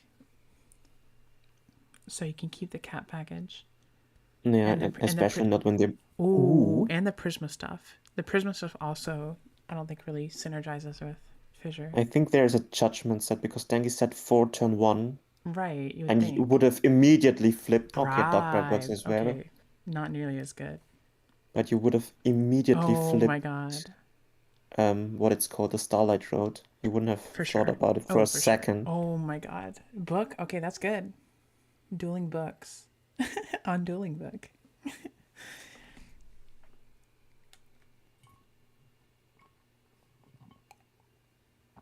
Yeah, Defender Yeah, stops Collude Juan, and Blizzard, Juan's, but Juan Zapata, you're right, but you'd probably lose the beatdown game anyway because Sirocco and Citrus are just bigger than what Glads can offer. And as far as we know, TH50 also plays a lot of back row. And they have a lot of outs to the Dim Fissure in forms yeah, of Icarus. Icarus and the Dust Tornado, MST, Heavy Storm.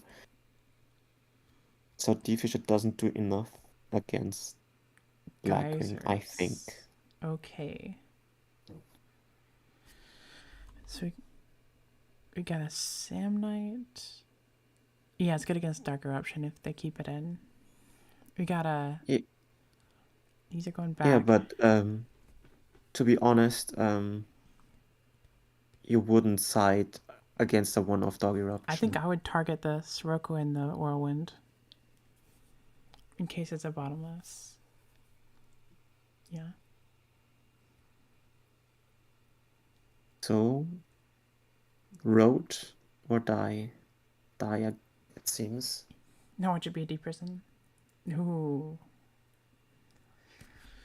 Well, things are looking rough for TH50 here, because that's going to get... You can't go into Bestie, but you can go Equest, get that Bestie back. Why is Bestiari in the grave, by the way? Because Prisma. of... yeah. Yeah, you Prisma. can actually Geyser us again in main phase 2.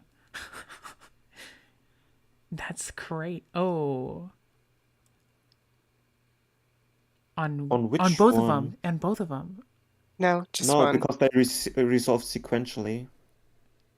On Geyseris, it resolves sequentially? Yeah, no, they can pop both.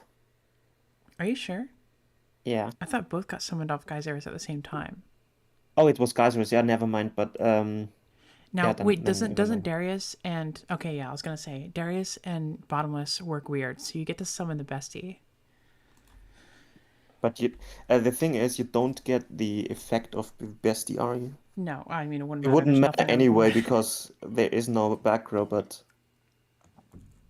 Yeah, I forgot that it was a Geyser's for a moment.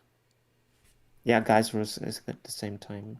I thought they just attacked with 2 Gladiator Beasts. Okay, well, now TH50 is not in a bad spot. Just top deck Shura. Yeah, top deck sure would be great here. Okay. That's Cyber good Dragon enough. is also good. That works. Nothing's hitting over that. Okay, 1 for 1. Oh, what do they have? Oh my gosh, you knew they had something big. Oh my gosh, so it's going to be Murmillo. Oh, there's another Geyserus. You just go for Darius again. Oh, you're right. Oh my gosh. The Geyserus just does not stop. Yeah, the thing is, it's absolutely irrelevant Juan Zapata, but you would not get the effect of Bestiary because Bottomless is a weird case. If you would have booked the Darius, we would have gotten the effect of the Bestiary. But Bottomless is such a weird interaction with Darius, and nobody can explain why it is an exception. But we only know it is an exception. Because Konami or UDE said so. Man, Glads just refuse to not destroy Deck Devastator tournaments.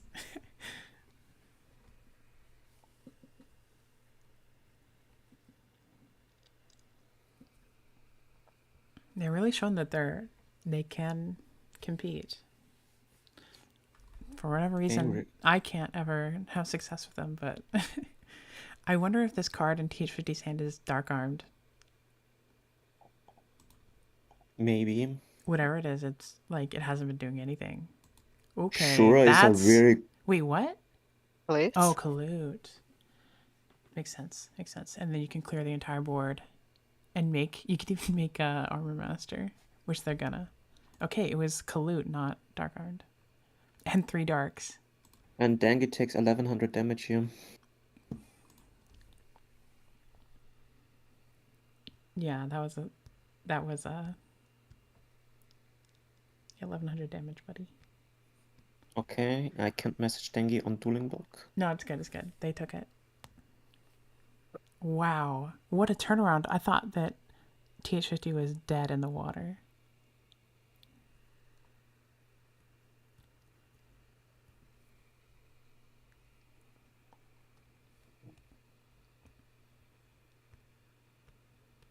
So this is rough because an Armor Master is actually a bit too big for even a book or a shrink doesn't kill it. You still have to tag into Murmillo. Yeah, you need a Deep Prison. Yeah. Or a Mirror Force.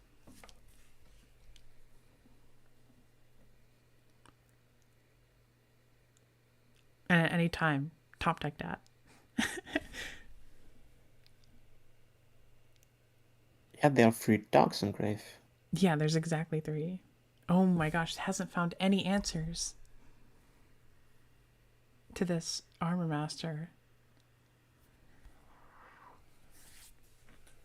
I think this is a top deck where you won't probably win as the Glad player. They have spent a lot of resources already. Well, don't they just need like a bigger moon to turn it round?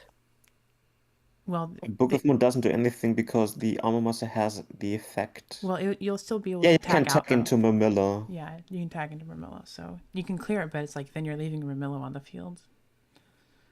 So it's not a great spot either way. Oh, speaking of And Murmillo, there is no Murmillo. that play is gone. Pot of Avarice.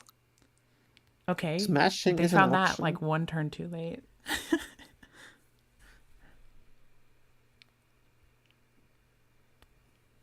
I wonder if Denki's playing Secutor. We haven't seen it yet. Normally you would. I'd assume so if you're on Cat. You'd think so, but it does just facilitate Geysera's plays too. Oh. Blizzard. You can still drop Dad now after the Blizzard comes back, brings out the Shura. They're just threatening to kill here. Oh, you're really threatening to kill.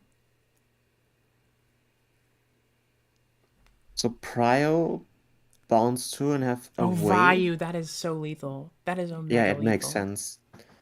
That's omega lethal. So, Bottomless, nothing would have stopped there. This is 1-1. Well played by TH50. Got himself out of a horrible spot. Jose, at least in top 4, we have Vayu, Blackwing, Glads, and Hero Frog. And then we also had Machina, Quick Draw, Blackwing, and I don't remember what the other one is. Oh, Ryan Knight has it.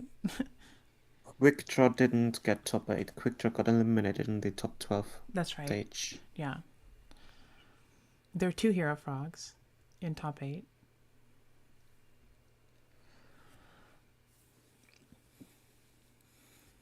This has been a good match. Who was on Hero Beat? Somebody on... Papai? I don't know. Because Luigi was on Blackwing. Papai was on Blackwing as well. There was no Hero Beat in top 8. What about in top 12 there was, yeah. Because Luis Miguel Sanchez played Hero Beat as far as I know.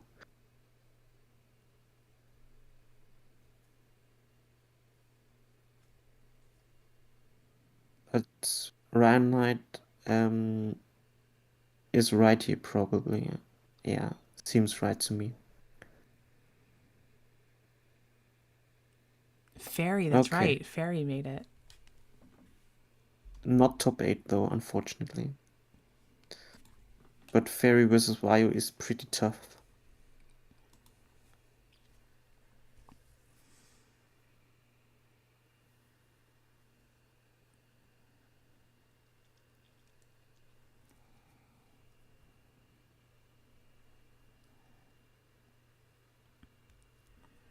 Setting. So no normal summon Laquaris at 5 pass. Happy to not have like 6 Blackwing decks in top 8. Yeah, no zombies. Fitz was close with zombies, but lost to fairies in round 7. I think the spread is pretty great, to be honest. Yeah, zombies are a great deck too, but there's so many good decks. I think Machina are super underrated. Quick Draw are always a threat. Glads continue to surprise people. And obviously you have Blackwing Vayu. Fairies are good against Blackwing, so they're going to be a consistent presence.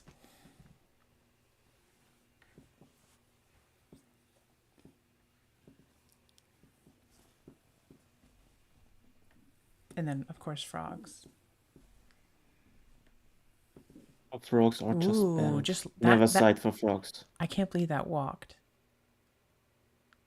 I think it makes sense if you threaten a rescue cat the next turn, or Yeah, or like any some kind form of test yeah, tiger play, you're threatening Geysers. right. So it's like I don't have to deal with that. It's fine It's if just Becky. a Cyber Dragon. TH50 is thinking. Did this side did it crow? What would you think about here? You can chain the crow to. They sided crow against Glad. That's It's interesting. Prismaglads. I guess it makes sense, and getting rid of the bestiary is huge here because Yeah, the it's Cyber like, what are they Dragon gonna do now? is a big threat. Yeah, that's not And that. they need to spend a lot of resources to out this Cyber Is there Dragon. anything you can't chain? I guess like Darius chain Call the Haunted, so they just didn't want to even deal with all that. I don't know. It's weird to not chain the crow to some effect, don't you think? Well, to be honest, if you're scared of call here, then it could have changed the call Yeah, to he the could have crow here chained it right anyways. there. Exactly, that's what I'm thinking. He could have chained it right there. So why would You probably wait for Darius to drop after the test tiger. If you suspecting there's a crow, a rescue cat in Dangy's hand. Yeah, I wonder. I wonder what the. I'm sure TH50 has a reason for that. For doing it in draw or standby phase or whatever. Ah, you didn't want him to activate Fissure. That makes so much sense, Roanoke. Because if he activates Fissure, you can't crow. That's actually so smart. I'm glad we have a player like you to explain it to us. I still don't think that Dangy is actually setting Dim Fisher against. Yeah, you shouldn't.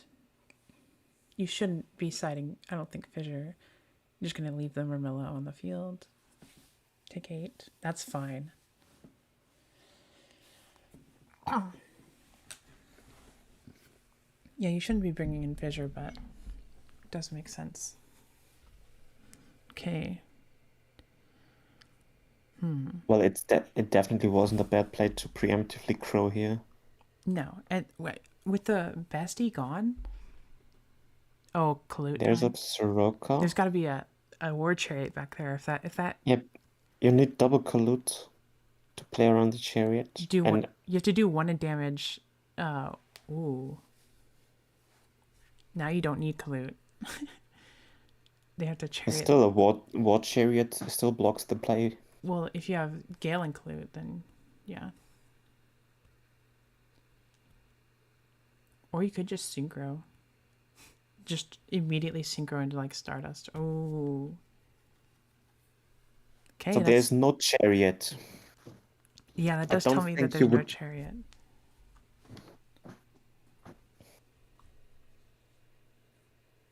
What are you gonna make though? With this Prisma can't do anything. It can send a Laquari, but that's all it can do. Dodging Chariot, this play makes sense, yeah. Play around Chariot with the Crow makes a lot of sense.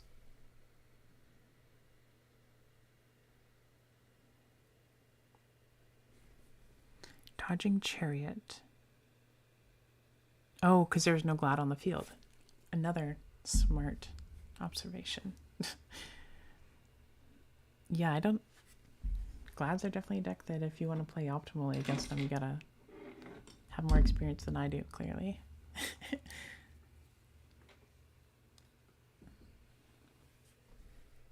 TH50 is definitely playing well. I think if you have Gale there, you don't even use the Gale effect. You could just make Stardust, right? And then just try and hit over. Oh, that's a good draw. Yeah, well, but a Stardust still loses to Deep Prison. Right, but I don't know if they have the Deep Prison. If they're But Stardust activating... just loses too much, I think. There's here's the a Deep Prison. You're right. My play would have lost. Like, Book of Moon does it, Deep Prison does it. What is the set card? Icarus? Probably a Vaio. It's Yeah. definitely the Icarus as back row. Vayu Icarus would be pretty good. Just have to dodge a Starlight Road. Another Prisma. Well, you could make a... Or it is a Torrential. You could make a Heraclinos now. If you want. Could. But he has to activate the Prisma effects first. And he can chain Icarus to the Prisma effect.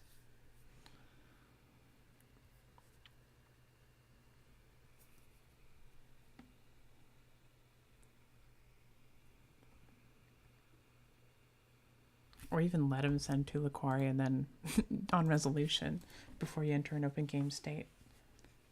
Icarus. And say, yeah, put your Laquaris in the grave. Oh, wow, no Icarus. It's just a bluff. Oh, this is bad. But unfortunately, there's no Bestiari. But that, Well, Seki... TH50 at least And threatens... Sekitor can't even tag into itself. So you can have an Armed Wing if there's no Bottomless or something. So this is actually not terrible for TH50, as bad as it looks. Because unless there's Wait, like have either the Prismas used their effects? neither one of them have. Oh, So you could go for double Laquari into Heraclinus. Yeah, we were saying that.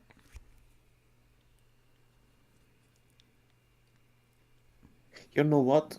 I suspect that this set of TH50 is Solemn again, and just That last card has to be Chariot, right? maybe. And I think if we're seeing an Heraclinus now, it will be Charioted. Solemn, I mean. I guess we see the same play once again. That would be really good if he can solemn this and then bring out Armed Wing. And I think that last card has to be... It is Solemn Good again. read. Good read. It could be Bribe. Good read. No, No. it was not Bribe.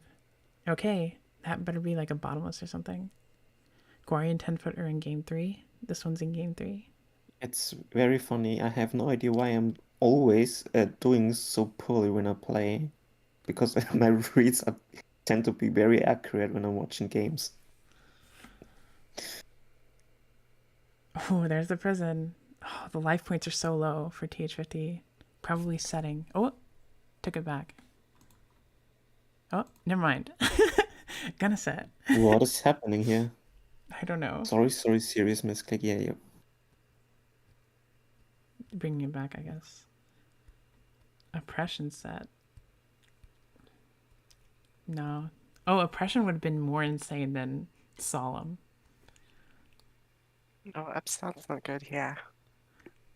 It's good for TH50. The thing is, like, recovering a bit of life. That's what I'm saying about that Heraclinos play. You're dumping your monsters in the grave. Like, you're getting really, really diluted on monsters to where it's almost all back row.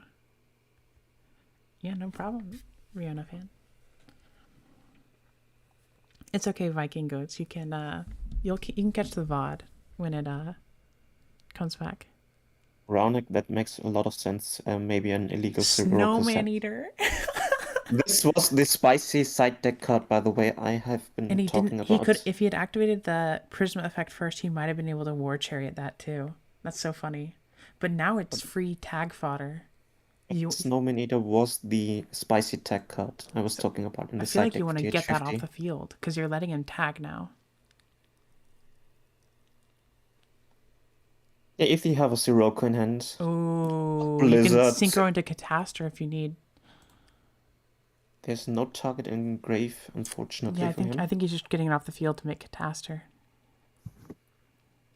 That's what I was Will saying meet a about you have to bottomless, get it off the probably. field. Yeah, you have to. What a great match. I don't think the Catastor's the right play, though. No, it Hear is. me 'Cause out. really? No, it isn't. Just attack with a Gladiator Beast, proc the Catastor and War Chariot it. So you think Android procs every end phase though? So you don't have a There's Yeah, no. choice. You don't have a but the choice. but the android would survive until your next main phase, and you could head over the Glad. Is this game? Is this attack gonna go through? Because the last one walked, but it might be book back there. Yeah, Fitz, that's exactly what I meant. That android is Heavy better. Starlight Road. Oh my gosh. BrainCon. Oh, gonna force it. Okay. Oh no. Oh no, that heavy might have lost the game. That heavy might have lost the game. Let's be a second snowman, yeah. That'd be pretty funny. Just a Sirocco. No. Do we have Vayu? Dark Armed is live. Dark Armed is. Oh my gosh, what a call. You have to just run it over, though. Run it over, then try and pop each and every back row.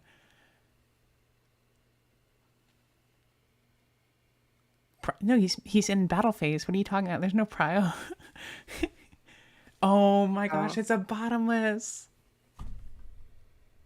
What a match. What is this? Bring back what? Clute. Salute. It's just the answers never stop. This loses This to is any a card. serious top tech war right now. Sam Knight.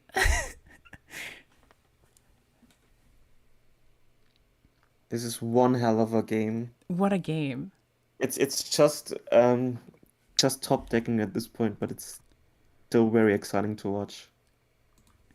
This game has been so nuts.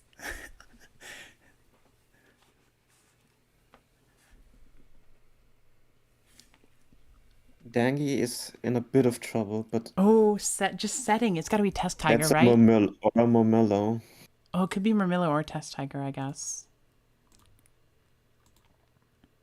Oh my Sure. gosh, punish. Oh, It's Rediari. Rediari. That makes sense too, actually. And now we're threatening Lethal. That's GG. Unless there is a book, a prison. Wow, undefeated. Glad Beasts go down. Still undefeated. TH50. Dengi played that very well, I think. Yeah, this was an So did amazing TH50. game to watch. TH50 played that very well too. The heavy was dangerous. That was a dangerous heavy. Nearly lost. So let's try to catch the end of the Guari game. Yeah. What a match. What is TH50's rank right now in Edison? It's probably...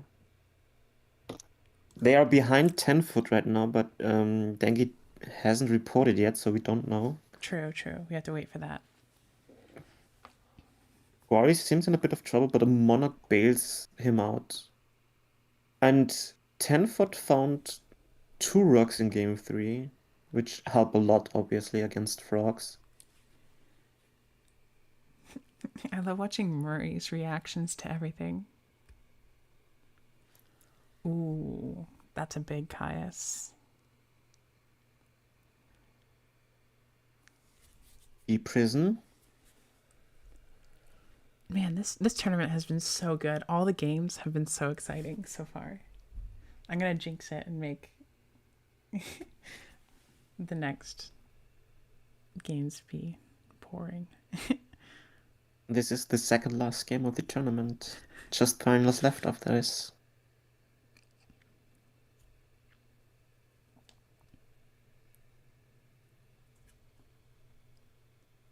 But I have to concur. This tournament has been nuts from the beginning till the end. One or two hiccups, unfortunately, like the slight delay for the top cut, but Yeah. We had the Machina quick draw just like grind. And then we had the frog matchup, which is really good with the Vanities plays. Then we had Glads versus Machina with where the fissures came in clutch, and then we had that crazy Blackwing versus Glad match. okay, TH50 actually managed to get third place on ladder now with a 76.56% win rate. Just absolutely nuts.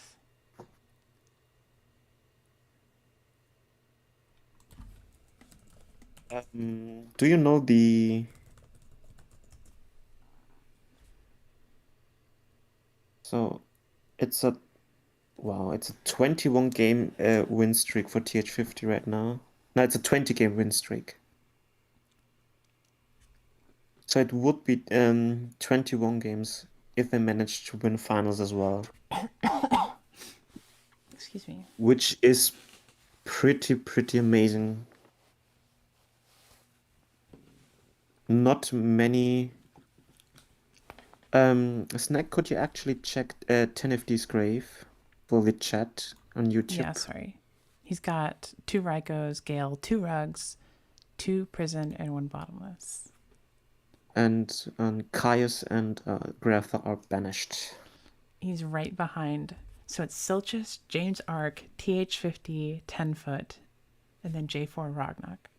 And we might see a 10-foot versus TH50 final here. That would be crazy. Number 3 versus number 4.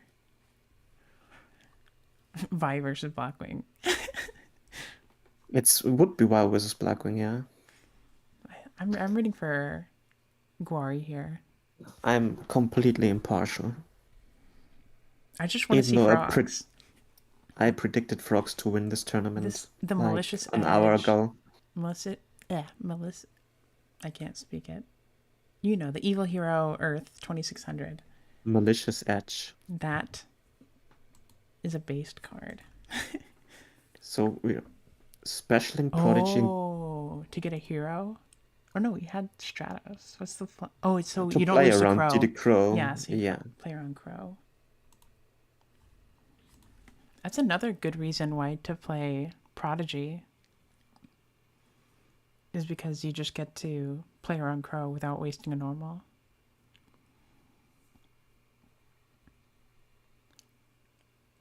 Well, we did see a normal summon of Malicious Edge that just hit the Prison. Uh-huh. But obviously, Absolute Zero is great against any deck. We could have seen Glads versus Frogs in finals. If things had gone a different way in that last match. Potentially.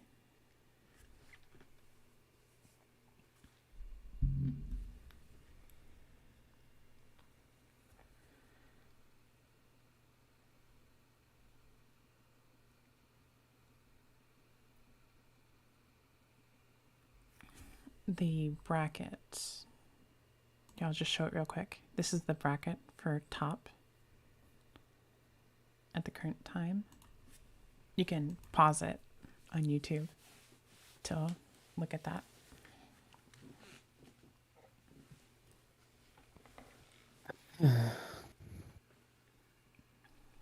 Thanks for hanging out in the chat, everybody. Great to have everybody here. Yeah, I'm excited to see everybody's so enjoying themselves, interested in the format and all that. These have been really good games. Okay, you bot need to get out of here. I don't want you in the chat. Okay, everybody else is allowed to be here. Not you.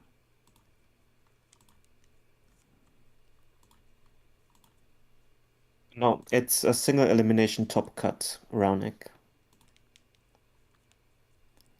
With we decided, or Snack decided, to top 12 to reward the best 4 players for doing exceptionally well in the Swiss portion, and giving a round 1 bye in the single elimination top cut.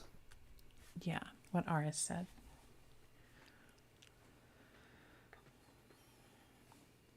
Was there a counter on Sirocco? I missed it.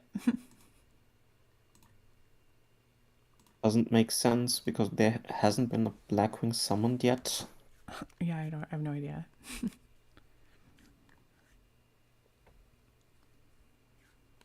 Okay, that's a big Ab-Zero. Any stream likers in the chat? True, yeah, like the stream. Everybody, I forgot about that. I'm not a YouTuber. Everyone like the stream so that people see it. Like with the thumbs up button on YouTube. Don't just like it with your heart. Like it with your finger. Ooh. Is it torrential? It isn't torrential. That is not a torrential. This could be lethal.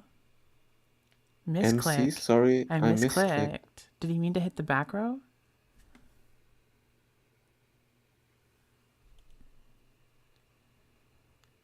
Caius target back row. Risky play, but could be correct. Oh my gosh, it was completely correct. He had the read.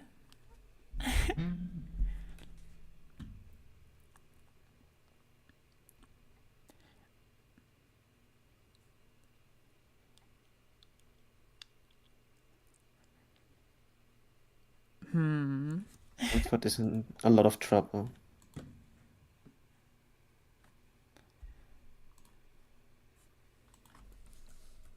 Like it with like the stream with your finger and your heart. That's the best way to do it.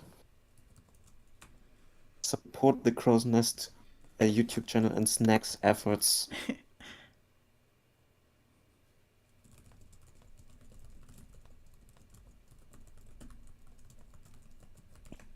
Because without her, the DD tournament series wouldn't exist in the first place. So any enjoyment out of that is definitely due to her hard work. Okay. He's crashing the Sirocco. Does he have? Is that 3 darks? Yeah. This is definitely a desperation play. I mean, you get to clear the board at least, but your board gets cleared and they only need a swap frog to win. Yes, the German guy is Aris. Yeah, that's correct.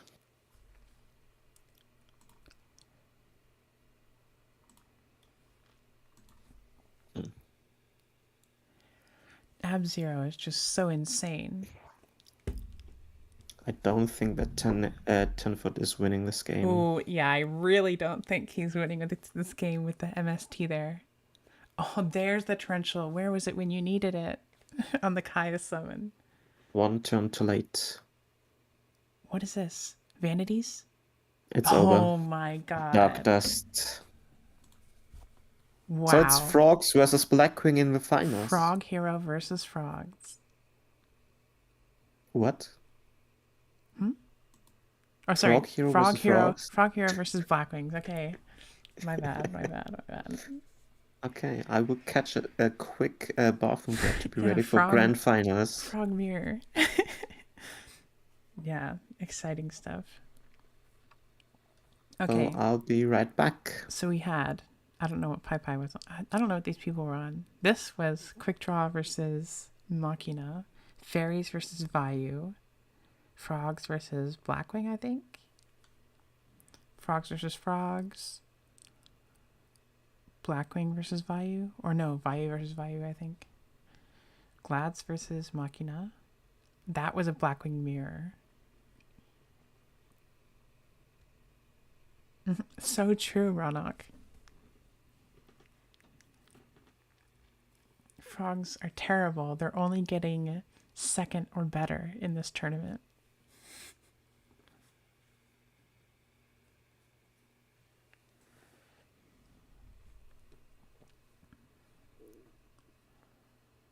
Wow. Good stuff. Will TH50 stay undefeated? Or will Gwari win with frogs? Frog Heroes and Malicious Edge. Stay tuned.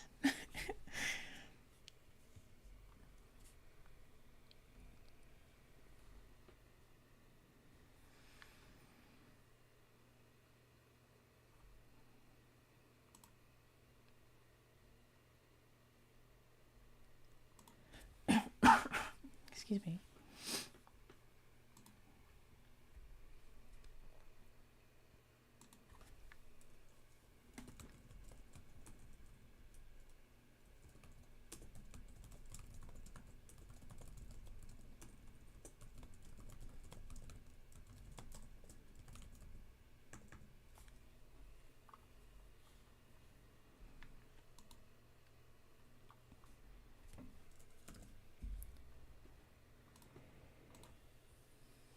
Do, do, do, do, do.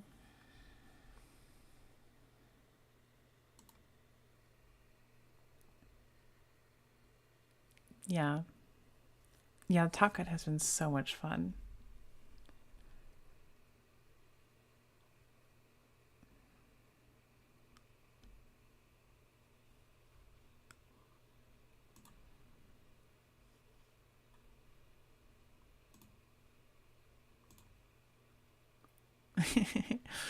Yeah, when you play, you have to do math in your head. When you watch, you can just turn your brain off.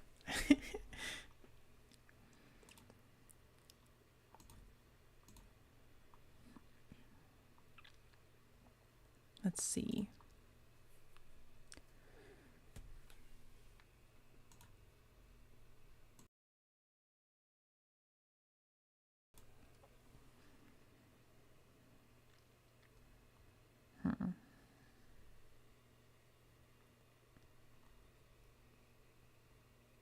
Let me just double check something. Yes, okay. I had to double check that it was using my good mic this entire time and not my laptop mic.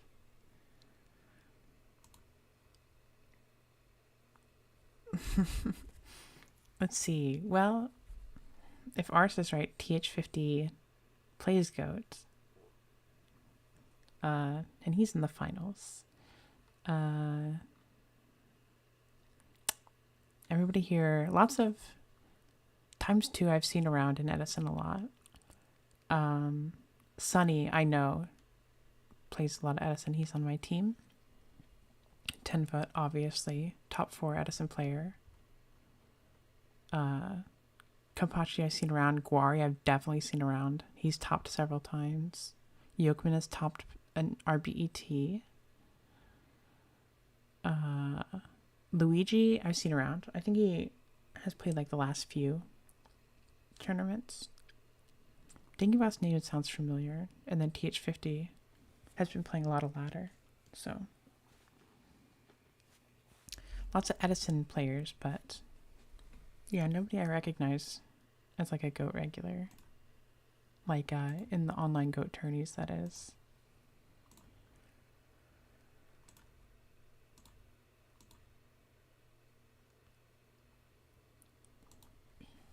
#21 ranked matches in GOAT.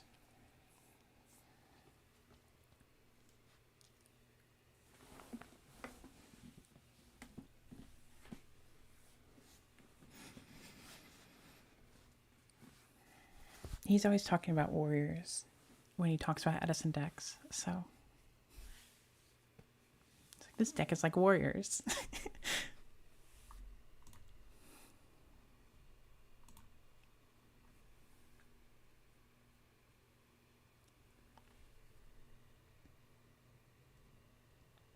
I see, I see.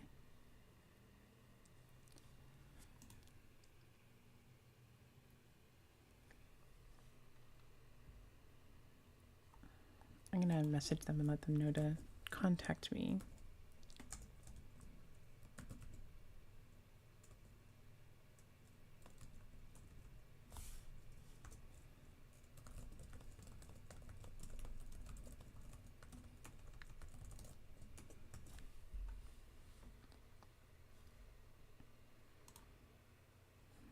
my god. Yeah.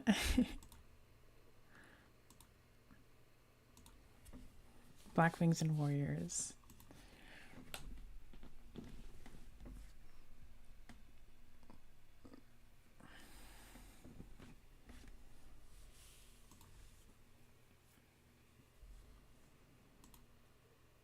Okay, I'm back. Awesome. So I see that we are investigating the Chaos play. Investigating it? Or, yeah, because it was a bit suspicious that he targeted the Sirocco first. Yeah. I mean, it's like, I don't know.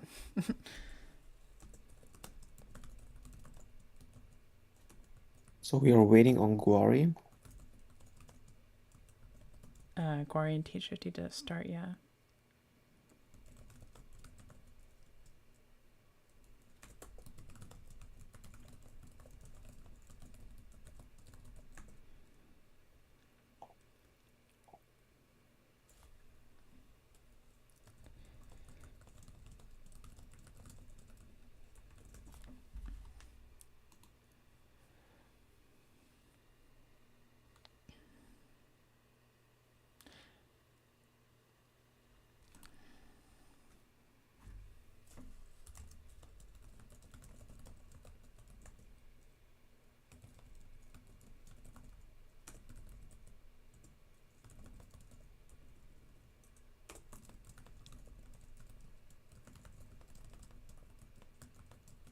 I hope everybody in chat is excited for finals. Frogs versus Blackwing. Bound to be a sackfest, maybe. Because that's how Frogs versus Blackwing usually end up. What was I doing?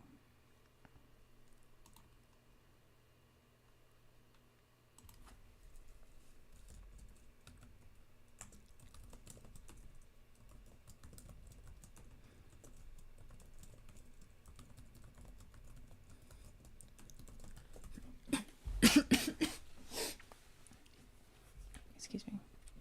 Okay, TH50 is hosting. Okay. Guari said he is ready, so we are waiting for them to start. Oh, he's hosting. Let me get in here.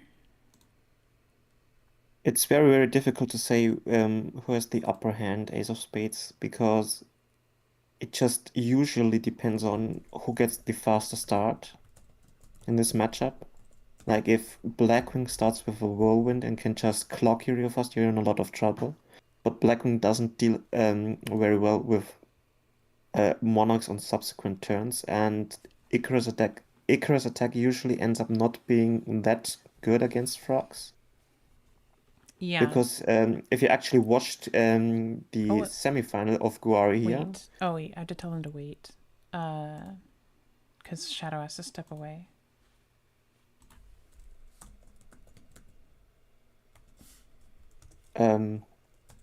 Yep, Icarus attack usually doesn't get a lot of value, because only summoning a one monster at a time and not leaving any back row usually ends up being not that great.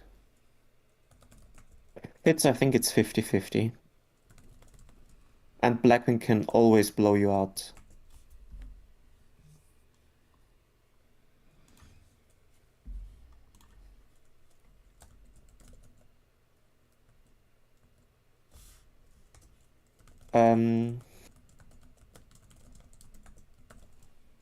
We're waiting on Shadow. He has to step away, Yeah, but he's going to watch finals. Our head You're judge. waiting.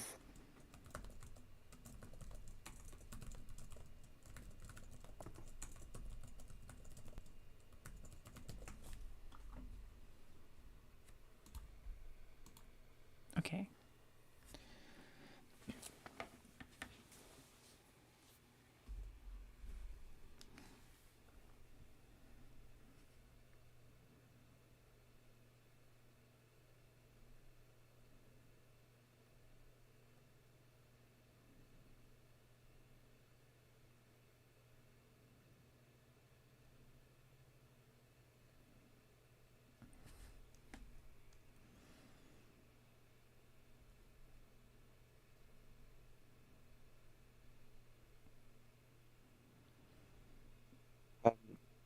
Well, my point is, I think it's a 50-50 game between frogs and Oh, Blackwing. did Shadow just... Okay. Is Shadow back? Did he say something? Oh, there... Who's... Skyfire? Is that Shadow? Skyfire is Shadow, yeah. Okay. So let's go then. The last match of Dark Devastators 2, and we'll find out if frogs or Blackwing will win. And another big question is, can TH50 keep continuing his insane win streak of 20 wins in a row right now? So it would be the 21st? Yeah. Which is nuts.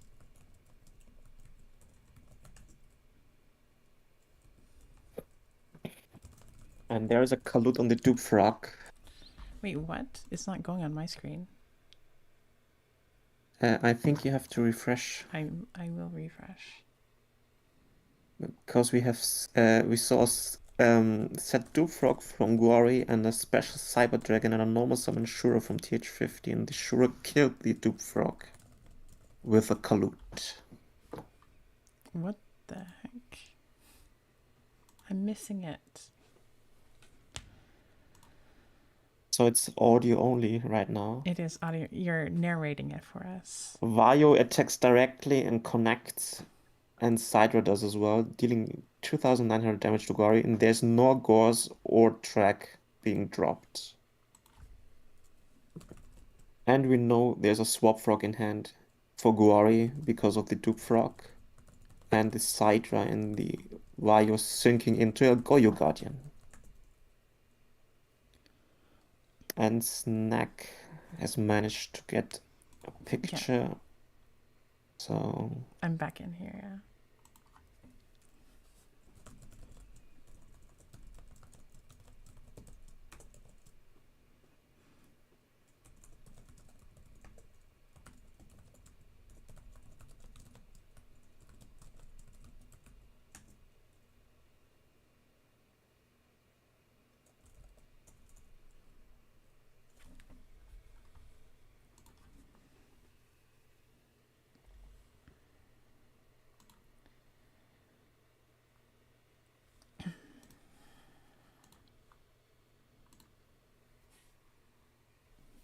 So there's a monarch coming down almost certainly.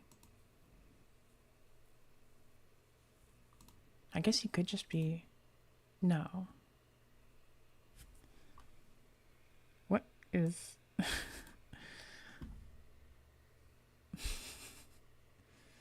The chat log is very funny. there's the Chaos.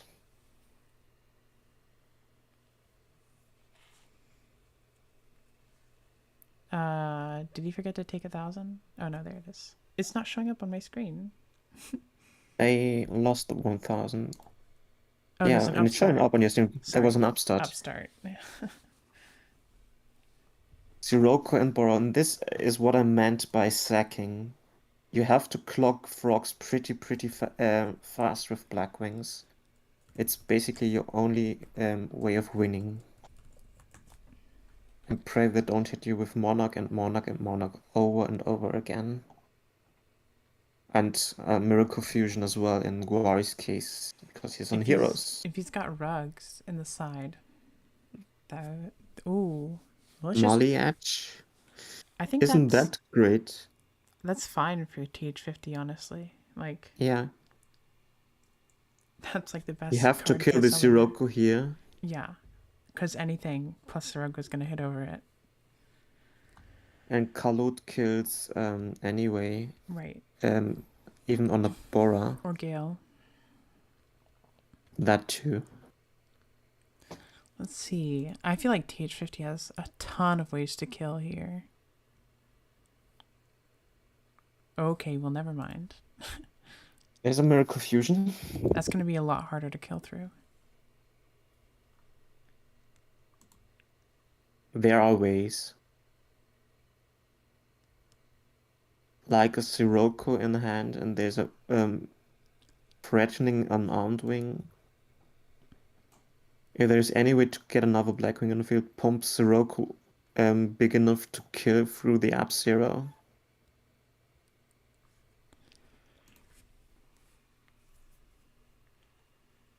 Like a Gale and a Sirocco in hand would kill here, for instance. Yeah, I think they just like Viking goats. They wanted to. Wait, are you responding to that right now? If there had been a Kalut, then the Mally goes to grave, and you can still miracle. So it's like they Exactly. wasted a Kalut on something that doesn't matter. That was going to be gone anyway. You know. And you definitely want to have the Absolute Zero as insulation on your next on your opponent's turn. Right. Because Blackwing has a hard time dealing with Up-Zero actually. Right. Yeah. And Gory's thinking about playing around Icarus and not summoning the Treebone here. Doesn't care. Excuse me. Yeah, Icarus would have been really big there. Ooh, It's no Icarus. not chainable. It's very, very bold from Gory actually to go this play. I think it's. I mean, he's down. He's in a bad spot, so now he's in a really good spot. Because you're drawing something that can't be chained there. Ooh, what can we get here? Can we get it? Yeah, we're just pumping the Sirocco. Yeah, we're just pumping something insane. So we got 43. So this will be probably 1900 damage because we're hitting Okay. over the Riser. Interesting. Is that all we're doing?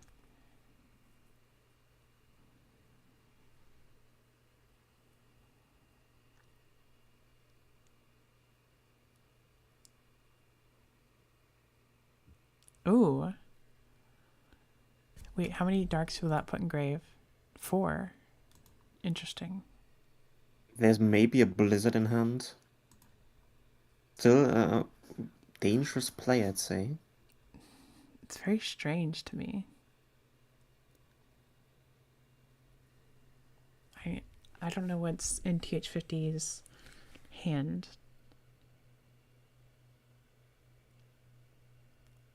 Puts him down to 1200 life points. I wonder if that's relevant.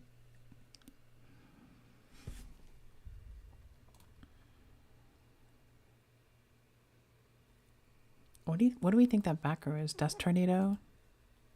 I think it's a Mirror Force or a Deep Prison because TH50 didn't respond to the Riser. So it's definitely not an Icarus. What could it could be like a back row, like MST Dust Tornado. Yeah, but would you really set an MST against Guari here? Yeah, it's a Deep Prison. You're right, because it just gives them Monarch Fodder to hit, so you're right. Yeah. Makes more sense. Because I don't know if TH50 actually was watching Guari's matches, but he probably knows that Guari isn't on any traps besides the Treacherous Trap Hole. Is he have that on his main deck? This I looks... do not know. He does have Battle Fader, which is another concern. But I can check if you want. Because right here, Blizzard, Gale, there's a billion lethal threats. Like every single normal summon in your deck, except for Vayu, is lethal.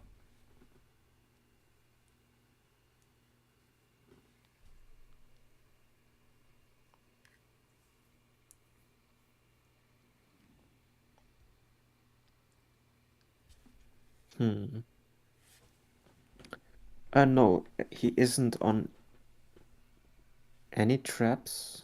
Is this actually Guari's list? Did we see the Treacherous Trap Hole actually? We did. Are you sure? No, it was in somebody's list. I don't know. It was in one of the frog lists.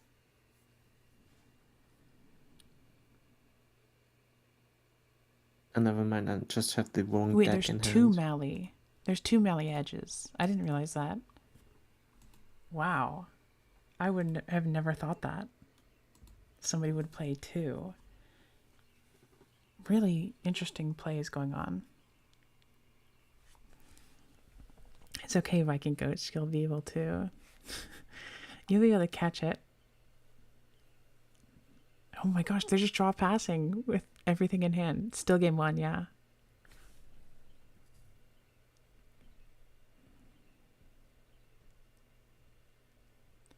Right, Bora would be lethal and you wouldn't have a battle fader to do anything about it.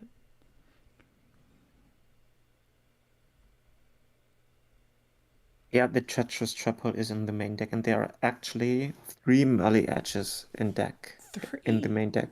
Yeah. Oh my gosh, that's crazy.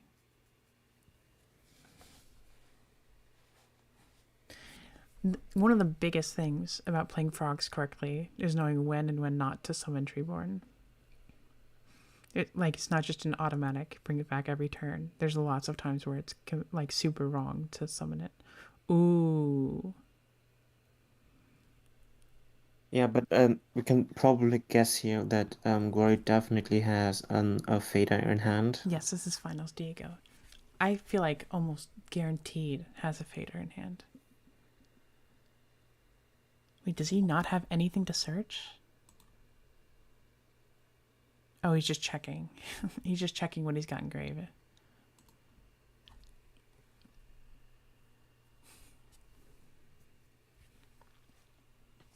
I was like, do you have all of your targets in hand? That makes I've never seen that before, but It just DM'd you the Gory list for your curiosity. there's that. Okay. There's the obvious fader. Yeah. We knew that was coming. Can't take it. You're on the edge of your seat.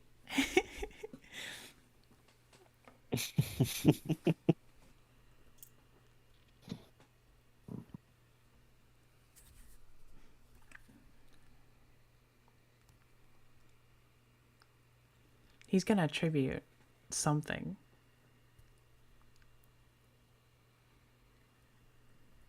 He's gotta have a monarch or even a substitute. There's definitely a way to get it off the field.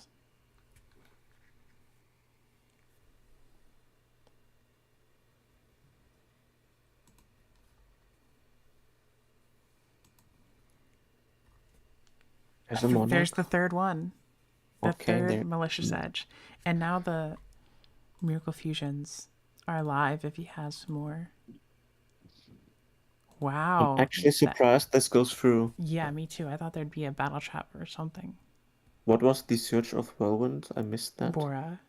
Bora, okay. So keeping the Whirlwind live for next turn. And threatening lethal over Treeborn if you... Ooh. It is a There's Misty and treacherous. If he has a way to remove... Braincon is lethal. What is this?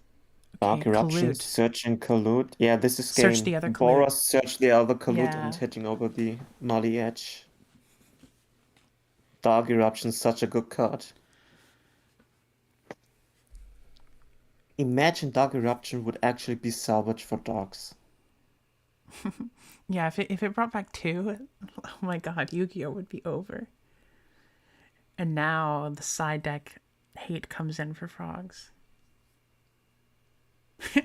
I love this. The respect between players. He played that very well. Like, not committing to the board until he knew he had the tools to contend with whatever Gwari had. The thing is, Blackwing can play at such a faster pace that Frogs can sort of only do one thing per turn. They do have the Miracle Fusion, but for the most part, they rely on a normal summon every turn.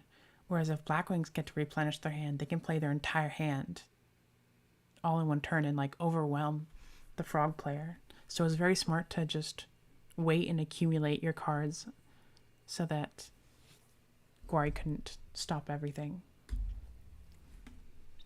Also waiting on Whirlwind.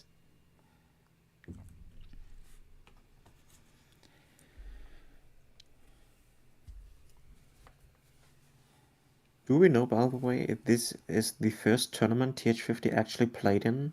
I think he said earlier this is his first Edison tournament.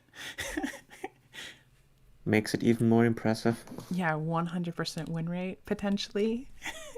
I played in one tournament and I won.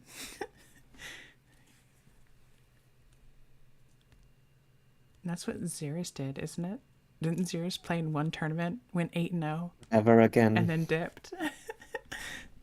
But I think he will show up for Rulers next week because he actually asked for the date of the tournament. I see. So this will be the first ever Edison World Championships, and I'm kind of excited for it. I hope you do well. I hope I do as well. Representing with the TH50 deck. Ooh, there's a rug gone. That's Ooh. pretty big. That's a big, big heavy, yeah. Hitting rug is so big. Leaving in the bottomless because it helps. You know, a lot of the heroes that they have are going to get hit by bottomless, and if you can just banish them, then you don't have to worry about them sitting in the grave. So I think bottomless is pretty good. Yeah, and it's also a great card for Absolute Zero in general. That's all the heroes, you know, like Malicious Edge, Stratos, Ab-Zero, every hero except for Infernal Prodigy is going to get hit by bottomless. And I think you even need it maybe for Monarchs, even though Chaos is still a 2-for-1. But actually, Monarchs are really, really big, and you don't always have Kalut or a Siroku Pump or a Gale, so you may need them as the Blackwing player. Viking Goats, I think he might have just been trying to represent something. You know, like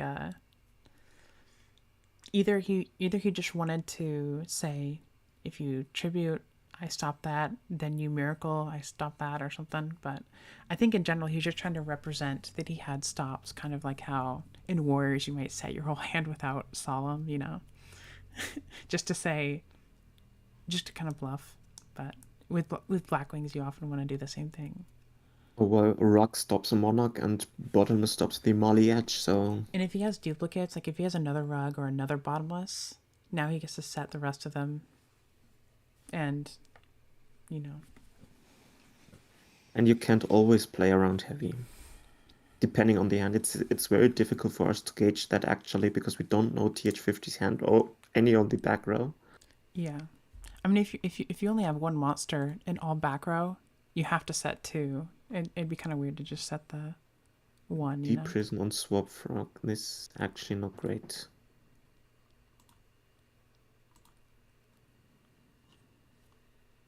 And not seeing any monsters isn't helping TH50 here. Because the longer the game goes, the harder it gets for the non-frog player to win. For sure.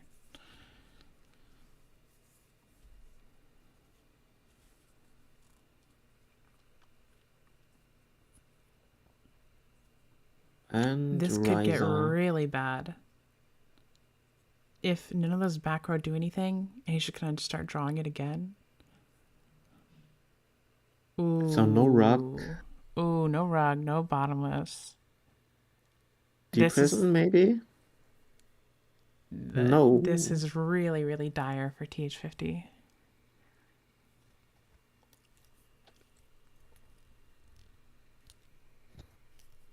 Because you're drawing into something that just did absolutely nothing. Yeah, you don't know that. It's maybe a Deep Prison, so... Yeah, it could be a Deep Prison, but still, I mean... Well, the Deep Prison at least prevents this is where him from getting killed by the Riser. This is where I would Unless there's a second one. This is where I would want to have a Unifrog in my deck, so I could just poke that card. Or do that. It was a Mirror Force. Gosh. It was he hit the 1 battle trap. And I think and it's just a shout out to Phil here, because I think he's the only one I've actually seen on he's the only one I've actually seen on main deck Torrential and Blackwing. And I think Torrential is actually a decent call and would help against frogs a lot.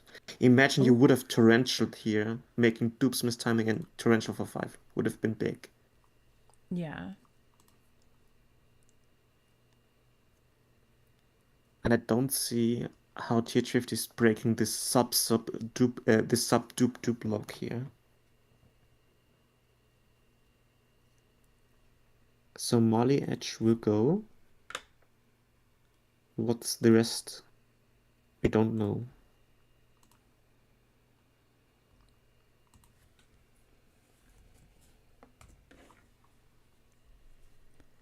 Dinah Oh, is a good one. But still, sub was normal, yeah. and Because it was normal soul exchange. Guari will get 2 swap frogs here and may have the chance to loop the Riser. He can just special swap frog and bounce back the Riser with priority.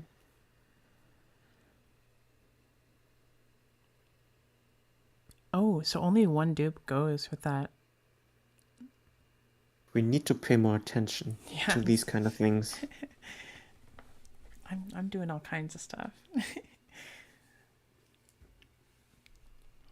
Yeah, this is a really bad spot for TH50. I don't see any kind of. I mean, I don't see him coming back from this one.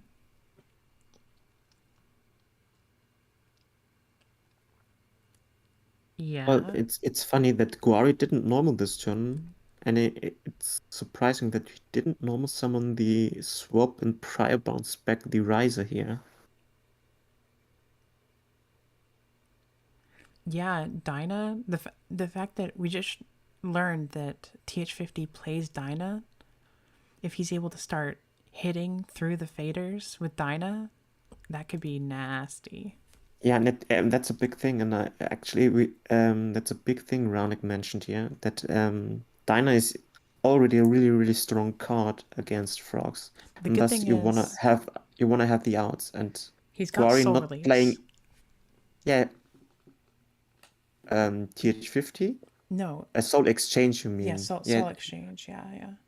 So that's like Yep. his main thing is he's got soul exchange and treacherous, but doesn't have the Raigeki breaks, unless they're in the side. But Which is a big deal. No, there aren't any Raigeki breaks. yeah, soul exchange summon malicious edge on an empty. Because if TH50 summons Dinah on an empty board, if you try and soul exchange and summon a monarch, you have to monarch your own monster. Yeah. But he's playing Stratos, right? So Stratos should be able to just hit over it. Yeah, and technically Chunk Synchron does as well, if he keeps it in.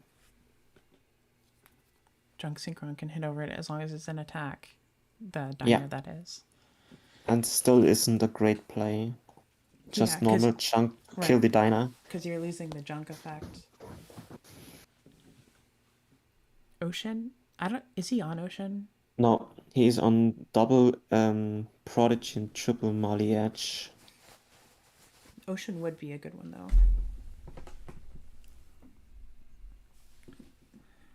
Well, I think the big benefit of Hero Frogs is that they are more resilient against Dinah because you actually can afford to play some beaters, like Ocean and Neo's Stratos. Alias. Oh, yeah. Alias, for sure. Helps with.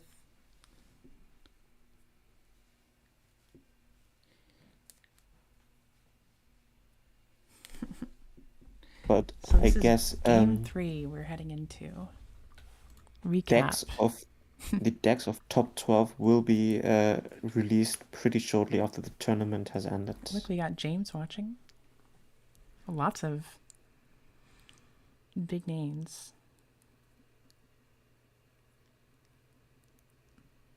Watching the finals.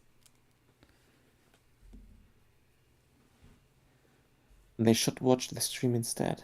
They can watch both, and I'll be happy with both.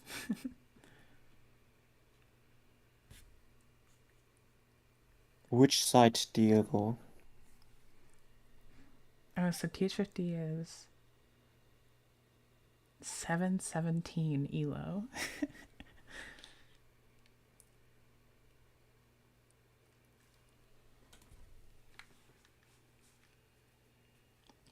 Interesting start. Setting it. Do you think that's a? I feel like you wouldn't even leave in Icarus, right? You would take them out. Not all 3 of them. You want to have answers to block, and you don't have any if you take out your Icarus. All of them. Oppression normally seems bad against frogs, but with Miracle Fusion, maybe? You can keep them in. They're fine. Like, ideally, you want to have Diners and Rugs as the Blackwing player, and I think we have seen both, so it's fine. Okay, special. To get around Rug here. No effect, never mind. Oh no. Effect, no effect? What is going on?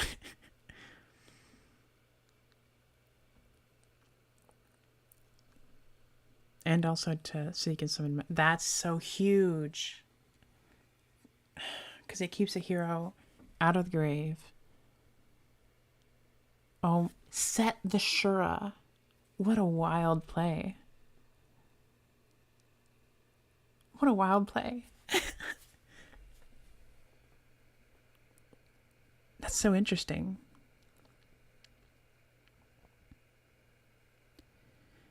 Ronok says, Malicious Edge is just not good. Oh my gosh. And now the Shura is going to eat.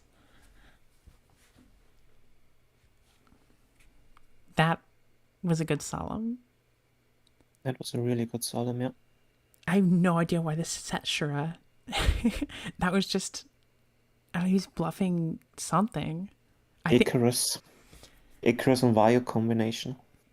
Yeah, that's probably what it was. He was probably just saying, don't play 2 cards on your field or else I'm going to Icarus you. And then there was no Icarus. That judgment was so big, though. And this sure definitely will get some value here. And the as thing you is, already said. like, what's going to get hit over the Shura? Only things that would hit over it already. Swap Frog can't hit over it. Like, so if he's going to summon a Monarch, he's going to get rid of Shura anyway. So he's safe to set it. I think that was the thought process there.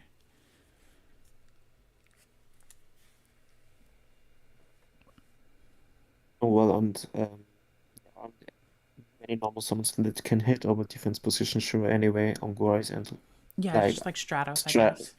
and the 2 chunk synchrons, which are probably sided out at this point. And you wouldn't summon it with nothing in The chunk synchron, yeah, exactly. Yeah, there's just Stratos. That's like the main thing.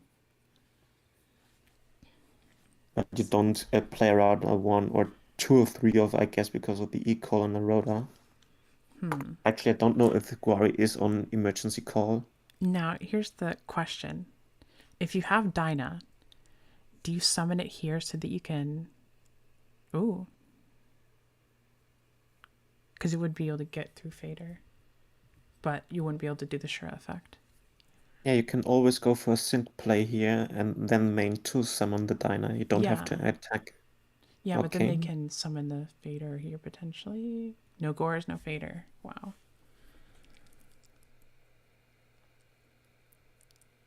Android. Yeah, and I think Android is right because you still lose the Monarch anyway. Oh yeah. In this way they have to crash if they want to hit something else, and if something weird comes up, they have to crash if they want to kill it by battle. Whereas Kai's can just run over Catastor. Yeah, Kai's would just banish the Catastor anyways. Right, but if they had to target something else. I guess Catastor makes still sense though because it prevents the Mali Edge and the Miracle Fusion, which isn't live, I think. No, it isn't. And Guari chooses to not summon the Treeborn. Interesting. Because he wants a hero engraved. He wants a hero engraved, yeah, so he probably has a Miracle Fusion in hand. Yeah, he's got to have a Miracle. Yeah, that's exactly. Catastor plays around Mali Edge and Miracle Fusion, and this might prove to be a mistake on TH50's part here. If Guari actually drops a Miracle Fusion here.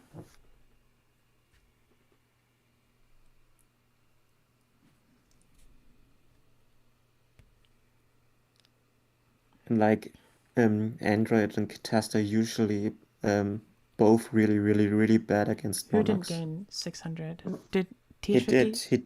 He did. He's got 46. He paid half of it for Solemn. Yeah, he paid half for Solemn and gained 600. I didn't scroll. My bad. And here's the Miracle Fusion. And that's going to be a big absolute 0. And that's That's the big problem. Catastrophe would have actually prevented some Yeah, of this because you would at least trade with the Up-Zero. for sure. No, that was And definitely now you're true. just losing 2,200 life, which is a 2-turn clock. I wonder if maybe he has Blizzard, and he didn't want to put a Dark Engrave because if he has Dad, then the Blizzard would turn off Dad if it was Catastor. Yeah, okay, but you could have just dropped that and then summon Blizzard. You're right. Yeah, I don't know. Yeah, Catastor's better. I think Catastor's just better there, but it's weird because normally I like summoning Android against Monarchs, but I think the specific Frog Monarch deck having Catastors, at least in that situation, having Catastors Now better. dupe log plus Up-Zero is A Dyna would be a nuts. problem. Just set Dyna, Dana would be really nuts, yeah. set Dyna, and chill. Well, if Guari top decks a Monarch or has a Monarch in hand, Dana wouldn't help you at all. Unless you have a Rug. Right, yeah. Dyna Rug. That could be nasty. But TH50 has 6 cards in hand, and I suspect he has to have anything There's gonna to be like get out a of this position. Brain Con something. You would think. Blizzard plus Dargon still does it, but you But you would lose your lose your board. field. Yes. Yeah, well, you could go Blizzard into Armed Wing and summon Armor Master main phase 2. Okay. Or no, yeah, well, you could. No, you need your pops for the dupe blocks. Oh, he's going Brio here. Just pitch 3. Is that what he's gonna do? Or he can just pitch the Ab-Zero and then drop Dad. Pitch to bounce Ab-Zero. Oh, now you So can't. there's definitely Okay. 3 of them. Oh, you have to do 2, so now you can do the Vayu and then drop Dad. Okay. So If Dark he Armed isn't if he goes live though. Vayu Dad here. Wait, isn't it live now? No, it's because 4. he's 4 Darks in grave. He pitched 3 Darks? He pitched 3 Darks. He pitched 2 Sirokus and 1 Kalut. Very strange. This is an insane game, to be honest. So there's a dupe in hand now. We know that much. 2 dupes in hand. 2 dupes in hand, right. And 1 unknown. potentially a Rug face down. Oh, well, Miracle. The good news for TH50 here is that Miracle isn't live. Eruption into Dad. That would be pretty funny. This would have been really, really funny. Yeah, adding Kalut. just Eruption. See, and you can do 17 if he has like Whirlwind Bora is lethal. Actually, Whirlwind, anything that can search Kalut is lethal if he just sets the dupe frog. Well, Okay, he's got to have a. Okay, Rhoda. what is he's gonna? Does he have Miracle in hand or Chunk Synchron? I see he's making a 6. Goyo does it. Ryu does Rug it. stops this. Oh Royal my Oppression. gosh! I was just talking about oppression. Do you keep it in against this deck? And that's 2,700 piercing with Armed Wing. It isn't. The Armed Wing doesn't have the effect. It was summoned off Oh, the you're right. Vayu. You're right. So it's 0 piercing. Oh my gosh! What a game! But we still know that Guari has 2 dupe frogs in hand. Yeah, he's got to fight through this and not let Guari just accumulate advantage with the Treeborn. But to be honest, I don't like the oppression on the Chunk Synchron. I would have waited for the Synchro to come down. I feel like you want that. Oh, Because what do you add? Oh, he added Soroka. So Kalut here. Kalut. If you have Bora, just Kalut. Okay, so just sitting for Just 23. applying pressure. It makes sense because you can dodge the fader anyways with the oppression. True. But then you're down to 800. This is such a tight game. But 800 to honest, 1600. Guari probably wouldn't go for a level 5 sync with the with the chunk synchron. So if he actually waited for the synchro to come down, if he went for a 6 and oppression the synchro, he would have been able to kill him past turn. But So I he think would have had oppression. Prio. He would have had Prio with Brio. No, you Oh, don't you're have right. You're prior right. with Not your with you oppression. negate it. You're right. I have no idea. It does seem correct to wait on the level 6. Because yeah, Android technically kills the Armwing as well, but if you have the option to go for a 6, you go for a 6 here. Oh my gosh. Because if your opponent doesn't respond Oh to my gosh. anything, What does he have in the back? Oh my Dark gosh. Dust. Dark Dust Spirit. rug or not, it would be game. Does he have book? Does he have anything? Bottomless. Well, book doesn't do a lot, it just delays the inedible. You would think. But you see, Oh, it's over. It's over. So the oppression was indeed Oh maybe my. a Deck dev didn't do an. That would have been an insane deck dev too. BrainCon was the next card, so you would have had lethal on the next so turn. this oppression was maybe a big mistake and a game match losing mistake. I don't know. Oh, you're saying not oppressioning at the right time because Yeah, he would have had lethal if he went for a 6, because then the Kalut Yeah, plus the Armed Ring would have been lethal. yeah, and you don't have to fear the fader. You don't have to I fear guess you Gores either. lose. Yeah, because you can just Kalut over the Armed Wing. That Yeah, is rough. exactly. You just collude and armed wing, so you won't lose to Gores, you won't lose to fader. You just win. Congratulations to Guari taking it down with Frog Heroes. Wow. So the prediction has been right, I made earlier, and He does. Fen also. He can activate 'Cause- deck dev, but it doesn't do anything. It doesn't kill the Dust Spirit, which is Yeah, gonna kill him. no.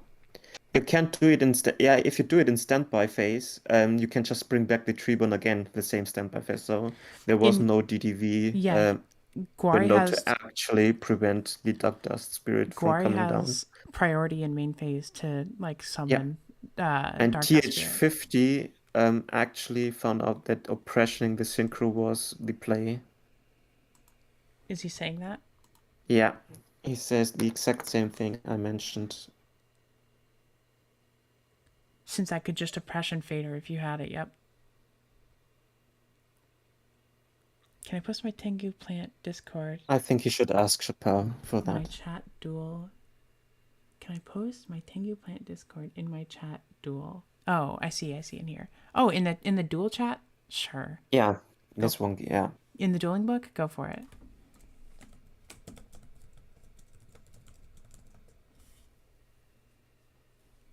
Okay. Wow. Still, this has been really fun to actually commentate my first tournament ever. I think you did a good job. Let's ask Chat, did I do a good job or not? I hope my accent wasn't too awful.